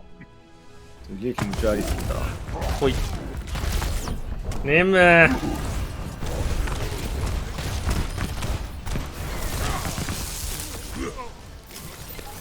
もうちょいとかあった、多分。まあでもこっちもひたすらワンピック取られてただけだから。相手もなんか。それはその通り。そう。相手も別に。うん。それ特にないよねという感じであるかも。ランアウェイブラックホール。まだですよ。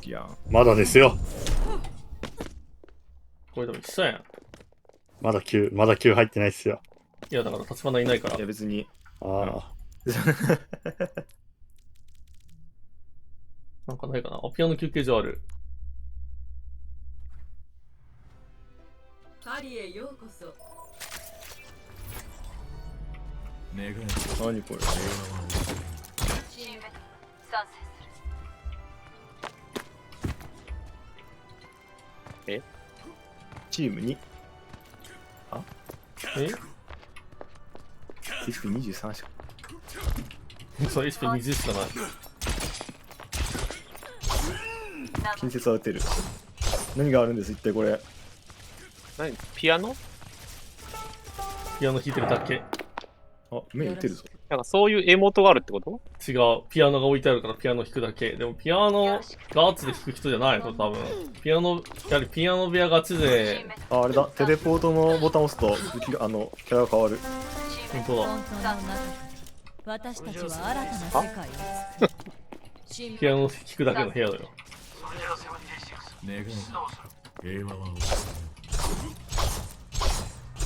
ピアノもっとなかったっけ？ほい。出てきた。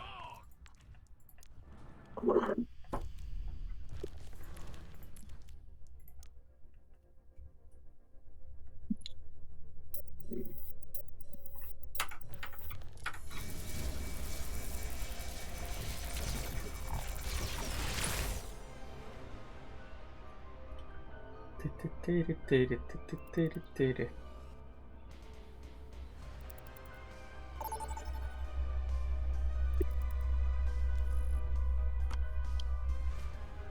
ジョート、まもなく敵が接近します。リアルトでタンクじゃないのかよ。リアルトですか。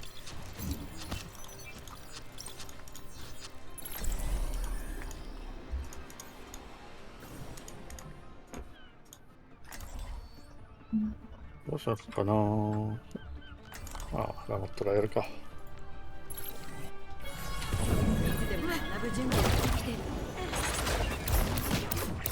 今度はどんな問題を解くのか今から楽しみだわ。結構のリロードおしゃれだよな。今は共通の敵がいる。試してみよう。どれだけ強かったか。産業廃棄物だぞ。産業廃棄物ではなくなったって感じ。でもまあてかまあなんかだいぶ分かり始めてきた。そう使うのねみたいなのは研究の成果がなんかみんな出始めてる。強いんだけどなんかやっぱ保守的だよねっていう。味方から守れる、味方を死から守れるだけどみたいな。あらしかも突っ込んでくるぞこれブレインハルトで。あ、相手もいいこれ。なん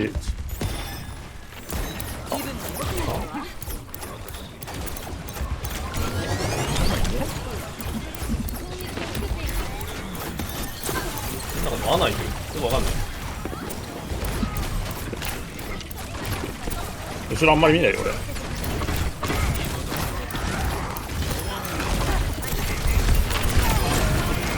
いいお前バカ。ベースそこヒールできん。そもそもグリップも届かなかった今。エコーのビームを食らってヘルサーフからもう全取りしたいよ。もうちょっと進まれたくはないんでうろついておく。おーナイスナイスナイス。それやれてるなら全然お得にまずやめちゃったね。立場狙いね今相手。ああ、正面来た正面来た正面来た。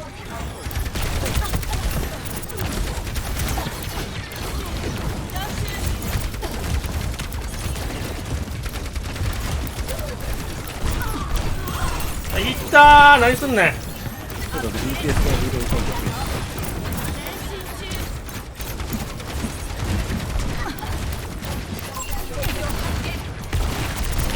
隠れベリロやれねえマジか。違うとこ行った。じゃあヘッドもしてですか。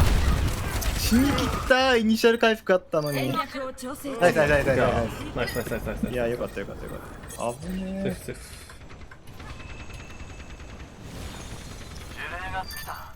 自分が死に切ったの。だねこう前。イニシャル回復したからいけるかと思ったらそのまま死んじゃった。前来すぎかもしれないことで。なんでもない立場じゃない。死ぬ死ぬ死ぬ死ぬ。ああ。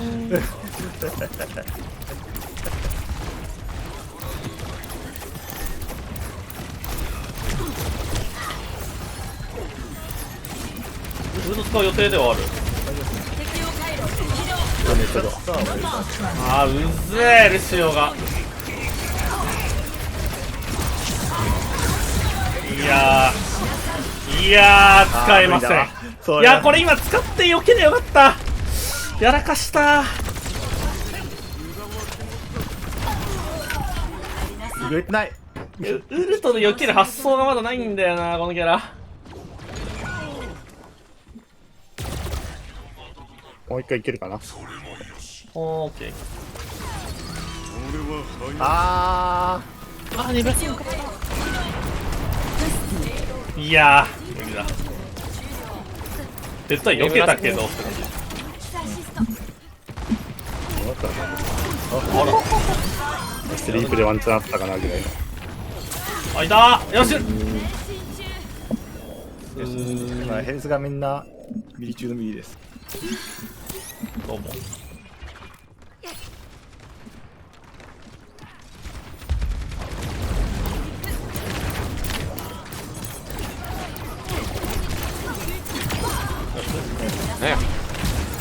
なんや、死にかけとるやねん、お前。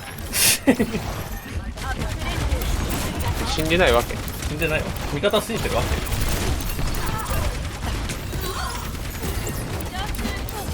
相手浮いた、めっちゃ。はい。オリス一応浮いてる、それ。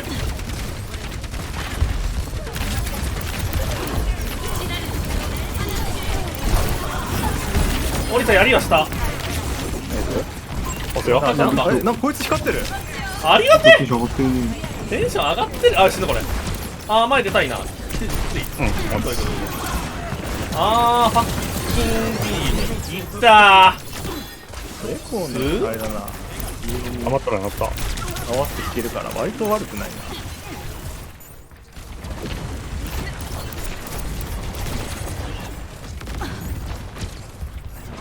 ちょっとラインラインを下がり、あー、なんか死んだこっちヒールがないあんまり。俺たちね、今日ね、守る時の下がり方がもう鬼ほど下手。下がれ。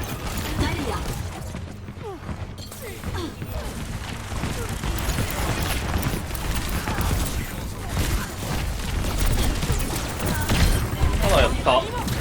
カード止めてるわ。ナイスすぎる。死ぬなって感じ。あ、うますぎる。いらねえよ。ルッシュしかいねえよ。お前のヘルス5ぐらいだったからなんか引っ張んないと死ぬわって言って。ルッシュしかいねえっちゅうの。見えてあるんでしょ。ナイスナイス。今死ななかったのはスーパーグッズ。上行ってきますね。案外ヒール出るなこいつ。うん、だからヒールしかしないからヒールしてる。あ、てかそうなんか今タンクだけヒールしてた。やべえやべえ。なかったんだもん。悪くなかったなみたいな感じ。回しぐらいヒールは出るからね。基本的にタンクは俺見てるから他もそうや、上がって上がって上がって。あ、これ今まず。おお、まあ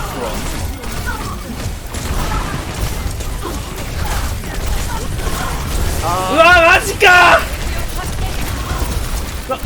ー。いやーバリアもらえばよかった。あ、バリア1個あげたんだけど。あ、1個あげたのかー。そこがいないかも。それであの時方かよ。あそこいるか。あー、裏でなんかルシオが暴れてるわ。いやー、ルシオベリーのあのルシオやるなー。しんどきまーす。分かった分かった。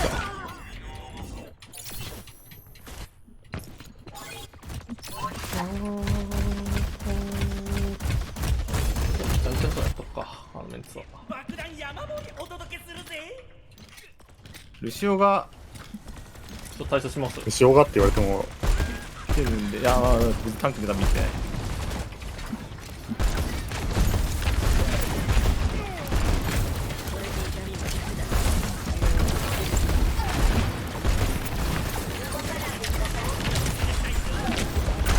まああいつ最初は向こうにいるから。あそこヒールできないヒールできないヒールできない。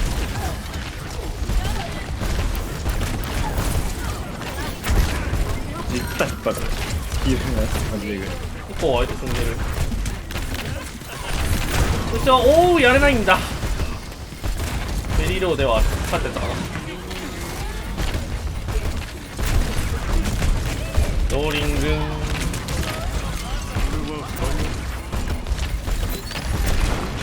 はい。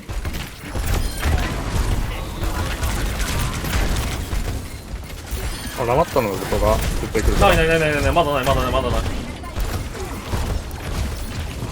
まあまあまあまあまあまあまあまあまあまあ。押し込めー。あれなんか思ったりしててごめんなさい。知れないんけや。いやもう前でいい前でいい前でいい前でいい前でいい。それさ。ぴょーんぴょーんいったー。じゃじゃーん。よし、行くよ。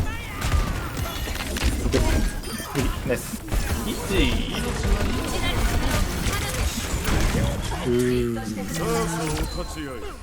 まあまあまあまあまあ。もう下がるときにね、なんか、だいたい死ぬから一人。押し引きをちょっと意識した方がいいかも今日。サイドを交代します。そうね。おもりの死に方がもったいない。ヒーローを選択してください。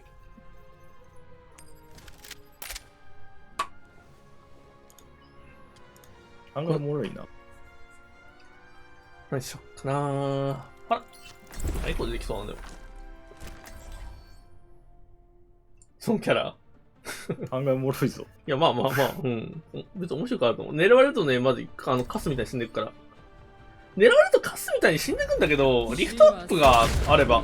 そう。バティストで対応できないやつだときついんだけど。バティストでぴょんぴょん飛んでるだけで結構死にづらいってゲームだから、失笑浮かれるとそりゃーっていう。そうね。もう同じやね。てか、対応できない対応できるキャラいなくないっていう。エコーとかだとね、裏来た時に飛んだところで。ラマットラでこれ。ラマットラでそんなことしてるなら、ラマットラ死ぬからいいと思うよ。まあ、なんか必要に、そう、ラマットラがそこまで前線に来るっていうことは、もう、終わってるってこと。そう、ラマットラがそこまでなんか、フィーバー君どんだけ前出とんねんみたいな話か。あるいは前線が終わってる。ファラぐらいじゃない。ファラって何？まあ、源氏も一応来るけど、風切りで一定浮かれると思うから、多分、対応できないんだよね。なんか、さっきだとエコーがなんかして、めんどくさかったなって思って。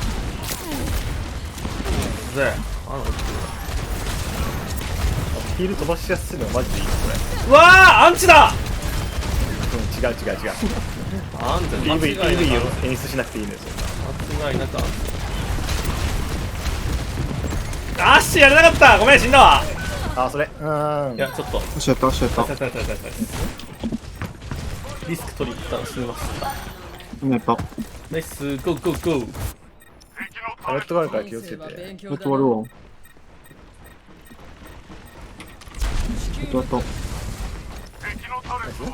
なんかいいの？前に出ていってほしいな。もっと。なかったらと殴り合わないでほしい。いったー。タレジャーやってます。ひたすら一時交換を取ってます。すいません。大丈夫。集中あら。保存かなんかやるか。止まったやつかけるわ。全員団結して戦いましょう。ベスまで出てるな。ヒールが。今、なんでこ待ち。右から行くわ、俺。はいよ。全部あれだな、立ち位置が難しいな、やっぱ。引っ張ってあげれる距離にないといけないんだけど、遮蔽が考えない。フリーで打ててるから、天草さんのこと。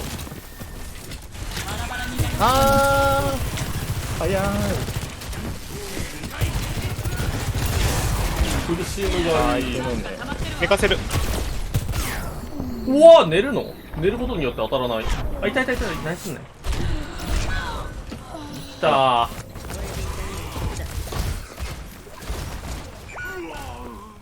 さっきからさ、俺に負けてるよね。違う、どうしようもない。どっちかしかなかった今。でも、ジャンネコの方が生きた方がいいってなっていう判断だった。ジャンネコは前に来すぎじゃね？それは。前に下がった意味だったからです。前に来すぎ？どこの話してんのそれ？前行くよ。はいよ。まあ、相手ラマ使っタレットをまず探しましょう。はい。ウルト入れます。当たんないねー。だから、始まってるのかな、あるこれとこ右。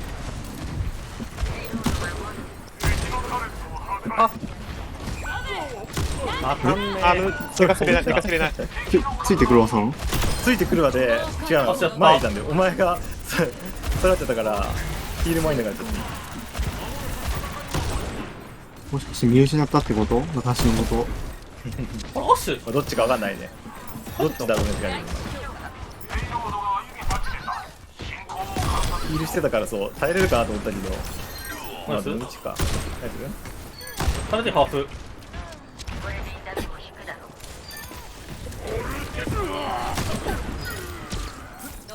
あ、俺がね。危ねえ。出てきてほしい。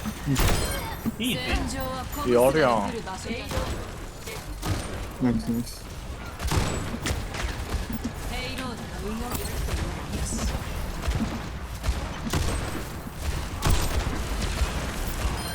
めっちゃ穴前出るよ。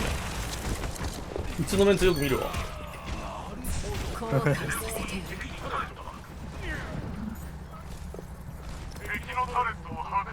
してまーす。上かな。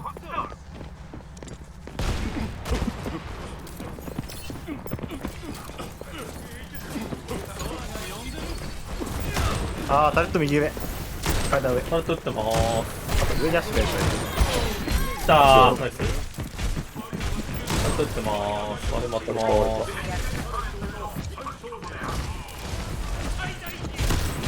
タレット上。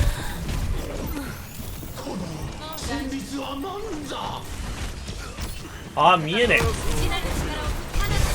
なんかタレシいるんだけど、俺の横に。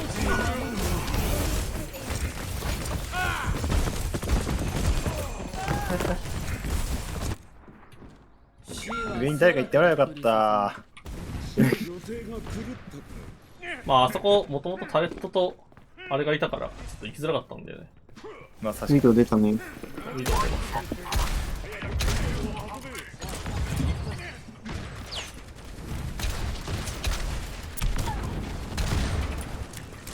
てててて。行こう行こう行こう。ふざけんねん、このアンチ野郎。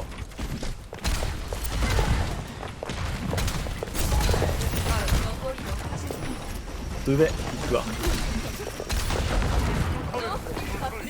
無断よ。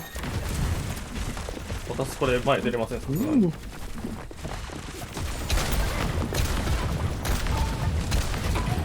火がなかったけどな。出た。前に行け前に行け。ちゃんと壊した。消した消した消した。俺でんこい結構消する。よし。まだピン。だいぶ助かるこれ。あー、まくりきたー。やる飛ばしたんだよねな。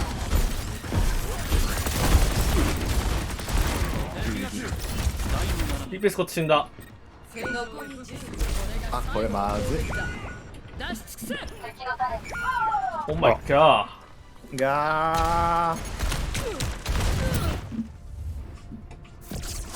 ガーだな。ー。お茶。もうちょっと相手一人死んだ時とかで攻めに行ってほしかったな。タンクと殴り合っちゃったから。おーい。ナイス3人以で外なんて黄色く長い。2人倒した時に押せなかったのはマジ辛かったね。もうすぐレベル100になる。早すぎんじゃがなれないか。3桁。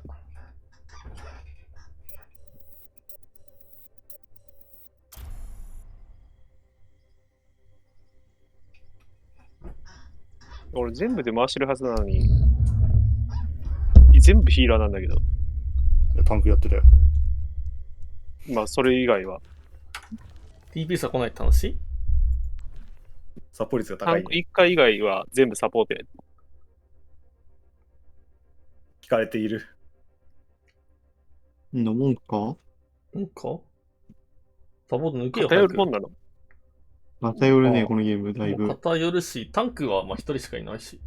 てかまあ、でもそっか、でもタンク2人外してるんだ。偏るね。なんで何しなんだよね。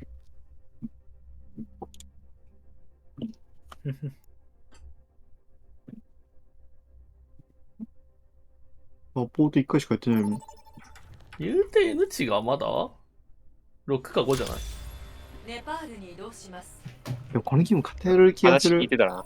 話聞いてたね。まあ、配信は見てるから、オーバーウォッチ。マクリーが見てるかもしれん。あ、見られてたね、今は。速さこそ正義。スピードこそ命。死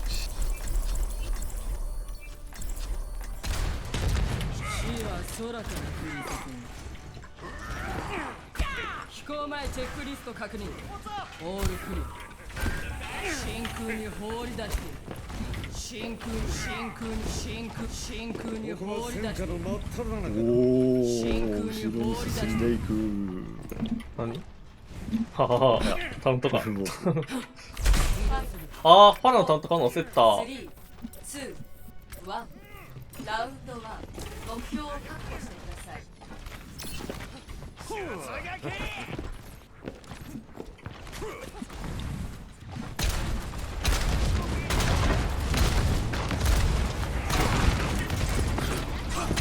あら、閉じ込められた。パラヒールが結構難しいかも。はい、頑張る。あー、死んだわ。どうも。源氏が俺見てきてるわ。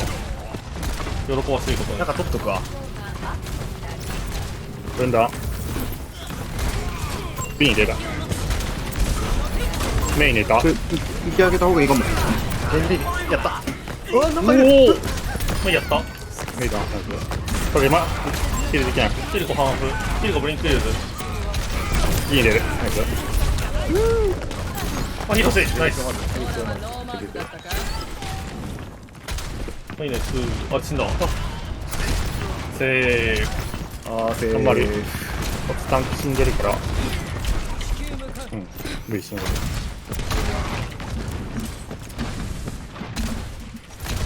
中いるけど、いいよ。ライン立て割れた。メイダン。うわー、あ、それ、分断。ただいま。おー帰ってくんだよね。うわー、あ、ヘスマックスか、俺、ごめん。横から撃たれてたから一緒だった。うわー、やったけどやられたん。それと入っちまえ。いろいろ大丈夫か。中で耐えれるかな。当ててみろ。ほら。ナイス、いいね。勝ってる勝ってる。前はお互い B グループ、ほぼ同時、ほぼ同時。これ。半蔵の分相手が遅いぐらい。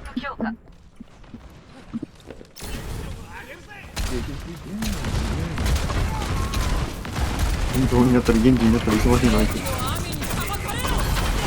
手。やれねえのか。なんかでもテンション上がってる。あ、なんか引っ張られてる人いる。ああ。中に。寝る。このようないい度胸してんな。あー、取られてる。前一人。あ、これはもう無理。迎えに来てほしいかな。どうも。逃げろ空軍力を見せつけてそこに寿命かな。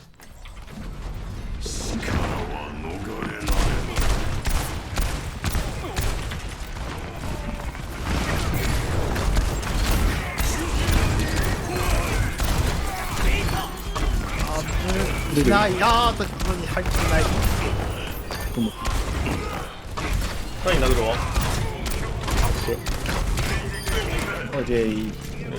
ジャンネことやつ敵のラインハルトを掘ってサイトに行くな。ありえないだろ。相手それ壊れてる。こっちもそれ切れてきない。マイクこんなの。まあ。びっくりした。まあ、死なないでくれれば。いやいや、死んでも前よ。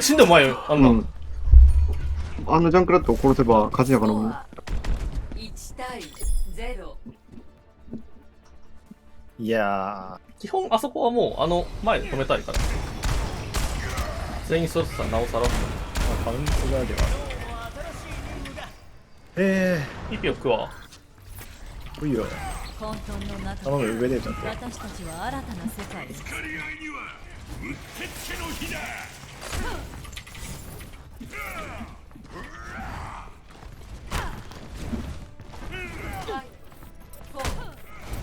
今日引きがうまくいってないだけで、押しはもっとしていいと思うから。できました。うわあ、あいつ落ちた。多分ダブルキー押してないわかんない。なんか人が多いからなのかな。ダブルキー押してないとでも落ちるイメージがある。うん、なんかちゃんと押した方がいいと思う。俺落ちたことないんだよね、それほとんど。オッケー、ナイスナイスナイスナイス。まだ手がつけて。でも1枚取れてるからね、これ。オリさんがきついだけだから。うわ。あー、イーブン。パラやれるか。あー、パラ見てなきゃったか。パラちゃん。あら、そうなの。入れるかな、これで。時間は稼いでたし、ちょうどいい。今、浮かいてきて。いったー。回すな。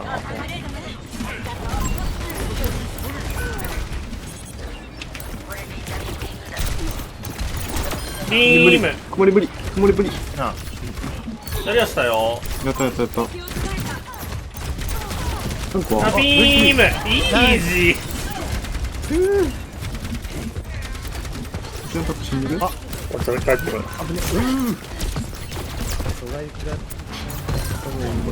い、マイコ。花いるだけで。おー、気持ちよくなってるね。取るわけないやろうが。あー、これ、迎えてるのがいいな。まあ、なんか好きにどうぞって。迎え行く？ゴーゴーゴー。はい、じゃあ待って。相手、ゲンジリーか？レポを誰が落とすんだ、あいつ。パラ、無事、引退、相手。右から。あ、俺を、リーパー君が俺担当らしいです。ああ。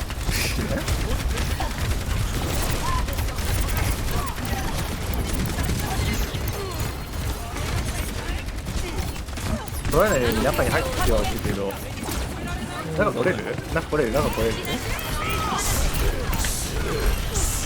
あぶねー。たまるの早っ。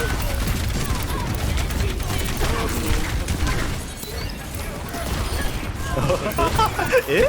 取れる？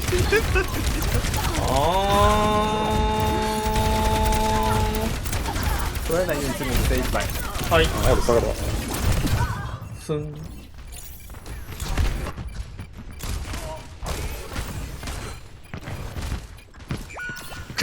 まあ、稼いだ。ナイスナイス。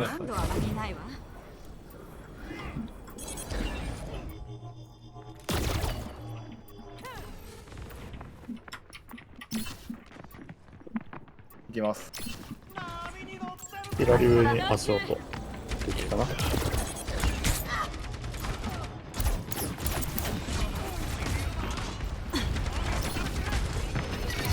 パイレスハーフ。あー、スパレイス使ったリンクやってる。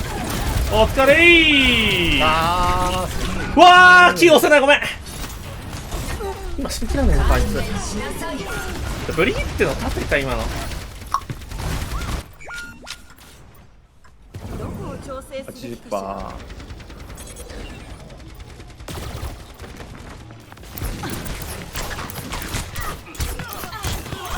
何マジで何？え？ What？ 90。跳ね返されたのか、今の。はーん。これ入るわ。あ、寝た。あ、即死やな。やったけど、間に合うかな？このウルト、きつい。死んじゃった。とはいえ、ドットいくぜ。まだ間に合う。間に合う。あー、弾かれました。乗ってはいるけど。きえー。堀さんやりきれんかったー。スコア1対1。堀さんやりきれない試合が2回もあったのはしんどい。ちょっとうまくいってないから帰るわ。混沌の中私たちは新たな世界を作る。撃つのは鉄砲じゃなくて弾だろ。うざそうに絡んでるやりだとダメだな。面倒だな、相手の。テレポーター出すまた。はい。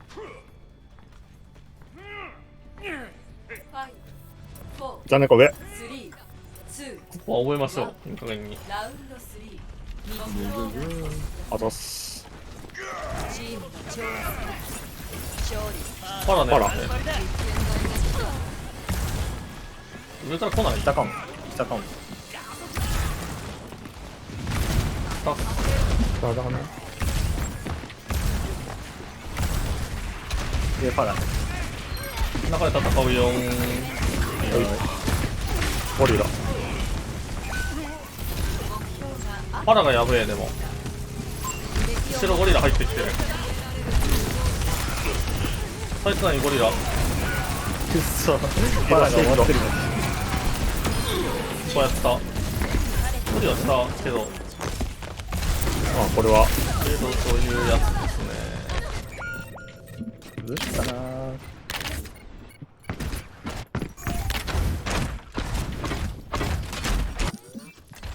どうしよっかなー。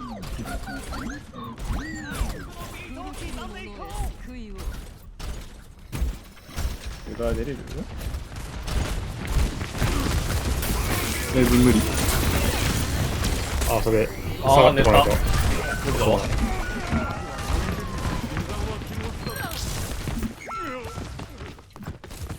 まあ、下から行くか。まあ、ゴリラに来させてもらってって感じでいいと思う。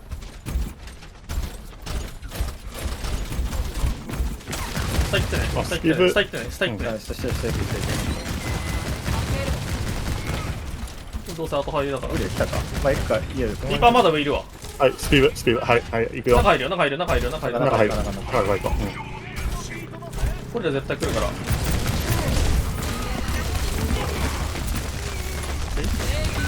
あー、パランプだー。うわー、マジか。取れてねえ。取れて。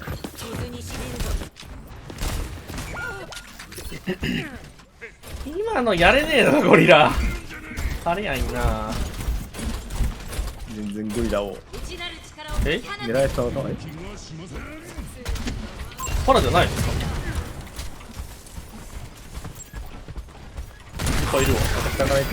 リパーしろ、リパーしろ、リパーしろ。これ上からいける？いける？いける？上から行くんだったらもう行った方がいい。いや、大変なんだ。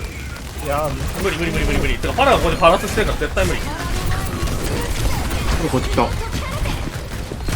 れやった、これやった。いったー。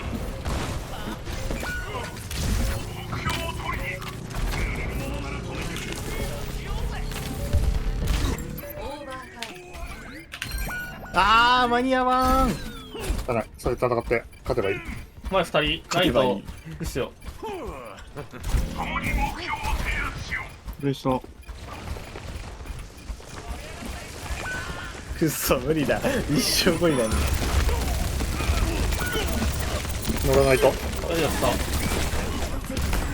これ食べ、出てこない。キーとベリーだ。ナイス。やりをした。間に合うかな、間に合うかな、間に合うかな。シグマ、相手。シグマ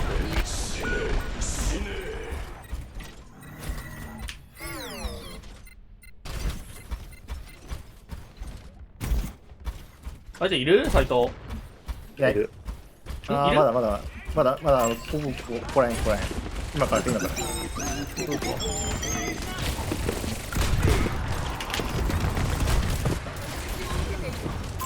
リーパーフェードです。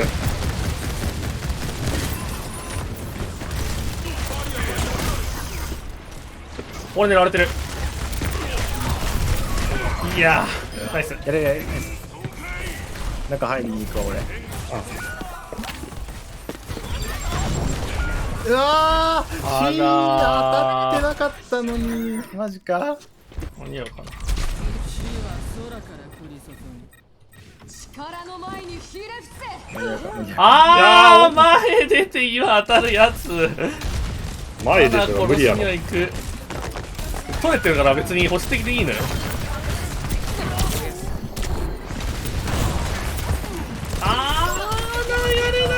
やれたやった逃げれねえわごめん。これだ。無理だ。サイズ乗るしかない。いやー無理だな。今なんだよね。よく頑張りましたでしょうだ。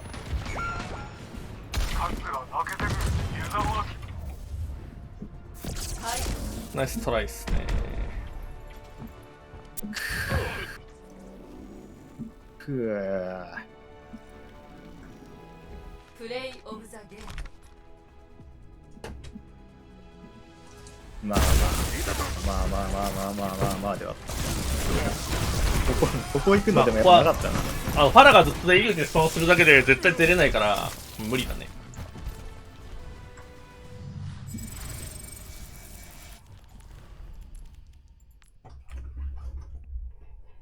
出るならなんか即出るしかなかったけど、まあきついっすね。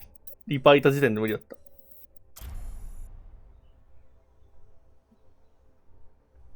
あそこのマジあそこから出るのマジで難しい。たまに相手がなんか見てなくねーで出れるけど。出んならもう何も盾とか構えないで一気に出るしかないね。まあ、スピブ使ってそう突進してもらって、それに一緒に全員で行って反対側抜けるみたいな。リーパーが角にいた時点で無理だと思う。ね。状況把握されてるから。真下から行くでいいねってなりそう毎回。チェンク。ヒーローを選択してください。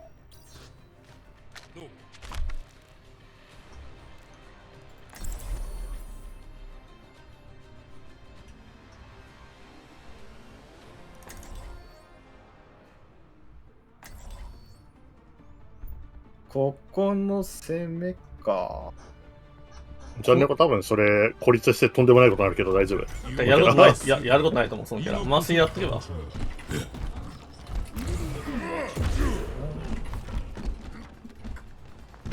立花の前声で打ってもよかった。守りならいいと思うけど。多分でも相手がディーバカゴリラだから、ここどうせ。多分そっちに飛び込まれた時に、なんか、きつーって言って死なれると、うん、まあでしょうねっていう話のくだりになるから、もっと最初から別のピックでいいと思う。で、立花も結構それ、まあ今いいか。まあいいか。まあ分かってピックしてるでしょ。俺たちだいぶするからさ。俺も前から大丈夫だよ。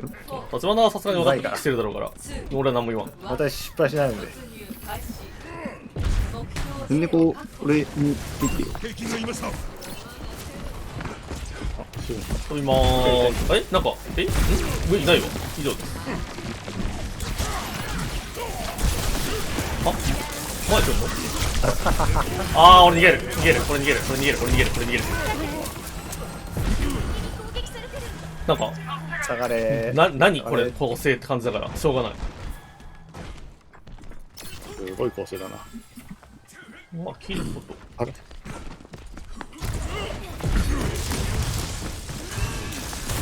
こ行った上痛すぎんだけど、あのパス。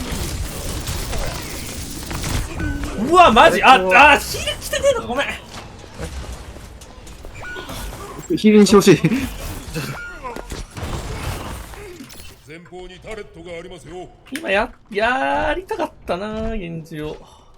どうしよう。もういっか、このままで。タレットをまず壊せばいいんじゃないかな。タレット壊せばって感じ。順調にってながら。と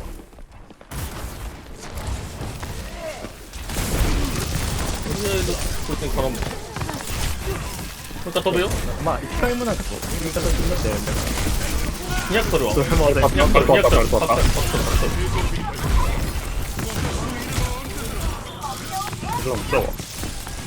乗んないで、今チャンスだから乗んないで、むしろ。流れに来てほしい。うん。タレ飛ばした忘れ。はい、行きまーす。あ、いや、割れた。浮いた。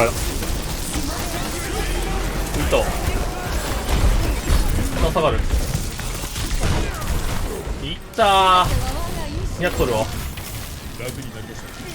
すがに待つわ。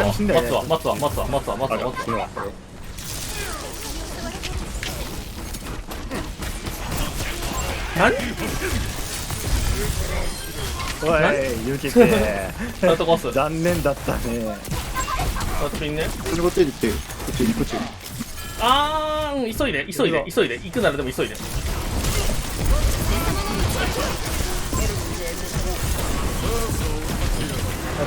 飛ばす、立花。追ったとかこれ。焼けてるかも。ここ行った。ボードに絡んでるけど。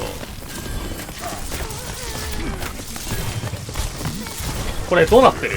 負けてるか？まあ4人いる、こっち。あ、4人いるの？4人いる。マジ？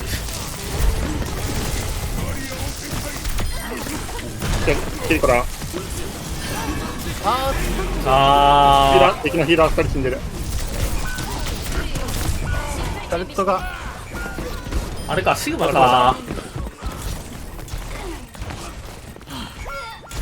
くっそ、一緒戦ってる。今サポート倒すしかなかったのかな。サポートに1人やったん4人いるならピンすればよかったけど、サイドの中だったから俺しかいないのかと思った今。口が回らんぐらいとかやるぞこいつら。やるぞってかプレッシャーかけるしか。フェードユーズ、全部ユーズ。これヒッたった下がる。一旦下がれたら下がる。いいかな。下がれたわ。もう一回いきまーす。はい。ウルトをめっちゃ使わせてめっちゃ下がるからね。絶対勝てるはず。正直に来た。あと一発。全然剣の位置が分かってないですよ。見つけた。俺乗れないぞだけ言っとく。されていく。ゲンジミリで来ると思う。ゲンジミリで復帰してくるよ。ゲンジ位置分かってない俺。前出るよ俺。前出るよ俺。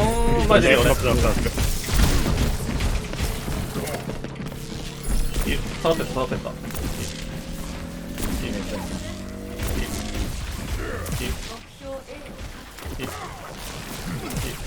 お互いヒールが回って死にませんみたいなやつ。サポートもお互い気に取りやすくて。あ、サボイ。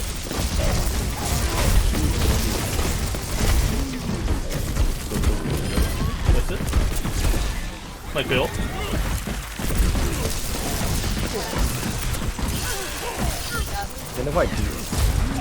あー、ごめん、飛べなかった。足か。起こすね。できるなら厳しいかも。いいよ。ナイス。センキュー。カット。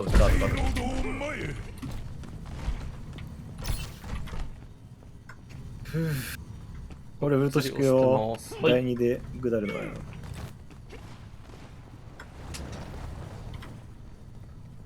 俺相手のウルトわかんないわな。マットラの見てないから来ると思う。このビリビリスローあったら行くわ。今マスキと痛くて来てる。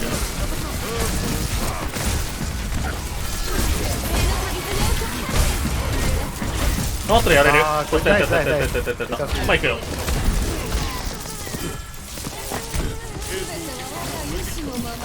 どこ行ったかわかんねえ。キルが上に行ってプリントしたかな。2秒後行く。ウルトある俺。タレット帰るわ。熱い。今燃えてますよ。危ねえ。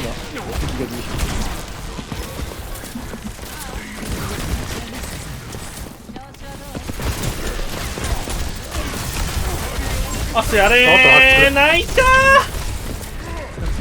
ヒール入ってたんだよ。下がり。ほぼ発揮するわ。とはいえ下がり。俺があいつ。5秒後行きまーす。あ、尺。はーい。そうだ。あいつ俺にフルフォーカス。下がる。わからん。どっか。あれ飛ばしてきて。アッシュマジで甘えてるから一応。足やった足やった。下がってる。持って相手の森天5ある。肩回りちょっとタンクでいいと思う。今無理だ。タンクでいいタンクでいい。タンクどこ？ちょっと燃えてて。後ろにもういだ。後ろ見る後ろ見る。あれが出てきた。バスティオン出てきてる。あなんかどうぞ。左バシ。はい。バスティオンだ。いくよー。ヒール HP 待って HP 待って。オッケー。はい。何か聞いてほしい。ケンコベリーロ。いやーマジ。あれゼロ。バスティオン帰ってくるよ。2人死んでるこっち。3人死んでる。20秒か。帰るわ。あれゼロだな。間に合うかな俺。乗れる？追いつけられてるけど。無理だね。あー無理か。乗れる。乗って、続け乗って。ヒール入れもう。入ってるか。ナイス。カートお願いしていい？カートお願いしていい？お願いしていい？いいよいいよいいよいいよ。はいはいはい、オッケー。あ、死んだ、ごめん。あ、マジやらかしたー。いや、状況違ってた。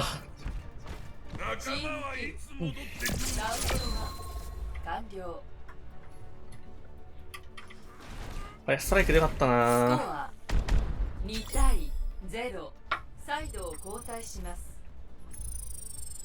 あ、そうね。アマットラがすごいダメージを出してる。あれなんだったっけ、もともと。シグマか。ヒーローを選択1万2000。あ、確かに。あれ、死活しない方がいいか、よかったか。どうだろう。いいばよ。いや、まあ、バックラインつくのは全然ありだったと思う。いや、でもあれが1万2000出してるからね。多分、見た方が良かったのかなっていう。第2、第3は。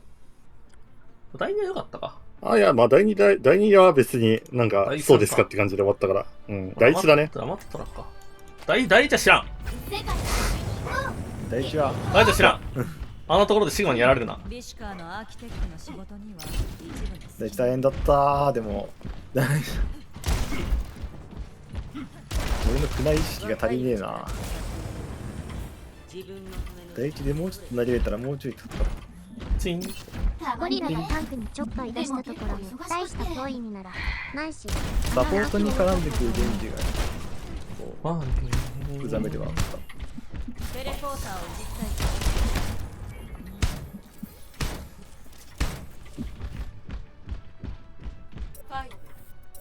なんだ。なんか大事じゃない気がする相手。うわ、落ちちゃった。やばそう。割とやばそう。はい、テレポーターしてるんで。そこまでの。よかった。だいぶ出てきたら、これマジで。上にいる。シンメトラ。何？右から来るよ。いいよ、もう押さえてくれたら、何？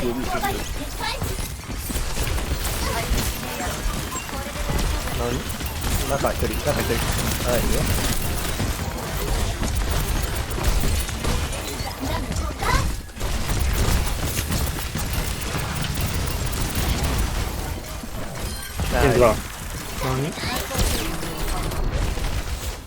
そこからは一生出れないよ。まあ、相手の守りの構成的に、マジ、常識を知らないぜ、こいつら。タンクで上取れない。リップユーズ、ビンユーズ。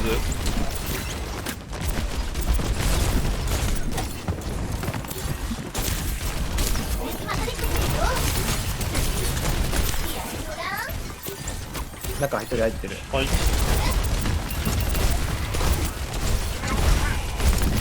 これ、飛びタンクだ、こいつ。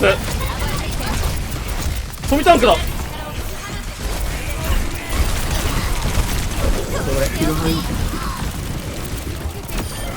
まあ、ウルトあるんで、ごめん、夢が。ここに間に合うかな。体入れるけど、何の意味もないって言っとく。いや、助かる。あ、ほう。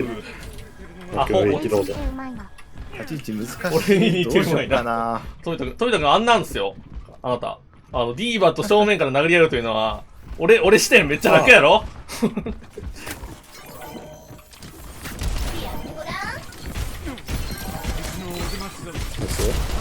あんまり当てしないで。あんまり当てしないで。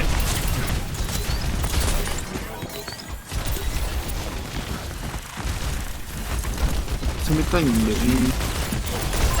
あとは後ろにいる。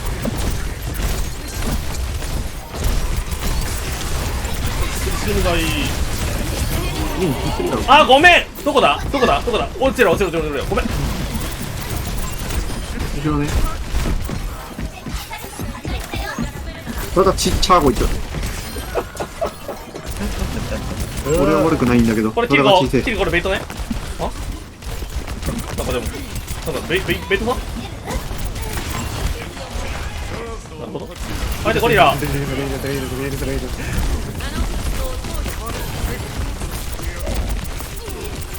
疲れーゴリラちゃん。天井来た。はい。ゴリラ死んでるから。ガンより。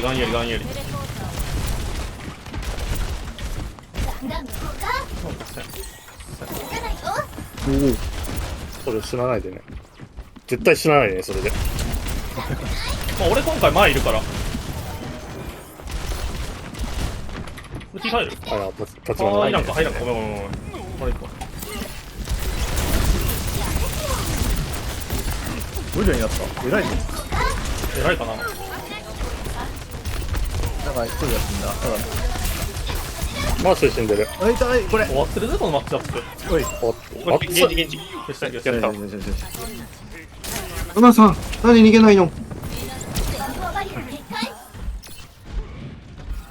ほら。前で押さえてもいいんで。いや、多分残せると思う。あー、どうだろう。まあ、プレッシャーかけるけど。そいつ入るわ。いや、パラマの選択遅ー。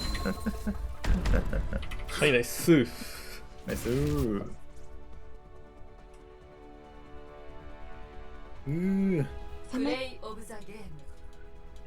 これ3人死んだのはなんでやねんって感じだけどね。ラマットラ用だったんだけど俺。ラマットラが円楽使ったもん。俺あれ後ろにテレポート置いて後ろからビームで追い立てた。ああ、なるほどね。前に行けよっつって。前行くしかなかったのか。あ、落ちなかった。タンク落ちると思ったのに。5勝0敗。プラチナさん。DPS？ いいじゃん。DPS。平均的。これが適正になってきた。5勝0敗で上がんなかったの？いや、2位上がった。ああ、だよね。でももう全部のランキング、そのクラス、プラチナ2とか3だから、多分この辺適正です。じゃん。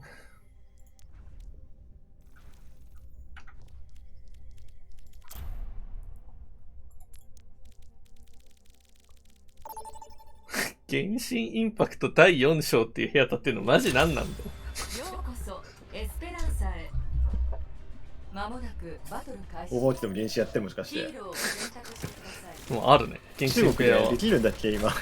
オーバーウォッチはできないけどできてるね。できないかできてるだね。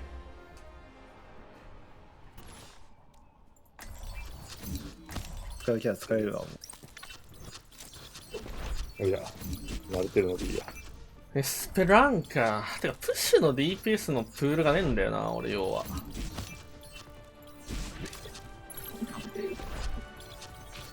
頑張るか、プッシュはマジで。いいんじゃない？ごまかさねば。エスペランカはか。プッシュでライフウィーバー。やるね。なんかそんなにあれかな。まあそんなにあれだと思う、ちなみに。守りのこの位置とか、なんか定点でここを攻め落とす、ここを守りきるの方が楽だと思う。そのキャラ。防衛側であと少しってやつを引っ張って生かすと、おーってなるけど、もう一人救ったところで話なんだよね。え？リバウンドかなと思って。あ？びっくりした。そいつ触りちょっと食べたい。これになるかな。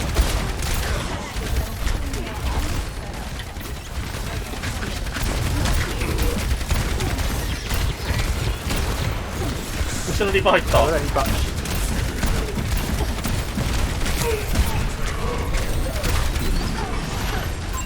いったいやいや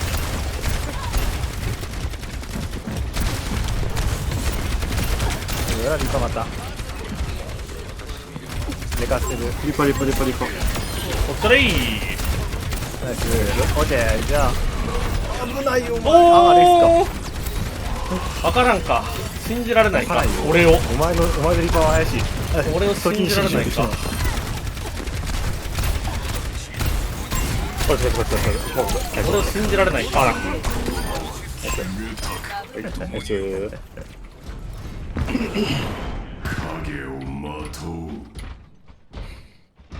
まあ抑えに行くよ俺そっち。でもそこで当たりたくはないから無理しないでね。攻め側はここで当たっていいんだちなみに。あっちやん。そ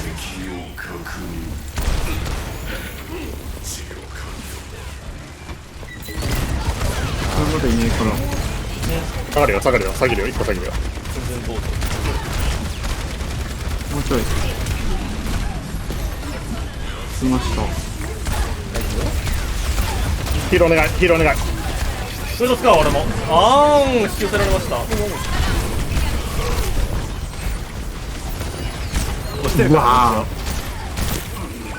わごめん、そのヒールが届かない。ヒール、押し切りが来た。全然戻されてる。俺もウルト使わんかったから今。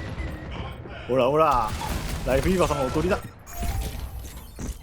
スリープこすってたのかなあれ。意味なかったんだよね。スリープこすってたならウルト言ったんだけど、わかんなかった。こんにちはー。どうも。じゃあビンユーズかな。いったー。使ったよ。スリープ使った。行くぞ。行くだけ行こう。なんか難しいですね先生。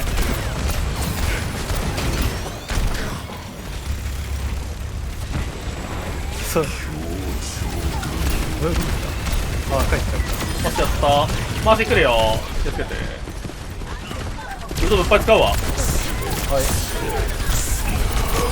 セーフ。いやまあ引っ張れないか。無理だよ、わかんねえよ。引っ張れないか。ウルト中だからなおさらわからなかった今。立花源氏あれパリジ出てきたわ。本当だ。気をつけてね。左で。ハト。リーパーがあとね、これシール終わったよ。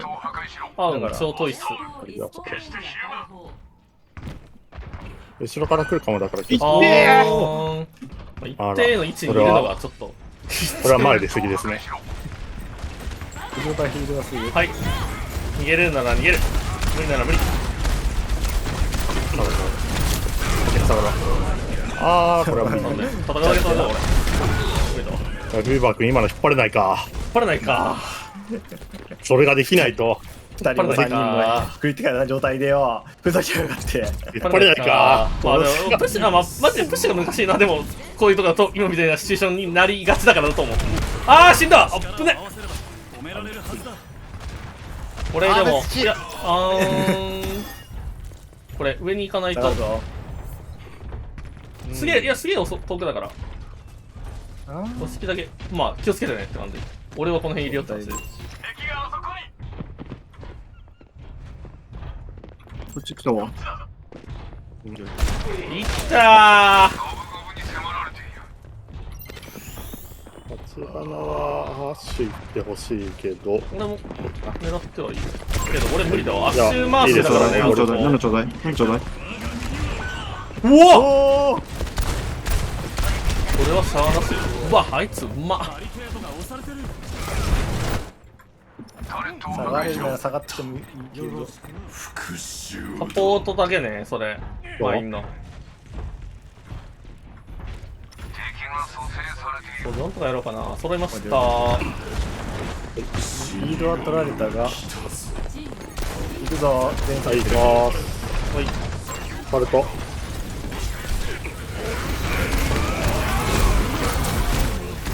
あ、これ燃えてる。うわー、燃えてんのか。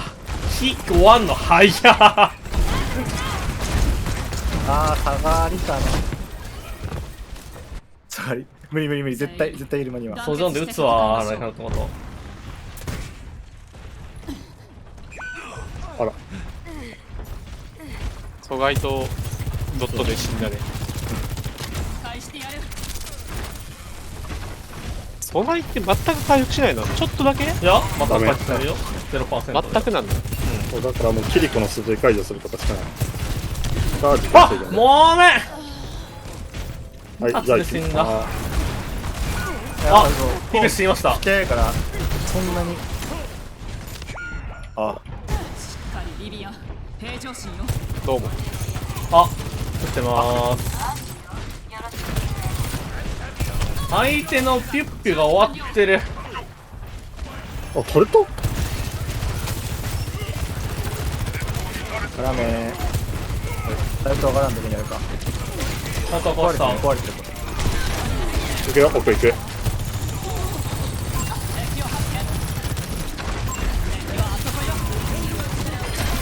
危ねえ。何？私を止められません。何あいつ。止められなかったか。撃つこと止められなかったやつがいた。あ、いや食いたいけどなー、ベリロ。花。いやー、タットコスは。終わった。あー！死なない。マジ？えぐいの入ってる。あー、えぐいの入ってこれか。何やった。これどっちのどっちのやねん。こっちのこの辺味方どうだ。うわ、これ味方のか敵のかと思って見たくなかった。なんか色違うんだ。へえってなった今。敵の赤いですちょっと。わかりづらすぎ。まあ行くよ。持つ。じゃあサポが1枚いない。また来るぞー。でって言うじゃない。サポ1枚いない分。でもでって言うじゃない。そう、いや分かってない。だってパンクが死にがってんだもん。光ってるだろ。ありがとうわー。裏行ってこい。裏飛んでこい。いいしかねえ。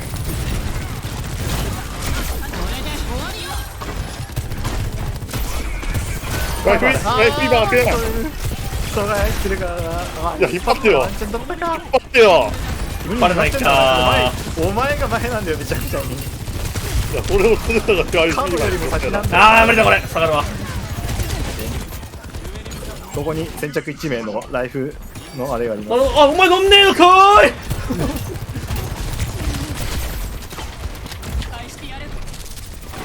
入ってやったけど、どうしたっけこれ。いけますか？いける。はい、じゃあ行きます。はい。ちょ前あいつ。回すんのか。引っ張って待って。今ないと思う。ないよ。クールダウンだよ。あ、抜いた。俺の目から逃げる。あー、ない。いやー、逃げれない。45秒。一応もう一回当たれればすると思うから、下がれればって感じ。全員前脇ではある。急いで上行くわ。はい。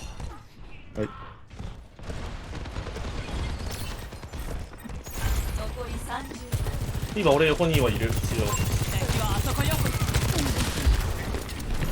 はい、行きまーす。はい。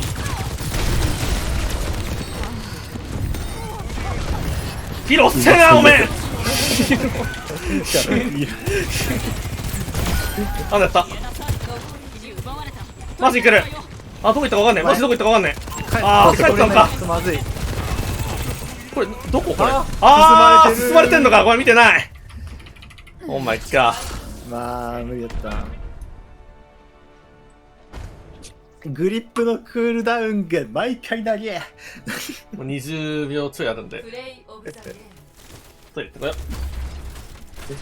一人救った後に、ああ今回は穴が救えなかったわって思いながら。まあなんかだいぶするって言ってるから残しておいてほしい。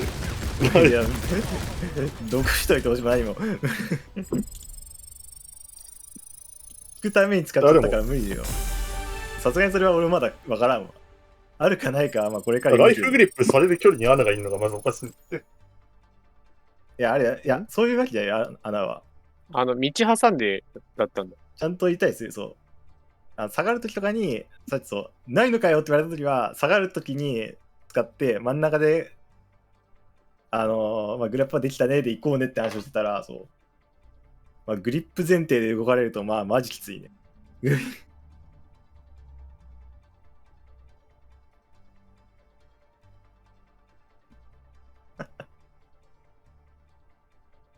あと俺あれだ、投げてるとき、多分50ぐらいで投げてるな。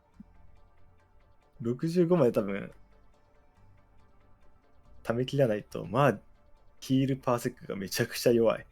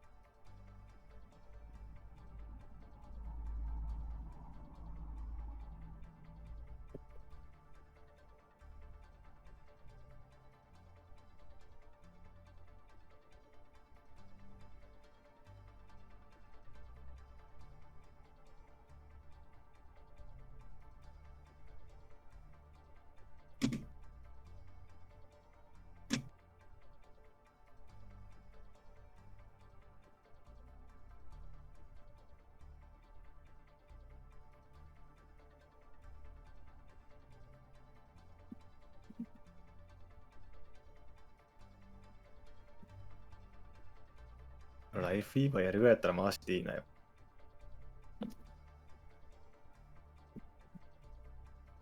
マーシーが強いからな。強いよね。ぶっちゃけ。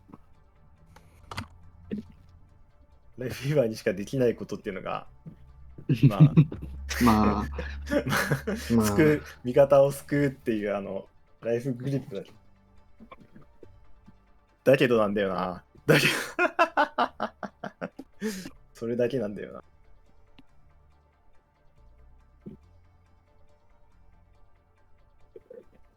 ウルトもな、超密使いづらくなってるマーシーのウルトぐらいで。やったことないんだよな。可能性はありそうだけどな。可能性はありそう。うん。トール病のウルトの上に置いちゃったせいで、火が一瞬で燃えたわ。火燃えんの面白い。木一瞬で燃え尽きた。ポケモンやったことないのか？効果抜群だぞ。いや、非属性やった。だいぶ効果抜群だった。ヒールのウェーブ多分1回ぐらいしか出さずに終わったから。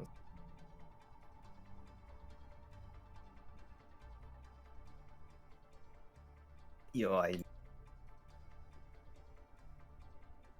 リフトもな、弱くはないと思ってたけど、使いどころがマジで難しいや。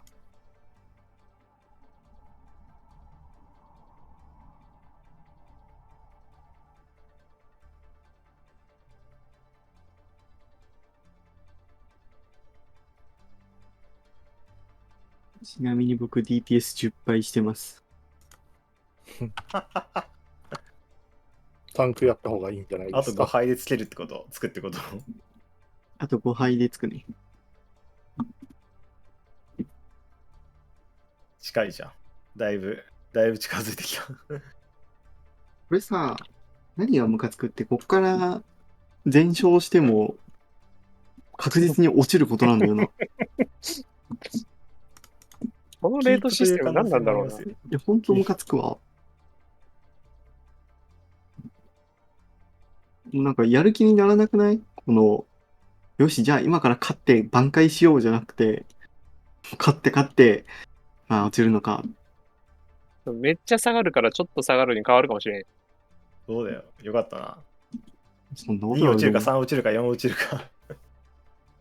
そんなことあると思うんだ。果たしてどれだけ落ちるのか。いやまあ OTP して。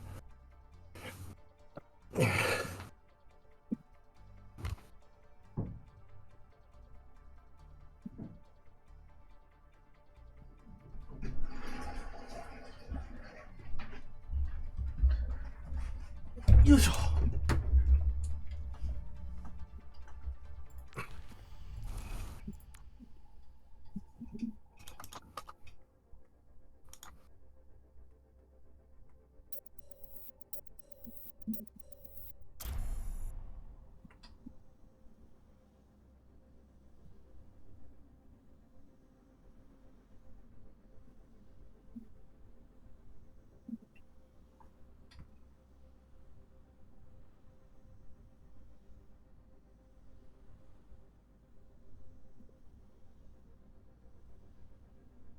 フィーバーな。まあでもヒール量なのかな。強化するとしたら。なんかでも、そのヒール量欲しいんだけど、ヒール量強化したら、いやもうなんか他の、それでヒールだけしてたらさ、なんか、何みたいな。使いやすってなりそうには。使いやすいっていうか、ただのうざいキャラみたいな相手にいて、になるし、なんかまあ、今の調整が妥当だとは思う。可能性は秘めてる。だって他のキャラでヒールでさ、味方引っ張れて助けれてってなると、マジでうざいキャラだと思うよ。どっかのキリコみたいだな。キリコヒール出ないから、まあ。まあね。そう。フィーバー、できねえ。逆にそう、なんか、まあ、キリコ、なんだろうな。原発切れちゃうな、ムカつくわ。ヒールだとするなら、メインヒーラーと装飾ポイント自分ラルトある。現状今ヒールしかしてないからな。まあ、味方助けれる代わりにちょっとヒール量少ないよっていう感じなんだろうけど。なんかでも色としては薄いよな。すげえマジで。もうちょっとな。まあマップを選ぶってだけだと思うよ。だけか。プッシュは弱いと思う。だから穴をなんか変なところに置いたりするのが強いと思うから。3番目だしね。それフィーはヒール力からしたら下から3番目。そうね。まあ3番理論値みたいなやつ。そう。一応ライフィーは理論値出るから。そう。意外と。他よりは理論値が出やすいのはわかる。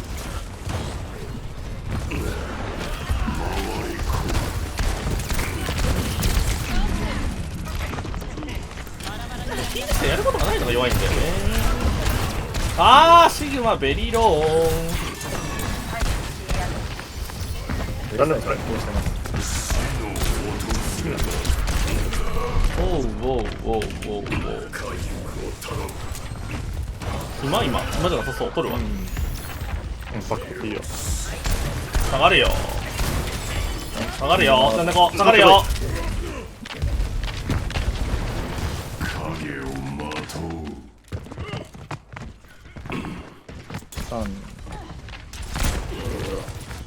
キャー。はい、俺の200ヘルス。うわー、マジごめんなさい。3人もいたわ。俺の200ヘルス。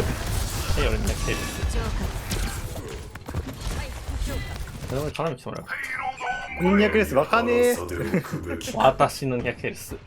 頭にくるこれもう下がりでいいよ。パックで。穴がいませんか。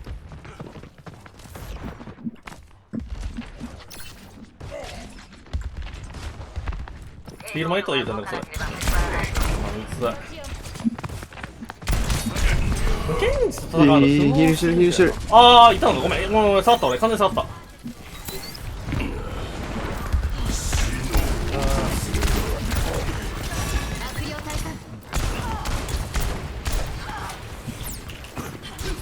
レギュラ。おい。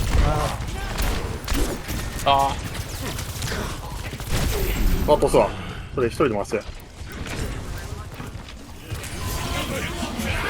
インカミング。まあまあまあ、これは無理でしょうのやつ。あー、見えるのかな。使ってくれた分で。死んだな、これ。やることねえな、俺。どうしようかな。パラでもやっとくか。なんか、まあ、エコいんのか。まあ、いっか。まあいいんじゃない。死は空から一生現実に絡まれるんだよね。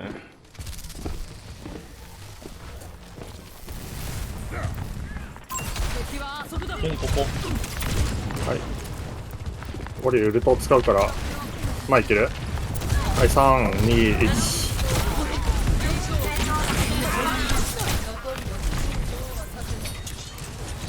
ケンジハーフ。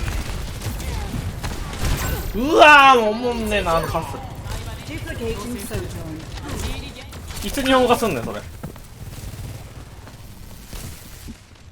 曇り、あんまり前行きすぎないで。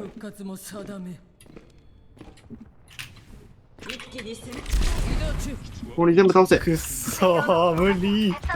俺下がれじゃあ。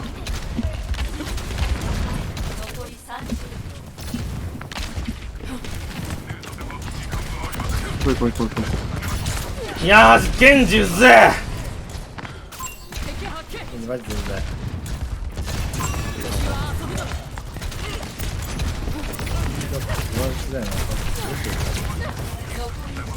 いやもうケンジうぜえ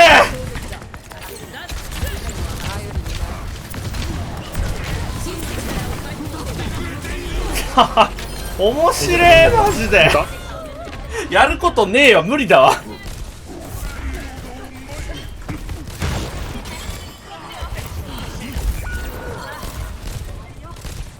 押せればって感じ。かぶっといて。かぶっとかないとやばいかも。なんか寝た。ヒロミ。サポが前。サポートしかいません。サポートしかいません。ちなみに。無理なんだね。いやごめん俺が仕事できてないこれ。ちゃうな。俺も花じゃなくてさっさとあれだモイラだったわ。しようかな。いやでもアナでもよかったと思うけど。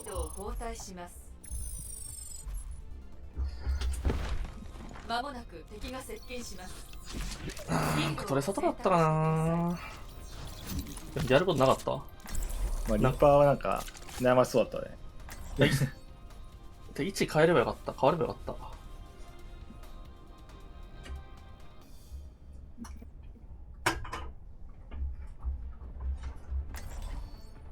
空飛んでるやつに対して手裏剣当てる現地マジやだわ。嫌いです。団結して戦いましょう。曇りと一緒にエコ現地を落としていけばよかった。敵も気づかないうちに片付くよ。マジクソだわあれ。何しようかな。現地でしょ。2人でやるか。思い出の場所ね。よし、頭。まあだいぶ現地に対しての圧はあるチームだ。だいぶこれで暴れたらもう終わってる。そうね。もう無理だね。残念このヒールがちょっときついから、まあ、無理だと思ったらすぐ帰ってきてくれるといいかな。5、4、3、2、1攻撃チーム接近。ベイロードを止めてください。トレーサーがトレーサーゴリトレいけ。殺しに行け、殺しに行け。ダメか。これ奥行こうぜ。いやー待って、これヘルスない。ヒールしよう、ヒールしよう、ヒールしよう。来ちゃった。標的されとってもこれだ。相手から来ちゃいましたよ。ほら、俺に対して何を望んでるのかわからないけど、ここを殺しに行こうって。全然いいと思ったんだよ。あと、裏行っても俺、倒す。あれでこれないかな。これ下がるいったんですね。これ、やついな。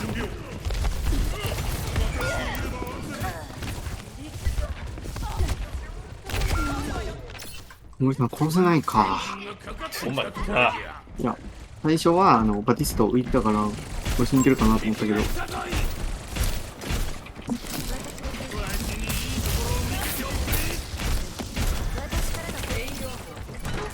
聞かないぞ。はん。あー、かぶってない。あれも座れてね。ごめん。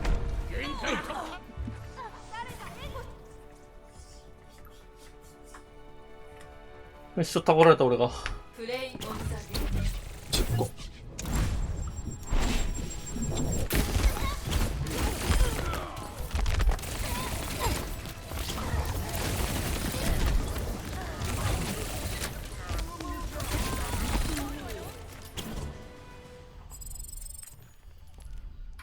あ、いねえんだ。え？なにこれ？なに What the？ 何？あ、あれ治ったわ。お空綺麗やったね。状況が。青空。青空だったね。空見たくなっちまっ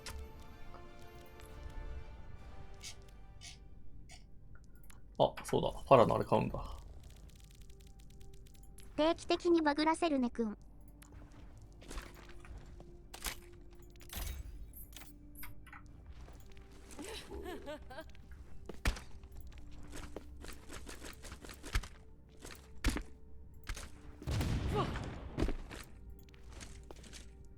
昇竜拳持っとくか。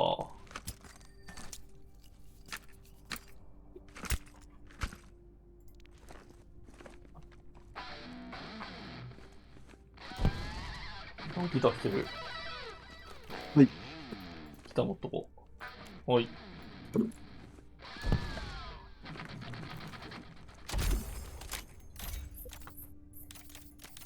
あ？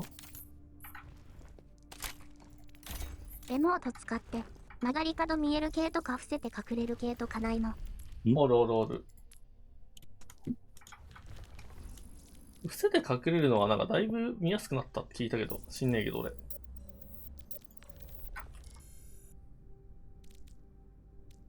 角見えるのはいくらでもあるね。このゲームエモートキャンセルできないから確か。できたっけな？いや確かできないから。やると事故る。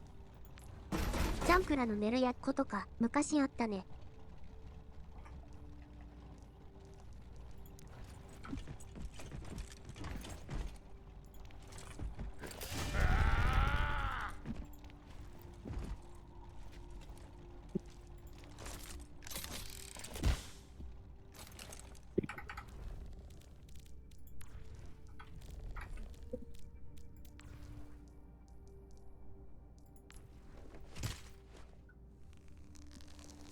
トールビョーンの今シーズンのエモート熱が始まってしまう。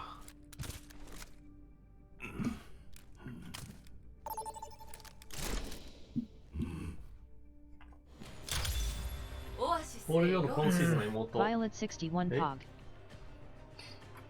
かあんの？ガーデン。あ、こ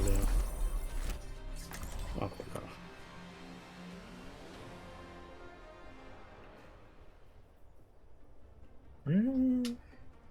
結局1個使うよりファーストが強いよな。ガーデンか。ガーデンは今この背景のところ。ガーデン。ガーデンっぽいところでしょ。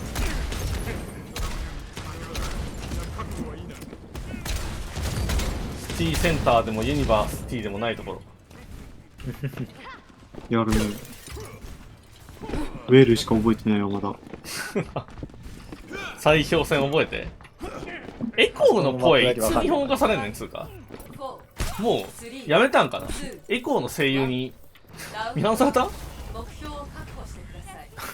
逆に見放された方やね。だってウルトを使うと絶対英語じゃない。これは外国人だから。だもんね。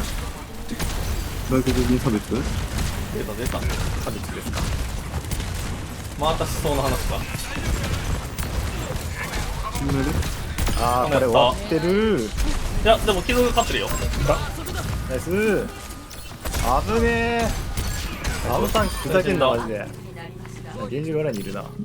1なんか全然当たんなかったな今。あ？うわー言うてんのって敵だよな。上行くか。しかし。はい。リーバーバス。エコー。はい。どこにいるかわからないけど多分源氏裏にいます。自分にいなかった俺。変形。まず変形中。変わってるわ。すいませんでした。穴に入りませんでした。通るかそれ。やるね。飛んでこい。はい。ああ、エコーがいらっしゃるね。ああ、浮いちゃった。終わってる。まあ、あの個性はちょっとファラマー無理ですわ。無理ですわ。うん。何しよう。なんかちょっと思いつかないっす。私は革命家なんかじゃない。いつだって戦士だから。デジャブって知ってる？はい、じゃあ正面からいきまーす。はい。おお、2発死んだんだけど。俺はちょっと聞いてないかも。無理しなくていいぞ。いやなんかしゃがんだしました。あ、こっちによ。あれ。一人いないから。デジャブって知って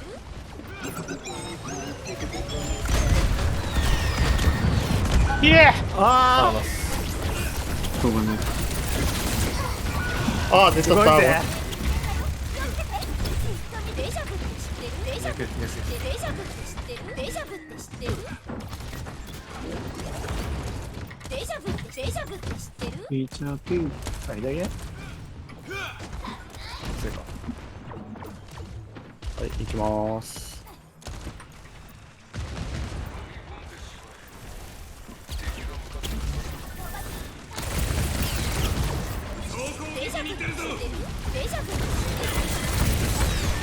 パスメリロ。うわだるすぎそれ。真ん中。立場の中。あ、後ろね。あう。やだ変しまーす。中ってそっちの中ね。いや、なんだ、後ろって言って伝わるときになんかどこに行くか分かんなかったから中の方がいいかな。中だとポイントの中だと思っちゃうよね、普通。ね、まあどのビジュアルでもいい。入るよ。はい、入ります。アーティストが変身してるから無理。上を取った。なんやねんこいつら。見る。いやヒールパックなかったっけここ。いや無理。やりはしたディーバ。いやサポが2つ死んだこっち。なるほど。いや。お、これさ。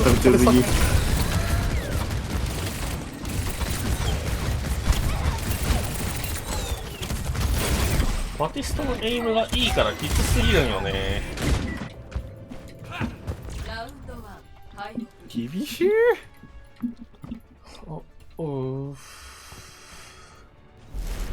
716しか出してね。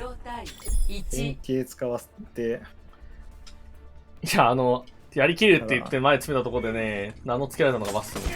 あそこが言うかあれは終わってない。あれでペストの好きだったから。し、モータルは置かれるし。誰から聞いた？誰が大物捕まえた？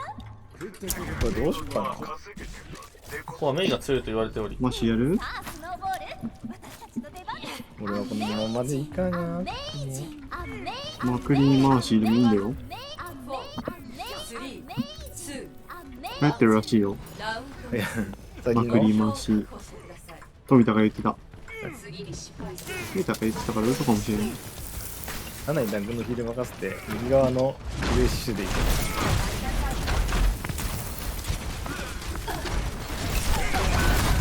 ゼッティわーお。わーゲンジいる。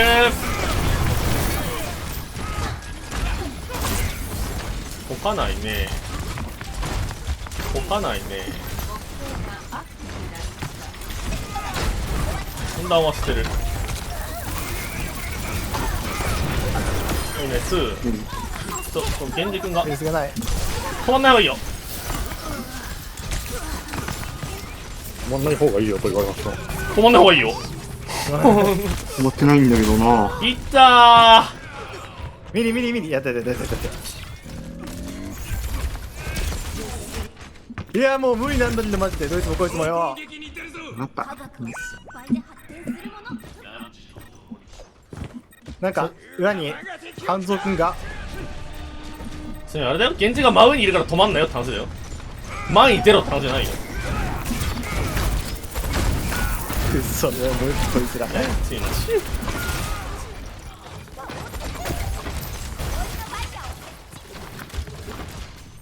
頑張ってもらうぞ。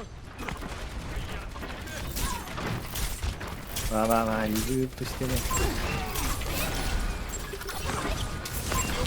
いやーいった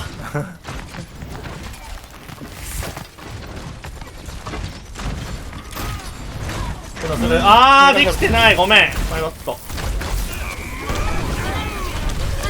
それね、裏がね、なんか絡まれててね、順次に。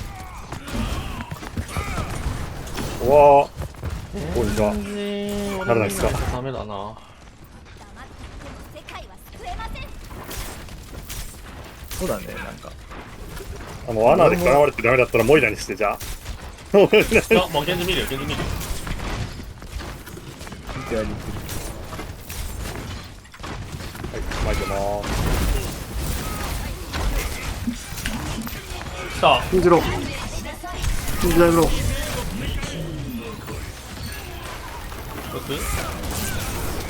いいね、悪くないよ。いって後ろは分断してはいる。まで次な。危ねえ。ナイス。はい。限界だぞ。この AOE キル、グイ出るな。頑張って、それガードして。出た。面白い。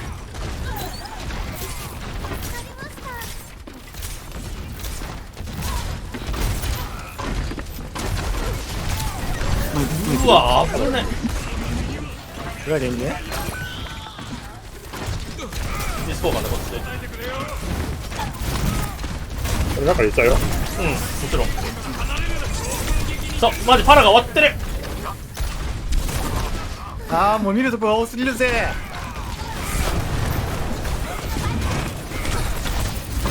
森は折れてた。割り切ってパラ見た方がいいかも。今。違う。そうね、そっちも見るんだけど、裏で絡まれている救いつつ。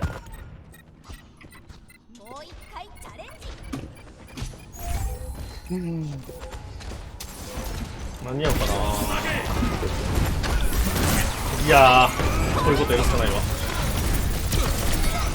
いやー、乗れないっす。乗れ。ナイス。ナイスだけど。いや、終わってる。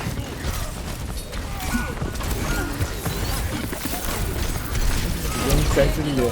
全部が全部限界すぎる。やだ。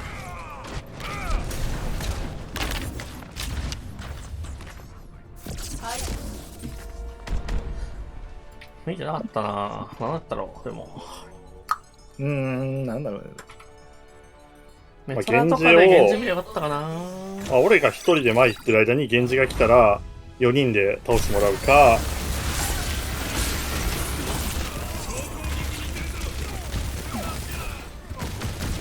アナがもうどうしようもないっていうんだったらそもそもキャラを変える。モイラにして源氏に絡まれたらフェードで逃げるっていうのをするとか、キャラチェンジだね。要は全然ヒールも飛ばせないとか、エイムしても当たんないとか、絡まれてカバーされても2対1で殺せないとかだったら。ファラだったからね、もう片方が途中から。なおさらだからどうしようソジョンとかでライン打てばよかったか。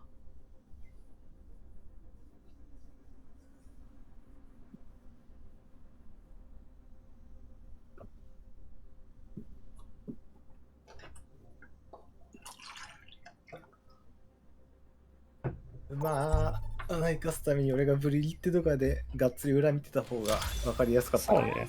バティスタは良かったんじゃないの？でもファラ出たんだし、まあ、ラインだし、ラインファラだからバティスタはもう刺さりまくってたからいいと思うよ。もう超綺麗にそっちゃう。そっちは変えなくていいんじゃない？全然。忙しい界隈でとんでもなかった。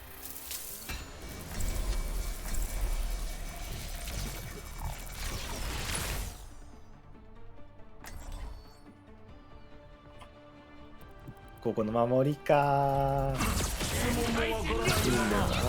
7タレットやろ。今入れちゃうぐらいの立ち回りでやれば。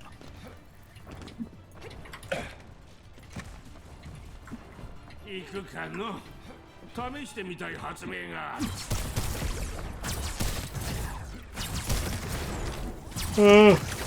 実験に最適な条件とは言えないが、肌を焼くには理想的だ。入れちゃうと俺が多分ね、使用できなくなるから。あ、ほんと？これ多分長距離で打ち合うとき、まあ立花がいるから、まあ上から撃てるか。どこまで入れちゃうかわかんないけど、サイト内に相手が全員入ると終わる。サイト内までじゃないわ。橋下ぐらいまで入れるなら、まあ、そりゃそうでしょ。だから、相手、ラインだから変わってますよ。ライン降りるわ。突っ込んでくれよ、多分これ。気をつけて。あ、来ねえ。あゲンジロー。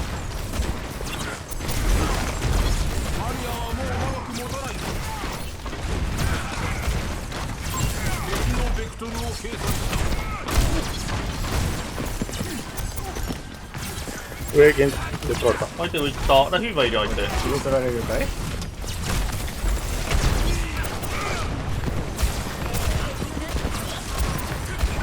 いやー、うわー、ナイスだ。あらー、ごめん、俺が飛んで落ちたかっ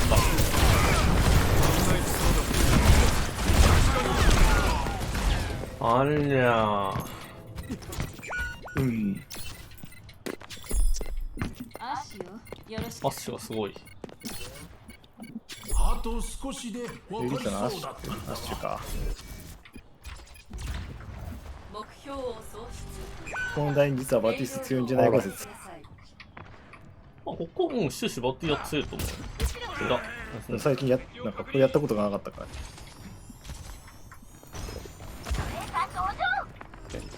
バリア起動。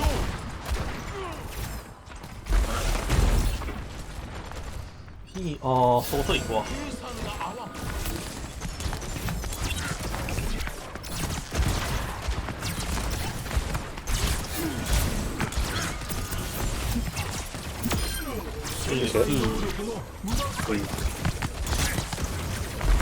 正面やばい、この。このゲームで打ってくんね。どこ行ったん？足が飛んでくるか。まあ行くわ。おお。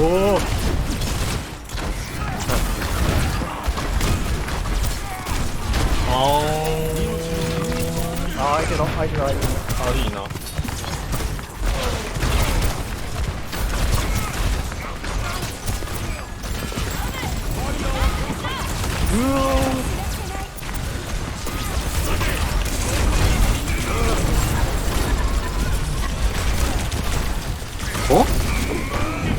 いやー無理だな。見るとこが多すぎー。難しいぜー。おいしゃれたいや。What the fuck ってなんで。なんかどうしようねって感じだ。アッシュ強いか。ラインは潰すわ。わからん。アッシュはどうにかしてって感じ。そうなって。右上ペッシあれは現状一緒に倒してきてくださいって感じ。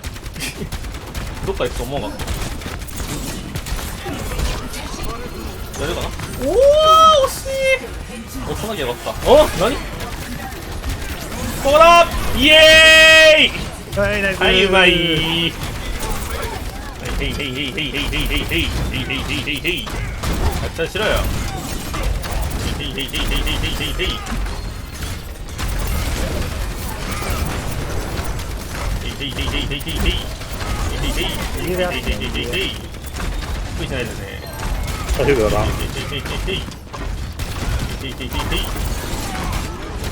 5ミリ。そうね。俺また上行くわ、これ。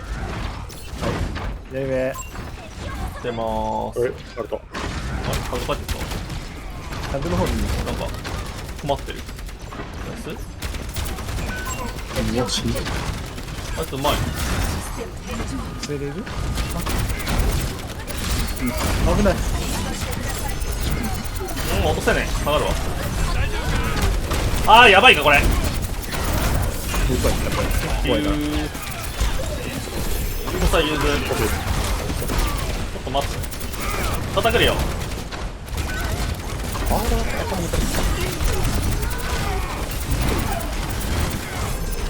フード使うわ。うわー、ラインベリーロー。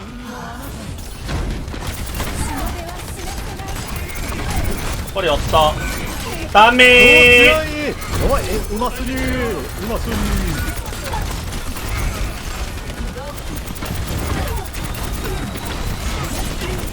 サポートない。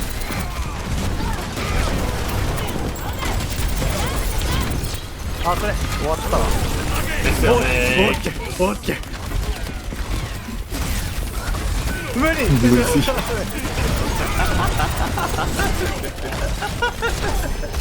体はそうだったね。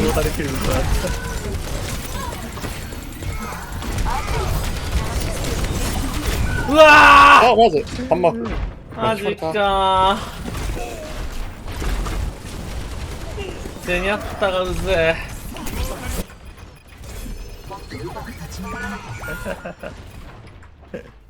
あー、これさに腰ついた。ごめん。ピック変えるべきだったわ、さすと。まず刺す。あー、まあタレジがうざいのか。うん。相手のアッシュがヒーラー絶対許さないマンだった。まあ、マーシー殺すのが欲しいことだからな、アッシュは。マーシーだけじゃないよ。俺のところヒールできないならどうするなんだろうね。まあ俺はもうライマーンしかないから。シーで無理だったら他も変わんなくね。まあアッシュだったら、それこそ逆にアナで視界切ってヒールするしかないかもね。わかんない。俺の位置が、アッシュの位置俺全然知らないから。マーシーも視界切ってヒールしてたけど。まあそれで無理ならしょうがない。うん。俺がシールド出すしかないけど、シールド出して勝てる気しなかったから、もう俺、これ出したから。まあ、そうね、なんか俺は、まあ、タンクのヒールはなんとか頑張っていた方な気がする。途中までは。これはなんか、ありがとうございますって感じだったから。第一はね、俺がちょっと縦、アクセントに出してあげれなかったから。即死したのはすみませんって感じ。まあまあまあ。現実化しちゃったんだよね。こうだな。ああ、そうする。じゃあ。ああ、そっちだ。ああ、俺もビデオかなと思った。僕が。ああ、狙っていいのやるよ。どっちでもいいよ。とりあえずこれで。裏来られたら、これが逮捕しようで。敵のじゃね当たり前やろ。敵のじゃねもう当たり前だね。タンクのヒーロー俺がするわ。バリア割れるの早くね。早くね。お前のスキル点がね終わってんだよね。あ、ディーバー、ディーバー激ロ。割れた。アッシュやった問題の。相手ヒール足らなくね。敵の戦術信じる。なんか、左上になんかあるな。あれ打ってまーす。うわ、こいつやるね。こいつやるね。あいつ、挟まってる。ザコ打つ。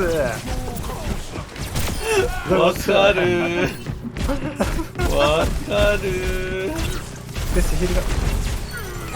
デッシ。これ乗ってるね、マイクは。バリア起動。まあまあ。あ、じゃあ、そうか。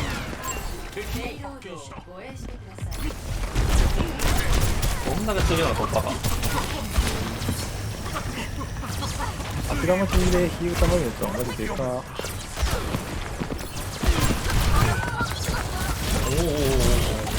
おお、ハムスター多彩だね、君。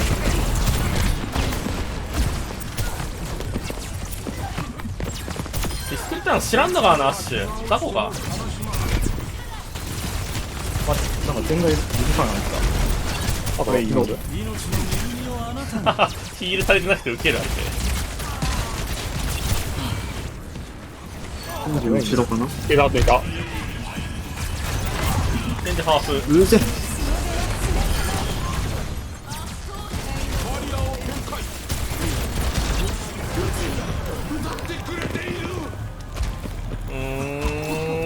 あー、当たんなかった。ごめんなさい。あ、ちょっとそれ。シール出しっぱなしだった。やらかした。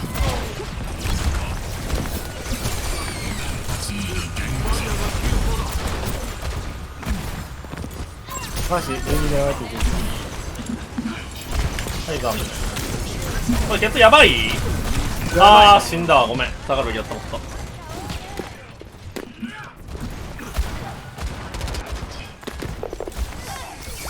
マジでこっちで構図的にワンピックするのを待ちましょうみたいな。まあ、ゲンジが積んでそう。ハムスターも積んでそう。うん、ボールハックする。上行ったゲンジ。この目の前にいるわ。帰ってこんだ。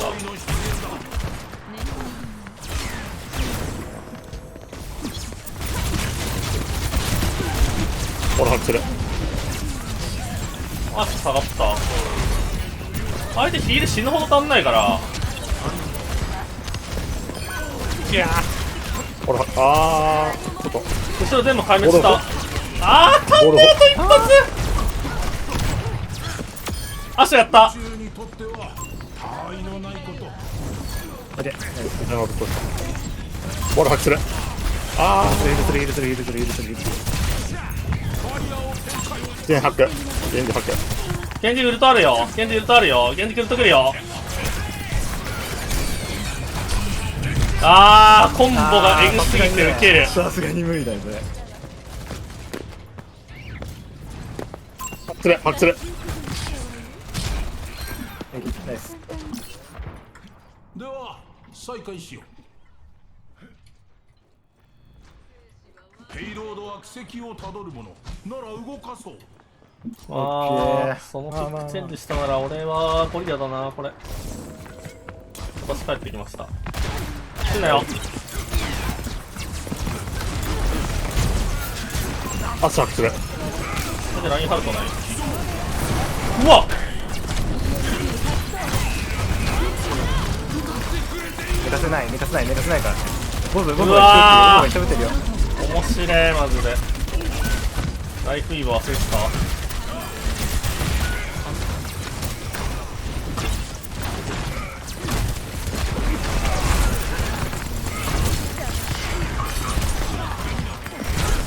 やれねー。オラーい。うぜえ。トリアに帰るわ。これ、ノリ、殺し。ナイス。でかい。今こそ形に。いけます。それ、来なくていい。ヒールでいいよ、それ。俺、それ違うでいくわ。減り方すごいんだけど、ごめん。マジ？あ？減り方？全然復帰。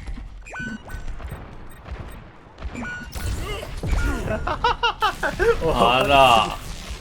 いや、俺が即死しちゃった。ごめん。設置が入るのリスキーなのは分かってたけど、即死すると思わなかった。ケンジ追ってって、それ。刺さるかもしれないよ。いや、減りすぎだろ。何それ。はぁゼニャッタで、そう、ゼニャッタでオーブついててってのは分かってんだけど、それにしたってって感じだわ。例外なんかいるな。ただこれ行かないといけないんだ。はい、行きます。はい、外触れる。はい、俺ウェイクはじゃあ。無理かも。死ぬかも。はいはいはい。いやいや、触ってる。アルトミリ。もう俺これいないとダメだよね。あー、下に2回切られた。マジでスキルはあるってなるけど、あー、ボブが終わってるいやー、イニシャルヒールだ。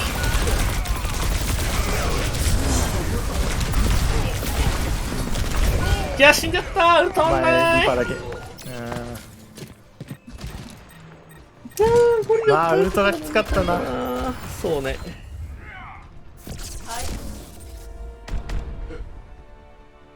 ついにやっと終わってたわ。DPS2 人変えたタイミングで俺もゴリラやった。寝ます。はい。はい、たったいった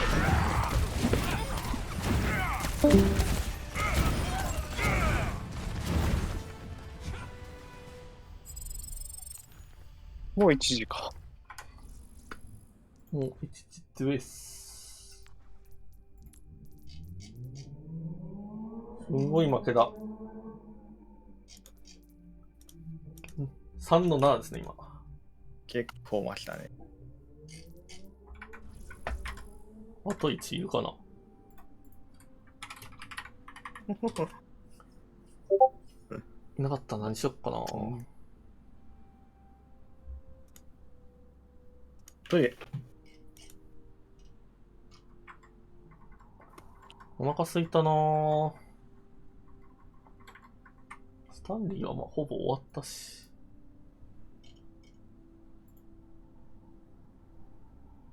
How to jump? すん。スタンリー新要素あった？あったあった、いくらでもあった。カウントダウンエンド、ミュージアムエンド、インセンエンド、アパートメントエンド、アドベンチャーライン、ブロークンストーリー。エスケープポットって知らないかも、これ。スーサイド。ホワイトボードエンディング。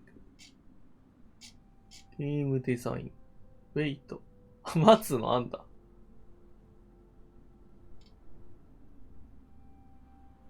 何これ。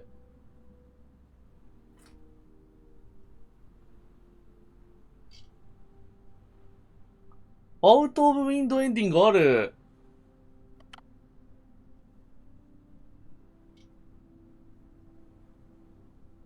KZ でいけるんだ。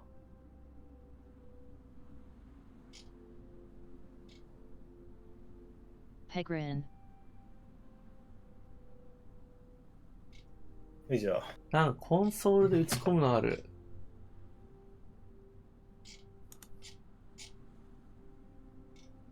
きつ。イースターエッグ。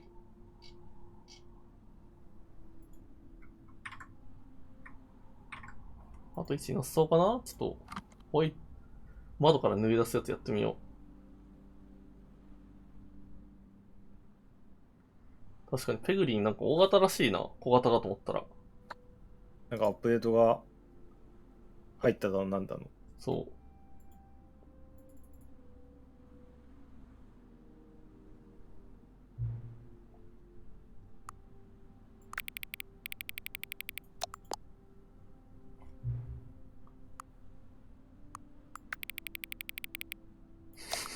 かわいい。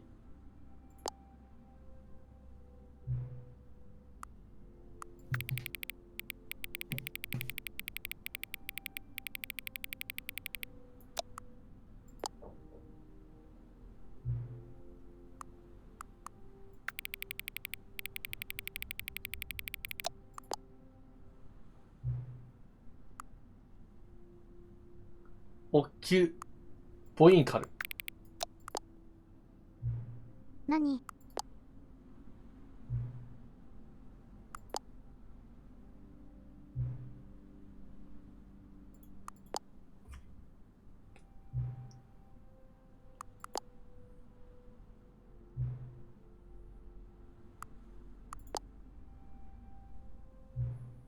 Help.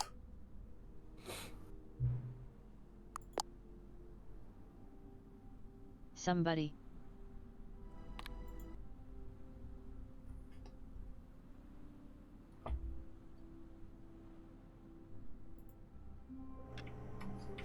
I'm down.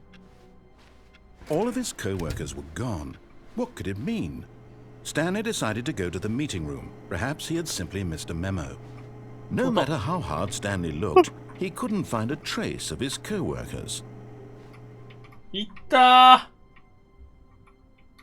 At first, Stanley assumed he'd broken the map until he heard this narration and realized it was part of the game's design all along. He then praised the game for its insightful and witty commentary into the nature of video game structure and its examination of structural narrative tropes. So, now that you're here, what do you think? Isn't this a fun and unique place to be? Why don't we take a minute just to drink it all in? Okay, I'm over it now. What do you think? Are you sick of this gag yet? Ah, then in that case we'll continue. But now, here comes the real question. What do you think would have happened if you had told me that you wanted this to stop? Do you think it would have been particularly different? Would I have taken the same idea but rephrased it superficially to fit that answer? Perhaps you never would even have thought of it if I hadn't brought up the issue in the first place. Oh, now think about it. Will it be worth it for you to restart and then come back here just to do the other option? Clearly, this whole gag takes some time. What if the other option is even longer? How long will you spend in total just to have heard all the narration? Oh, and this is rich. Perhaps you've just played the other option, and now you've come to see what happens in this one. So, what do you think? Which choice was the better one? Imagine if you had selected continue on your first playthrough, how tantalizing it would be not knowing what happens when you pick the other option. Indeed, you are one of the lucky ones. Though if the other option is really miserable to listen to, then perhaps you're not. In fact, I'm just going to say that no one who's listening to this is lucky. Well now, I've built up the other option so much that I'm going to stop talking and leave you to your decision whether to come back here, continue with the game, or just sit in this spot forever and ever. Cheers.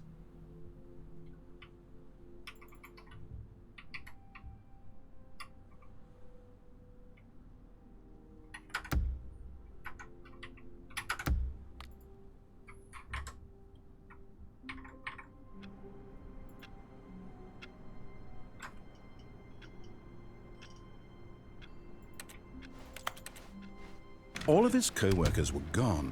What could it mean?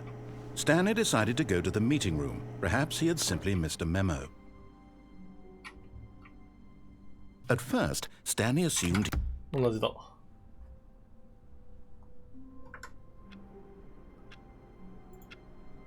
あと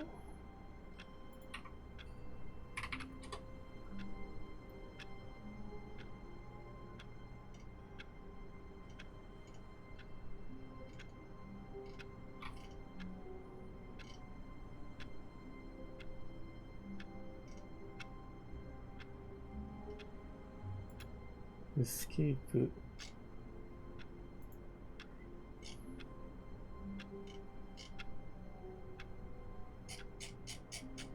さっき見てたやつどれだろう。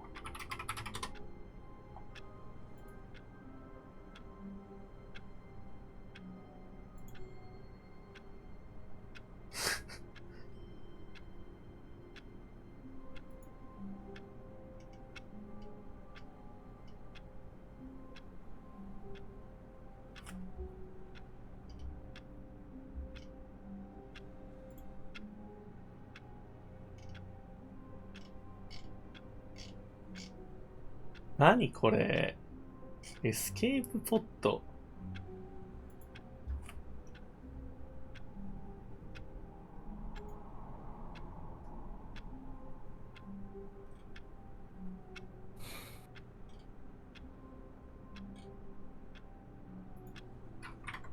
あと1はいなそうかな？終わっとくか。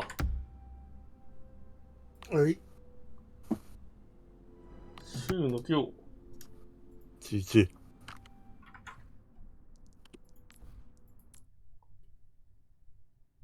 終わるか。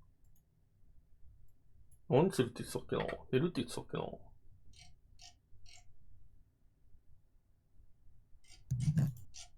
オップ入ってる、火山。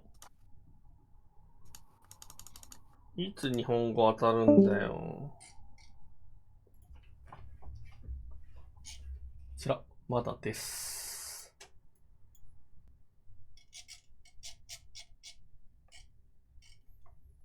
ダーケストにスチーム1週間後みたいね。マジジャポネーゼさん。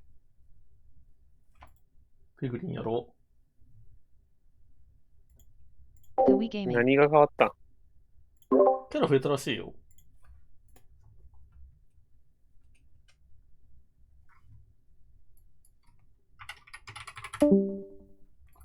大型アップデート。続けるって何？ああ、はいはい。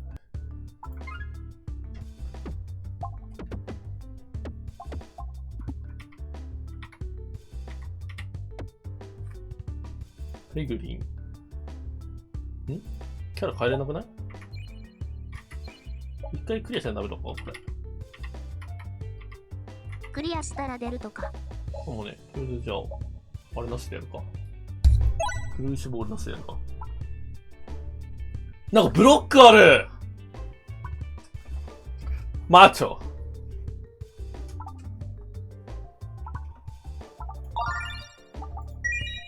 あ、本当によろしいですか？追加されてる。受ける。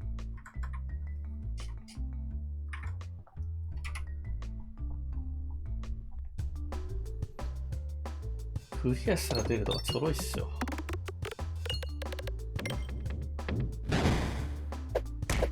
アセンションゼロクリアできないやつおる？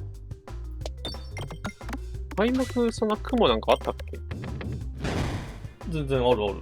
なんか、むしろなんかよく出る感じなイメージあるけど。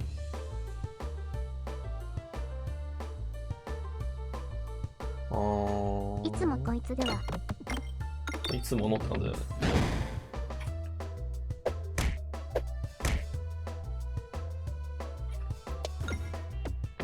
面白い。面白い。面白い。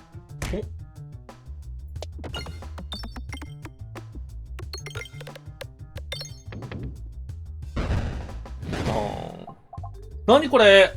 アクセントーブ。発射するとマッチョプラス1。何これ？マッチョ1。自傷ダメージ系が増えたのかな？まあ、自傷ダメージ受ければ受けるほどみたいなやつ、まあ、使い道皆無だったからな。お前もマッチョにならないか。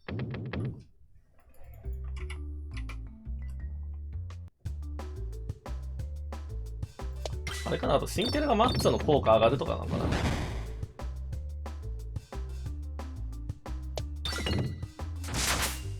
ヒサペグリン。ヒサリンだね、だいぶ。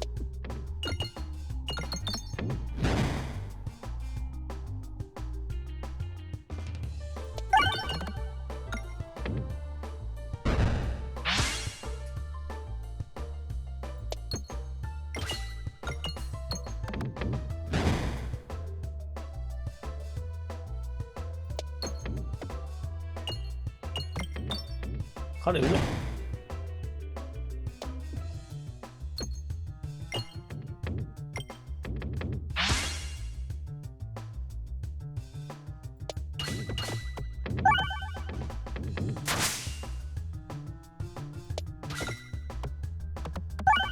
金うめ。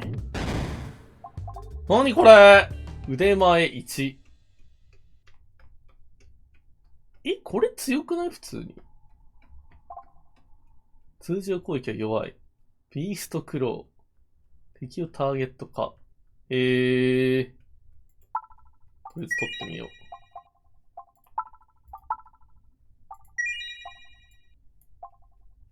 はつらつアクス。マッチョ系なんかめちゃくちゃ出てない？なんでこんなマッチョにさせたいん？人を。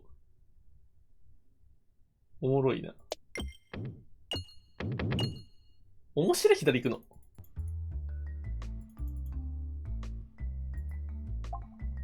うわー。嫌なんだけど。いいや。いいよ、ランダムで。できれば右。はい、左。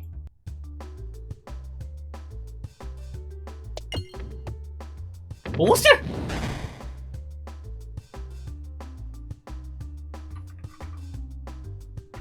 気持ちいい。気持ちいい。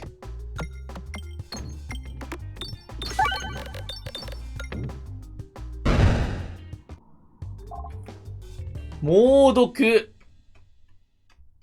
リベンジャー。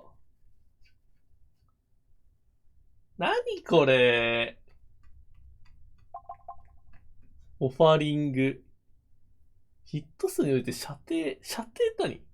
知らないオーブしかない。射程を伸ばすために必要なヒット数。レベルが高いほど射程を伸ばすため。射程何？攻撃ヒット時2の自傷ダメージ。自傷ダメージきつくない？マジで。スタッツは低めだな。何をさせたいんって感じなんだけど。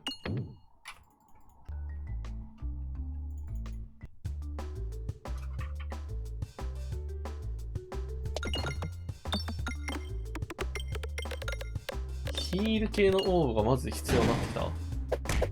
あんなん高圧選手で取れないんだけど。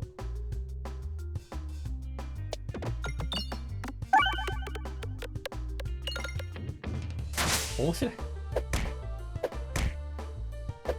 何も考えずにやっちゃってるわ。パコーン。痛い痛い痛い痛い痛い痛い。痛い痛い痛い。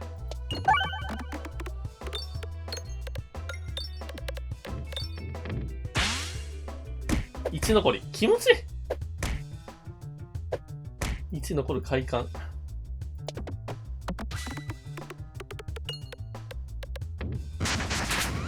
どうそれ。いて。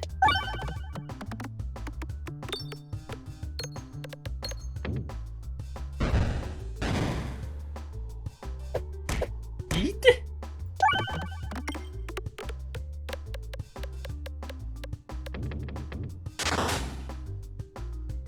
いて。ふざけんなよマジで。ああ。面白い。面白い。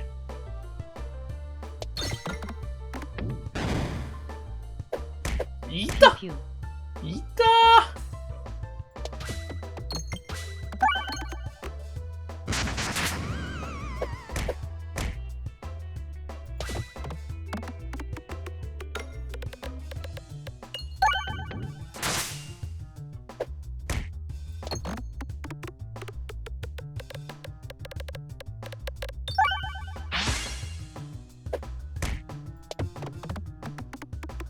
ああ、リセットすればよかった。まあいいでしょう。そんなくなってないんですよ。俺。敵の背後からオーブを発射する。何これ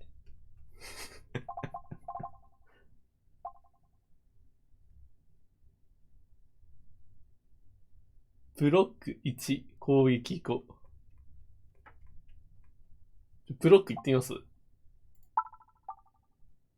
ちょっとゴミを次々とやってもしょうがないので。でもちょっと、いや、バックラ取っとこう。次々とゴミが溜まっていく。ある意味。ゴムオーブでキャッキャしてる時代が終わろうとしている。来た。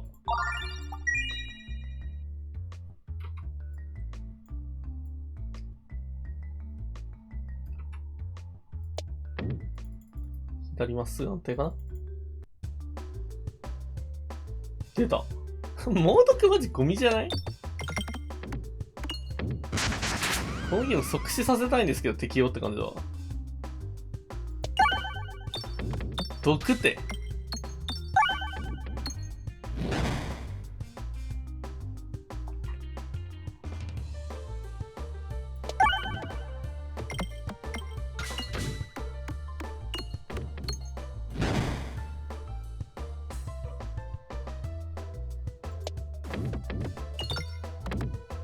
出た、横だけね。もう剥ぐ感じ。面白い。あ、リセットしときました。ありがて無かリセットいらないわけ、ここは。このステージは。君うまいね。オッケー。このステージのこの無駄にリセットする率何なんだろうね。ヒールしとこ。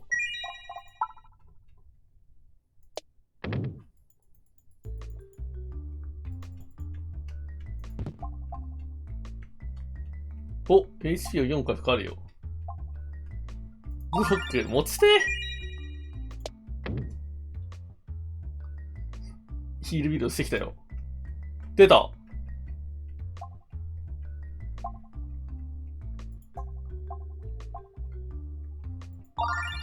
やったぜ。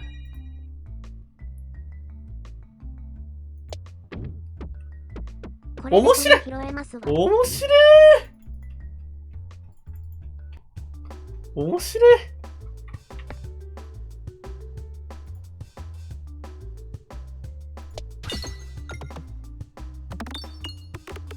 今のは若干甘えたね。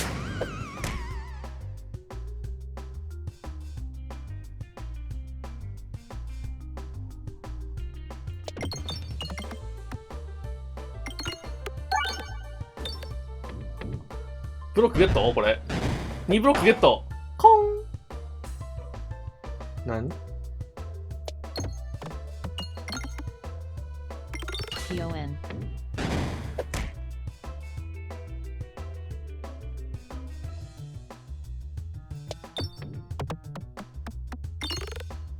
リセット1面白い。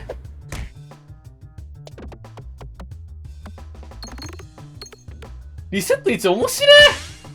何あの1。天才的やん。あまりにも。深いね。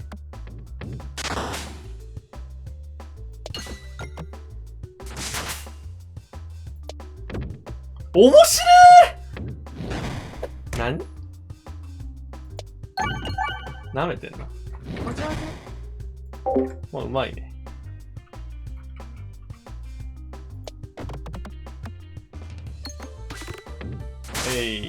あえて9残したね。あえて。最後にボムを稼働させる。包丁。攻撃は敵を一体貫く。貫くの強っ。腕前上がるぜ。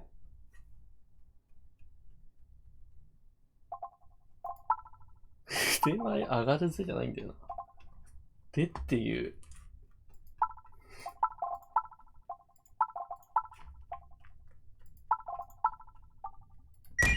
上がるぜ。腕前とマッチョコンボして。来た来た来た。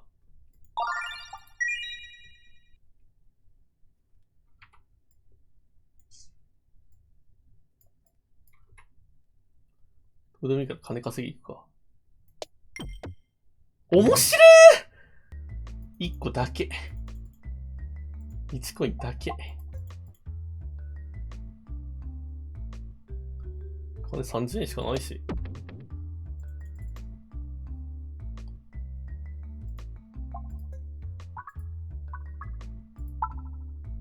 腕前上がんないのかよ。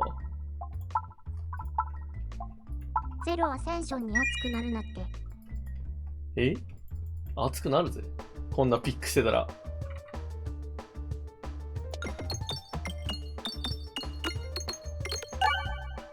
Fire on fire。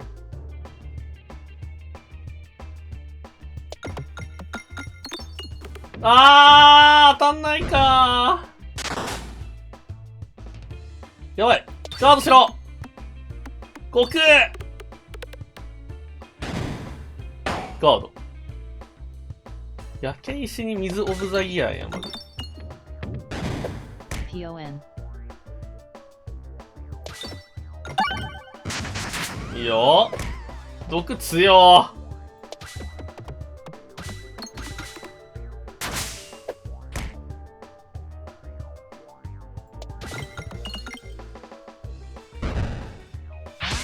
腕前上げてくるぜ。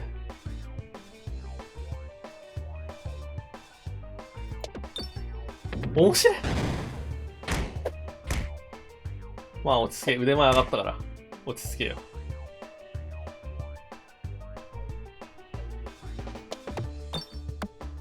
面白い。何？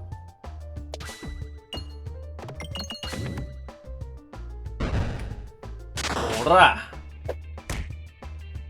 ここの R 当たらないの致命的すぎるだろ、さすがに。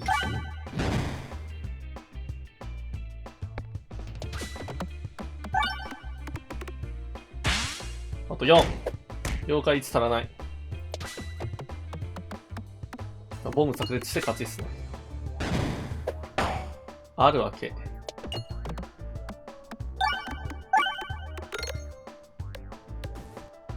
オッケー。な、これ。猛毒。全体攻撃ですよ、これ。夢ある夢あるマトリョシカですかここで。そんな面白くないことする？おらダボダボダボなわけ。ダボで取っちゃうわけ。俺レベルになると。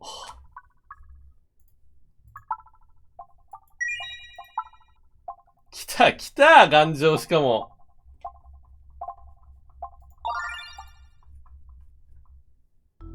肩。もう勝ちですわ。勝ちですわ。あ、なんか、グラ変わってる。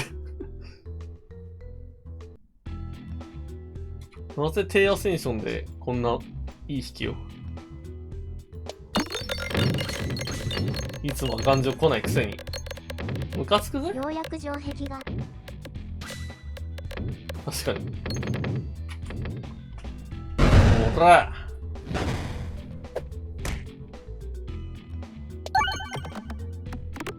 ほら、シールドだぜ。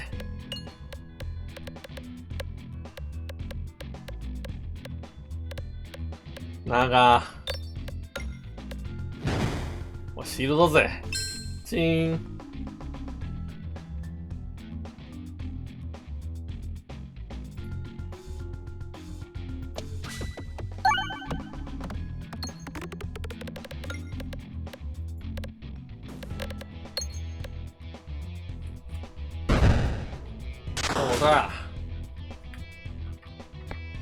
腕前アップ。腕前アップ、これゴミすぎない？この音符ガチゴミだろ。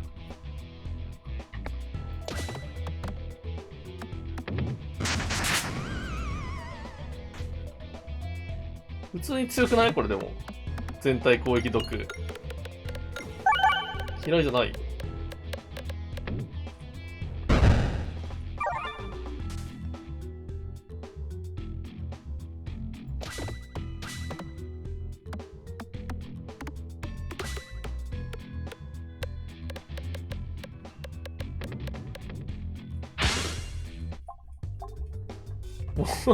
毒増えつ。なにこれ？スタックに応じたダメージだからスタックつなげない手段はある。弱いぜ。マーチョ。致傷ダメージ4。2倍ですよ。猛毒2。ポイズンナイフ。What? 効果量。弱いよ。さすがにちょっと今、自前のやつをね。猛毒3ですよ、これ。強え。左と右どっち？左だな。はい。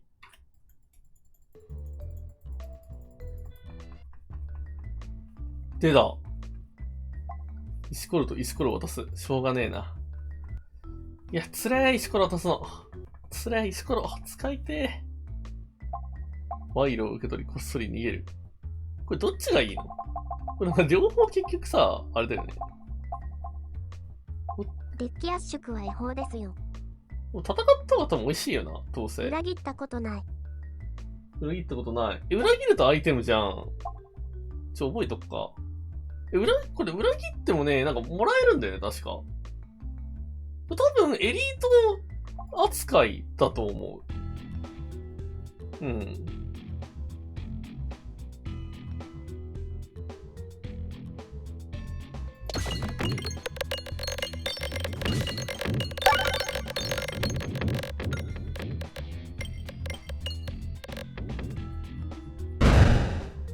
ーパーパンチ。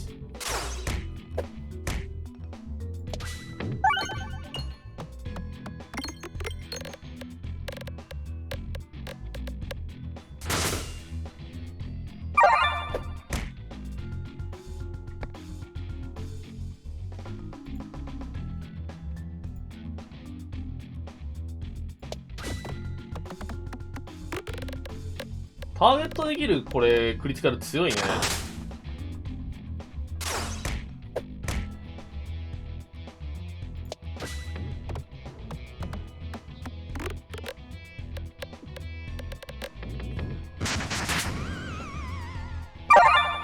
なお、ヒールが回る模様。いったー。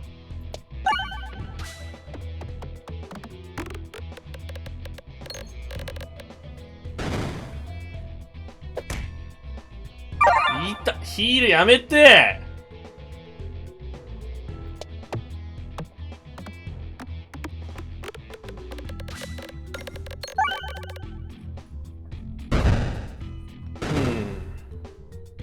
おい、来たぞ。くらえ。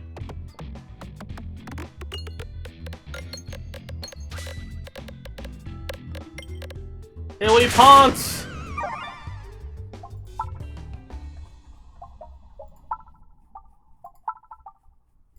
これゴミすぎないマジで、バラードくん。バラードくんもしかしてゴミすぎないこのバックラもマジでゴミだな。毒強いわ、地味に。出た、ゴミだ。生み出すたびに。何これ。生み出すたびって何？生むものなくない？生むシチュエーション謎すぎるんだけど。面白い。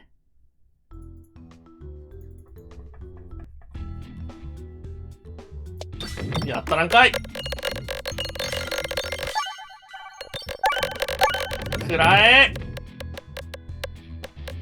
ユニコーン。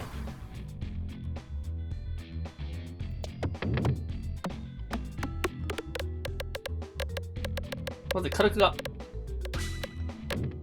悟空。もうこの鏡相手いっつも俺これギリギリ足らないのばっかり俺ムカつくわ。これ跳ね返ってこないんで美味しいです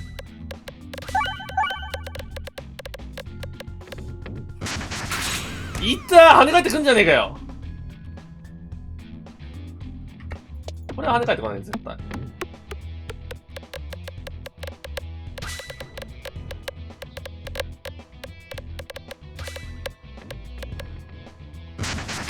じゃあバカがオッケー。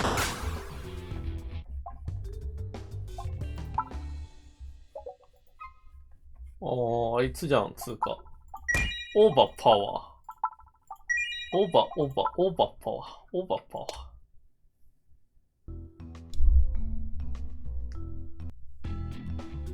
お前かーい。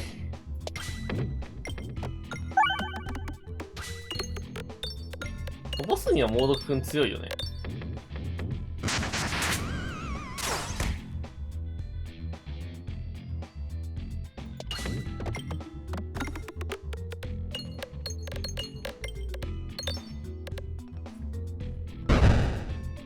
いいね。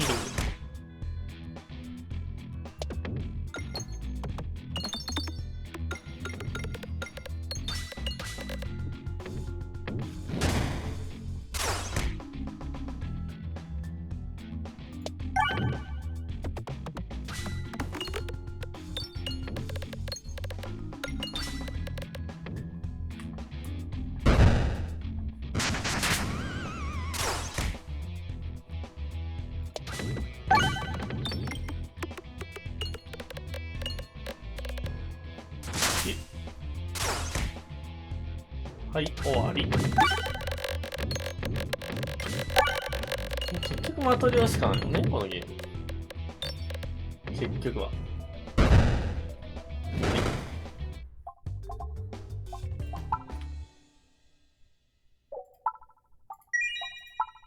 な、これ。敵を一体貫く。なんかこの究極の選択みたいになってる。オーバーフローにすべきか、貫くにすべきか。難しいね。貫くでいいんじゃない？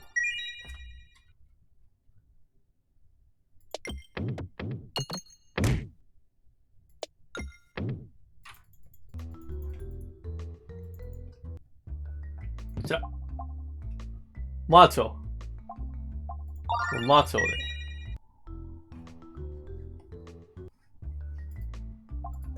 応募1個コピー。もう AOE 取っていっか。サイパー毒ビルド。いや、オーバーパワー。信じろ、オーバーパワーを。俺たちの。出た。力上げるの大好き。だがいらなくね？は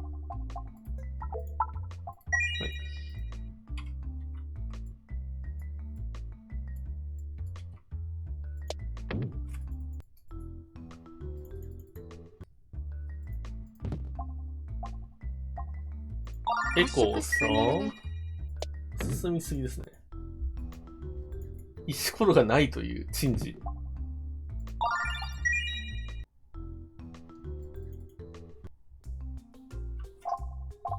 テリブル。いかなぁ。これ。出た。HP が少ないほどダメージ。はい。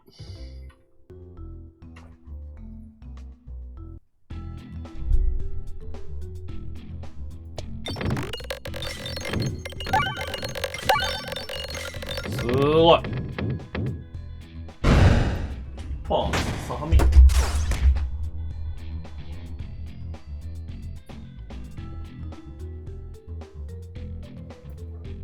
パークは来てます。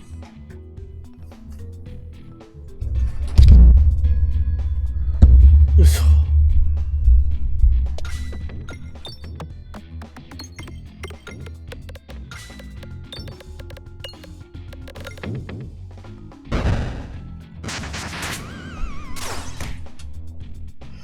30ダメージ確定とか言われてもって感じだよな、でも。この毒。ドアかねえけどさ。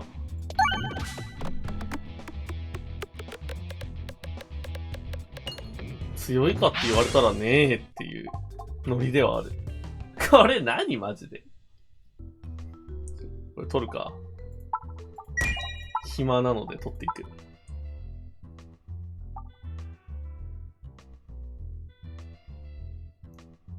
射程を伸ばすためにってこれ意味がわかんないんだけど。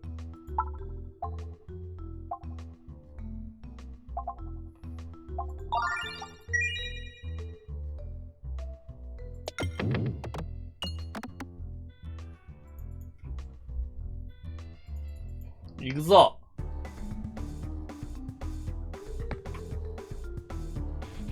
来た来た。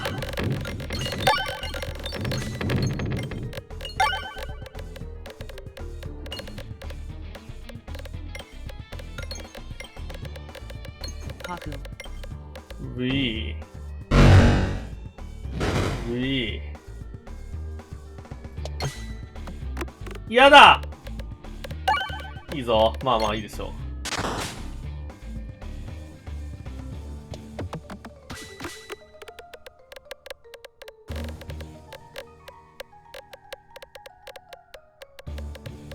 これ地味に相性悪いんだよね、ここのステージ。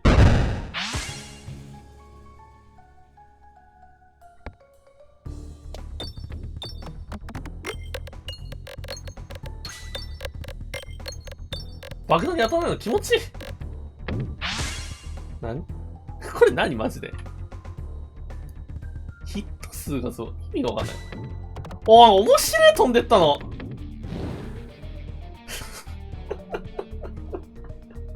なるほどね。弱ー。ちょい。どこ行くねん、マジで。いいぞ。面白い。面白い。お R に行かないね。あえて。あえてね。あえて避けた。あえて R を避けていく。何？足らないね、ダメージが。面白い。まあ、許す。まっすぐ落ちるわけじゃないなら許す。まあいいでしょ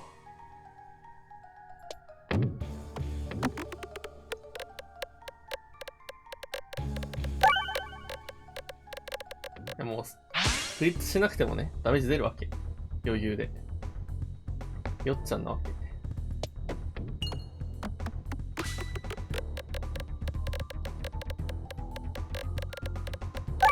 イージー。余裕すぎてあくびが出るぜ。いけ、貫け。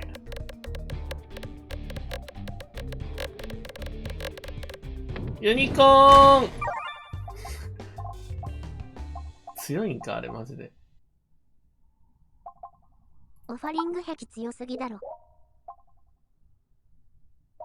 やばすぎでしょあれ。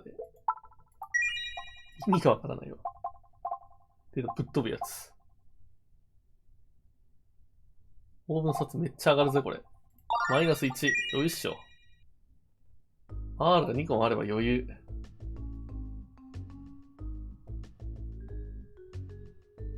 出た。マインスイーパーくんだ。マインスイーパーくんちょっとデザインがあんまり好きじゃないんだよね、俺。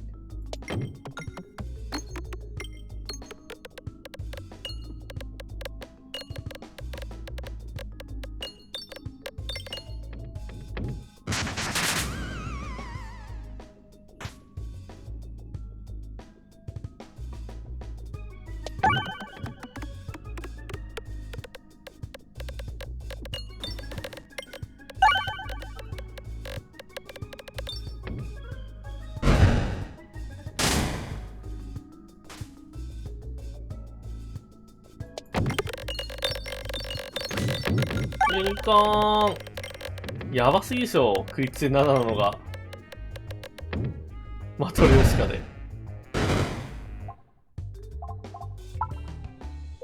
強すぎ注意報。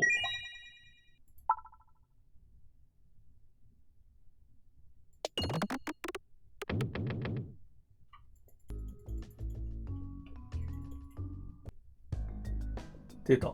お、来たぜ。オファリングの強さ見せてやれ。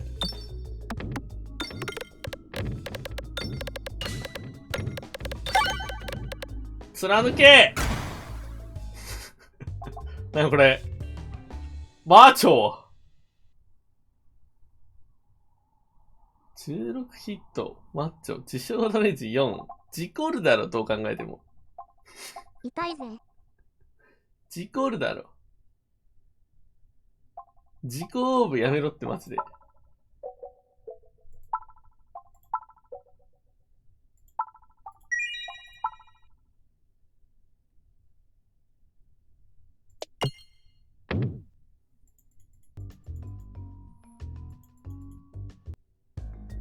え？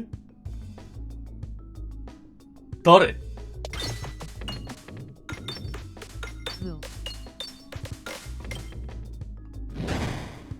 え？意味わかんない。見てるぜ。あ、当たると減ってるんだ。面白い。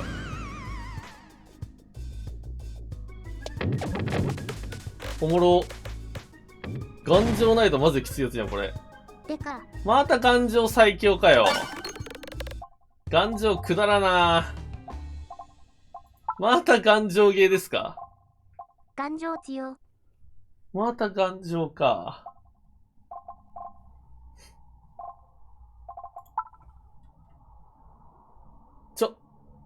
何？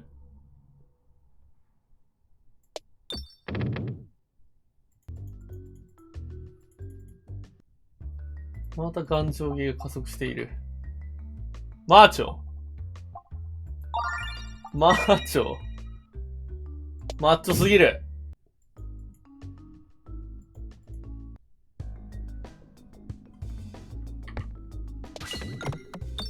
Macho.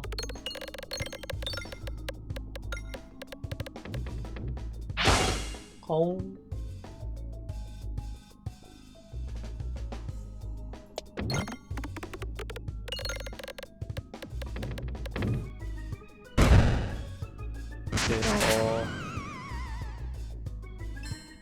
ピン。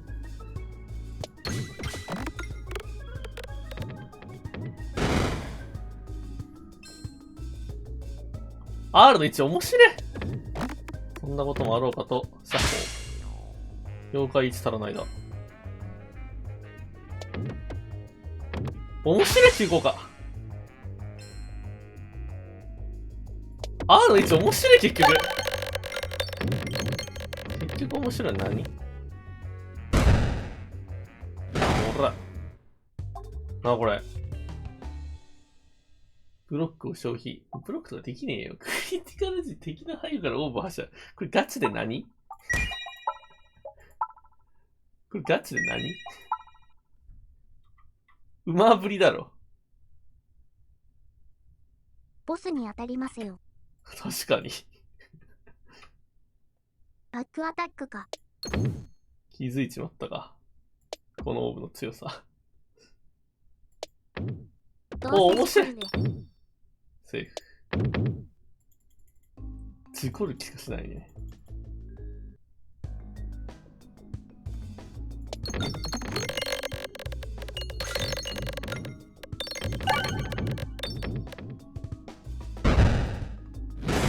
ほら。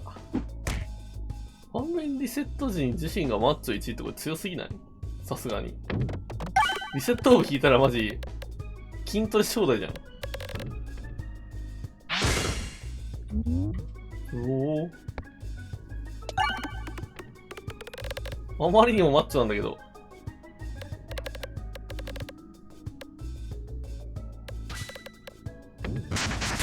エロー。お、来た。背後から来るぞ。貫通するわけでもないのに背後から撃っても、でって言うじゃない、だって。何ガチで何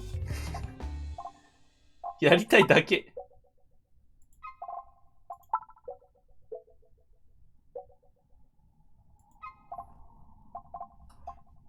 ないよ、欲しいもん。破壊するたびに。出た。クリス。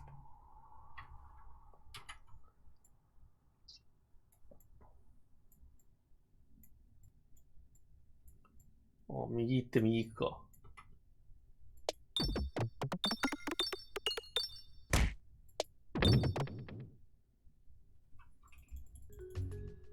金の量やばー。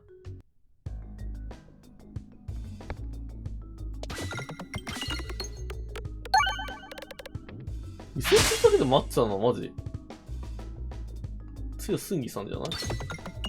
なかなかの。ゼロー。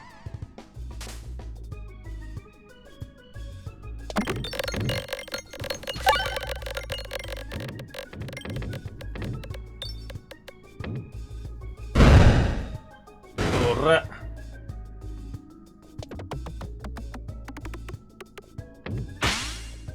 あいや。後ろから来るぞ。あ、クリティカルじゃないか関係ねえわ。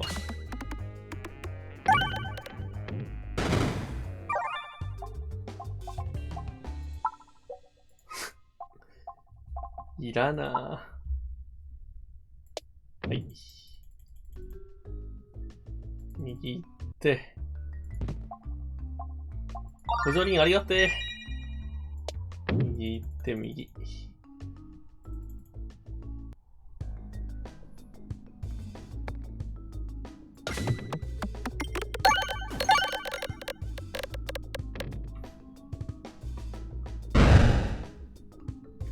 シュッ。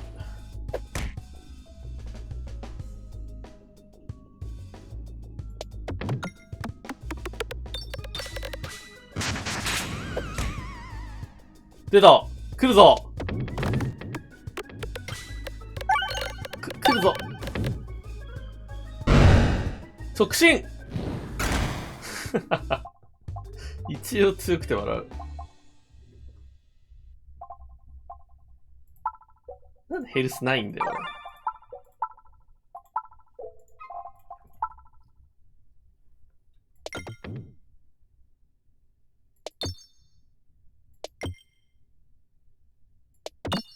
食いたい放題もいいとこですね。金うまあ。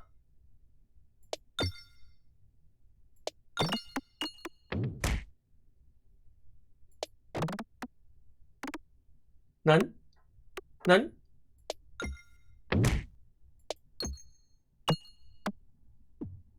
なにそろそろ。面白い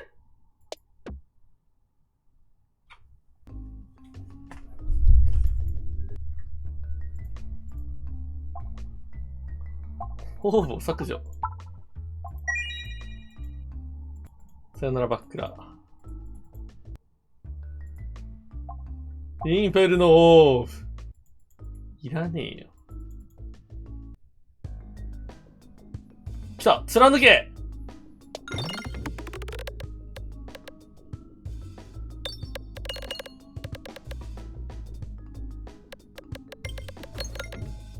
ユニコーンはい。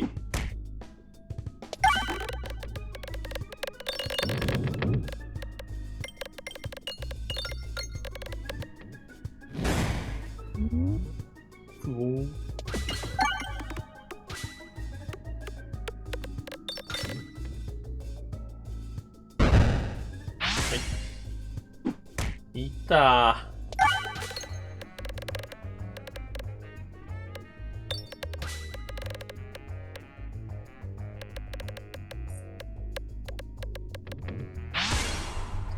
はい。な、これ。敵のデバフを1増やす。弱くねデバフってだって毒とスネアぐらいしかなくない？なんかあったっけ他に。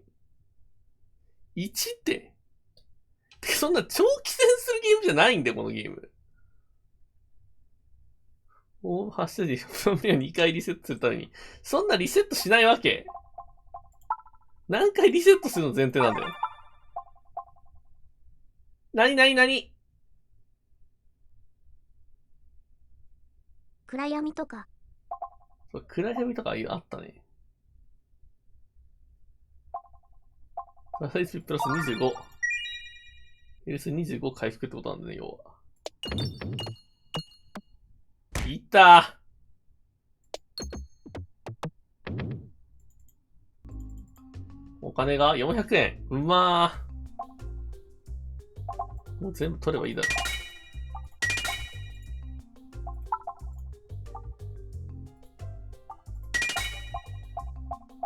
マッチョ獲得時にその値を増やす。やばすぎだろ。シナジーやばー。なんかマッチョとか腕前とか空気すぎたから、これ、だいぶ強化入ったな。スーパーマッチョ。スーパーマッチョビルドをみんなしようって感じになったな。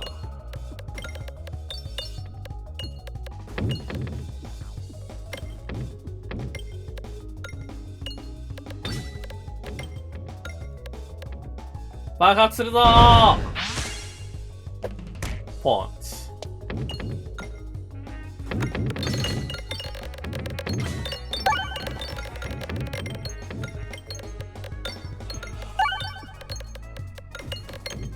スーパーポンチ。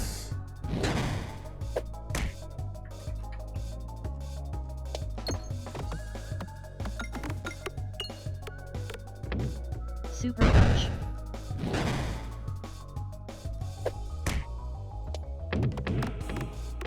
左側でイチャイチャすればいいのかっていうか。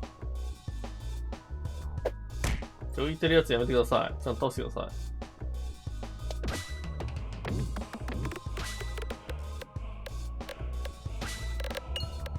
赤くなってるやつがもしかして何あれなんの？あ、ってわけじゃないんだ。周りにあるってやつがやっぱ、感じか。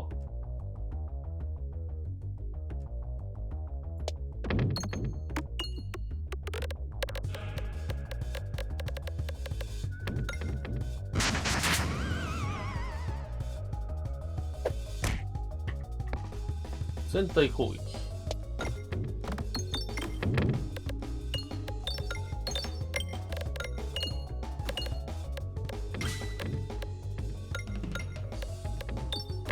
ああいったー。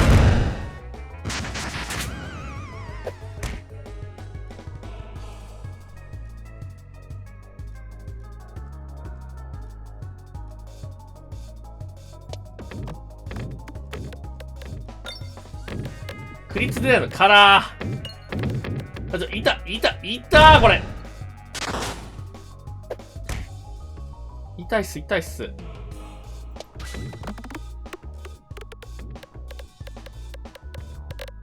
はい、後ろから攻撃。これ終わった後さ、すごいラグあるの何なの？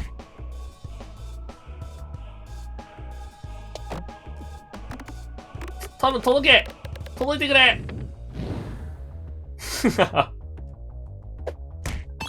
弱あれ。あれ弱オ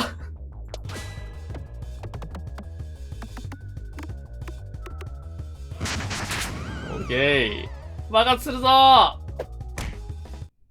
い。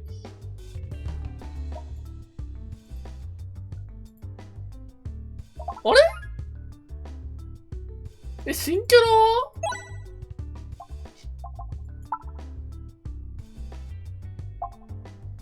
新キャラ？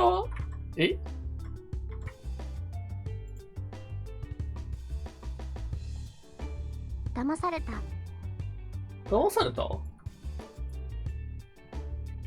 2 ニュークラスって何？また嘘？どういうこと？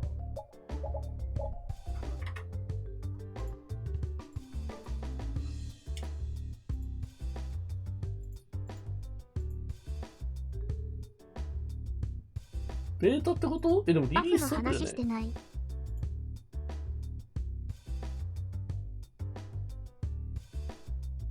いや？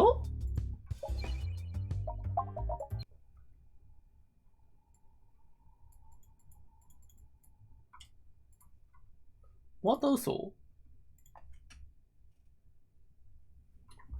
まだ騙された？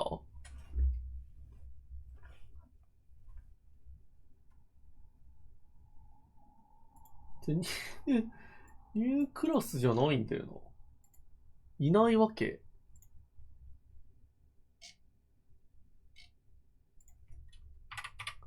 また悪い音な。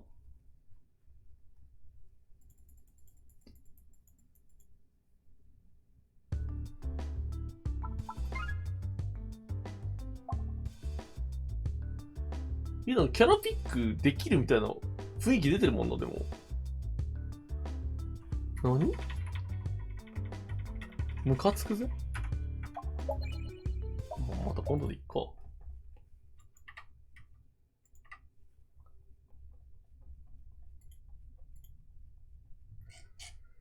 寝とくか。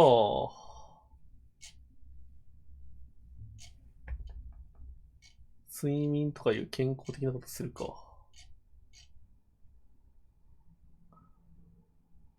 はい。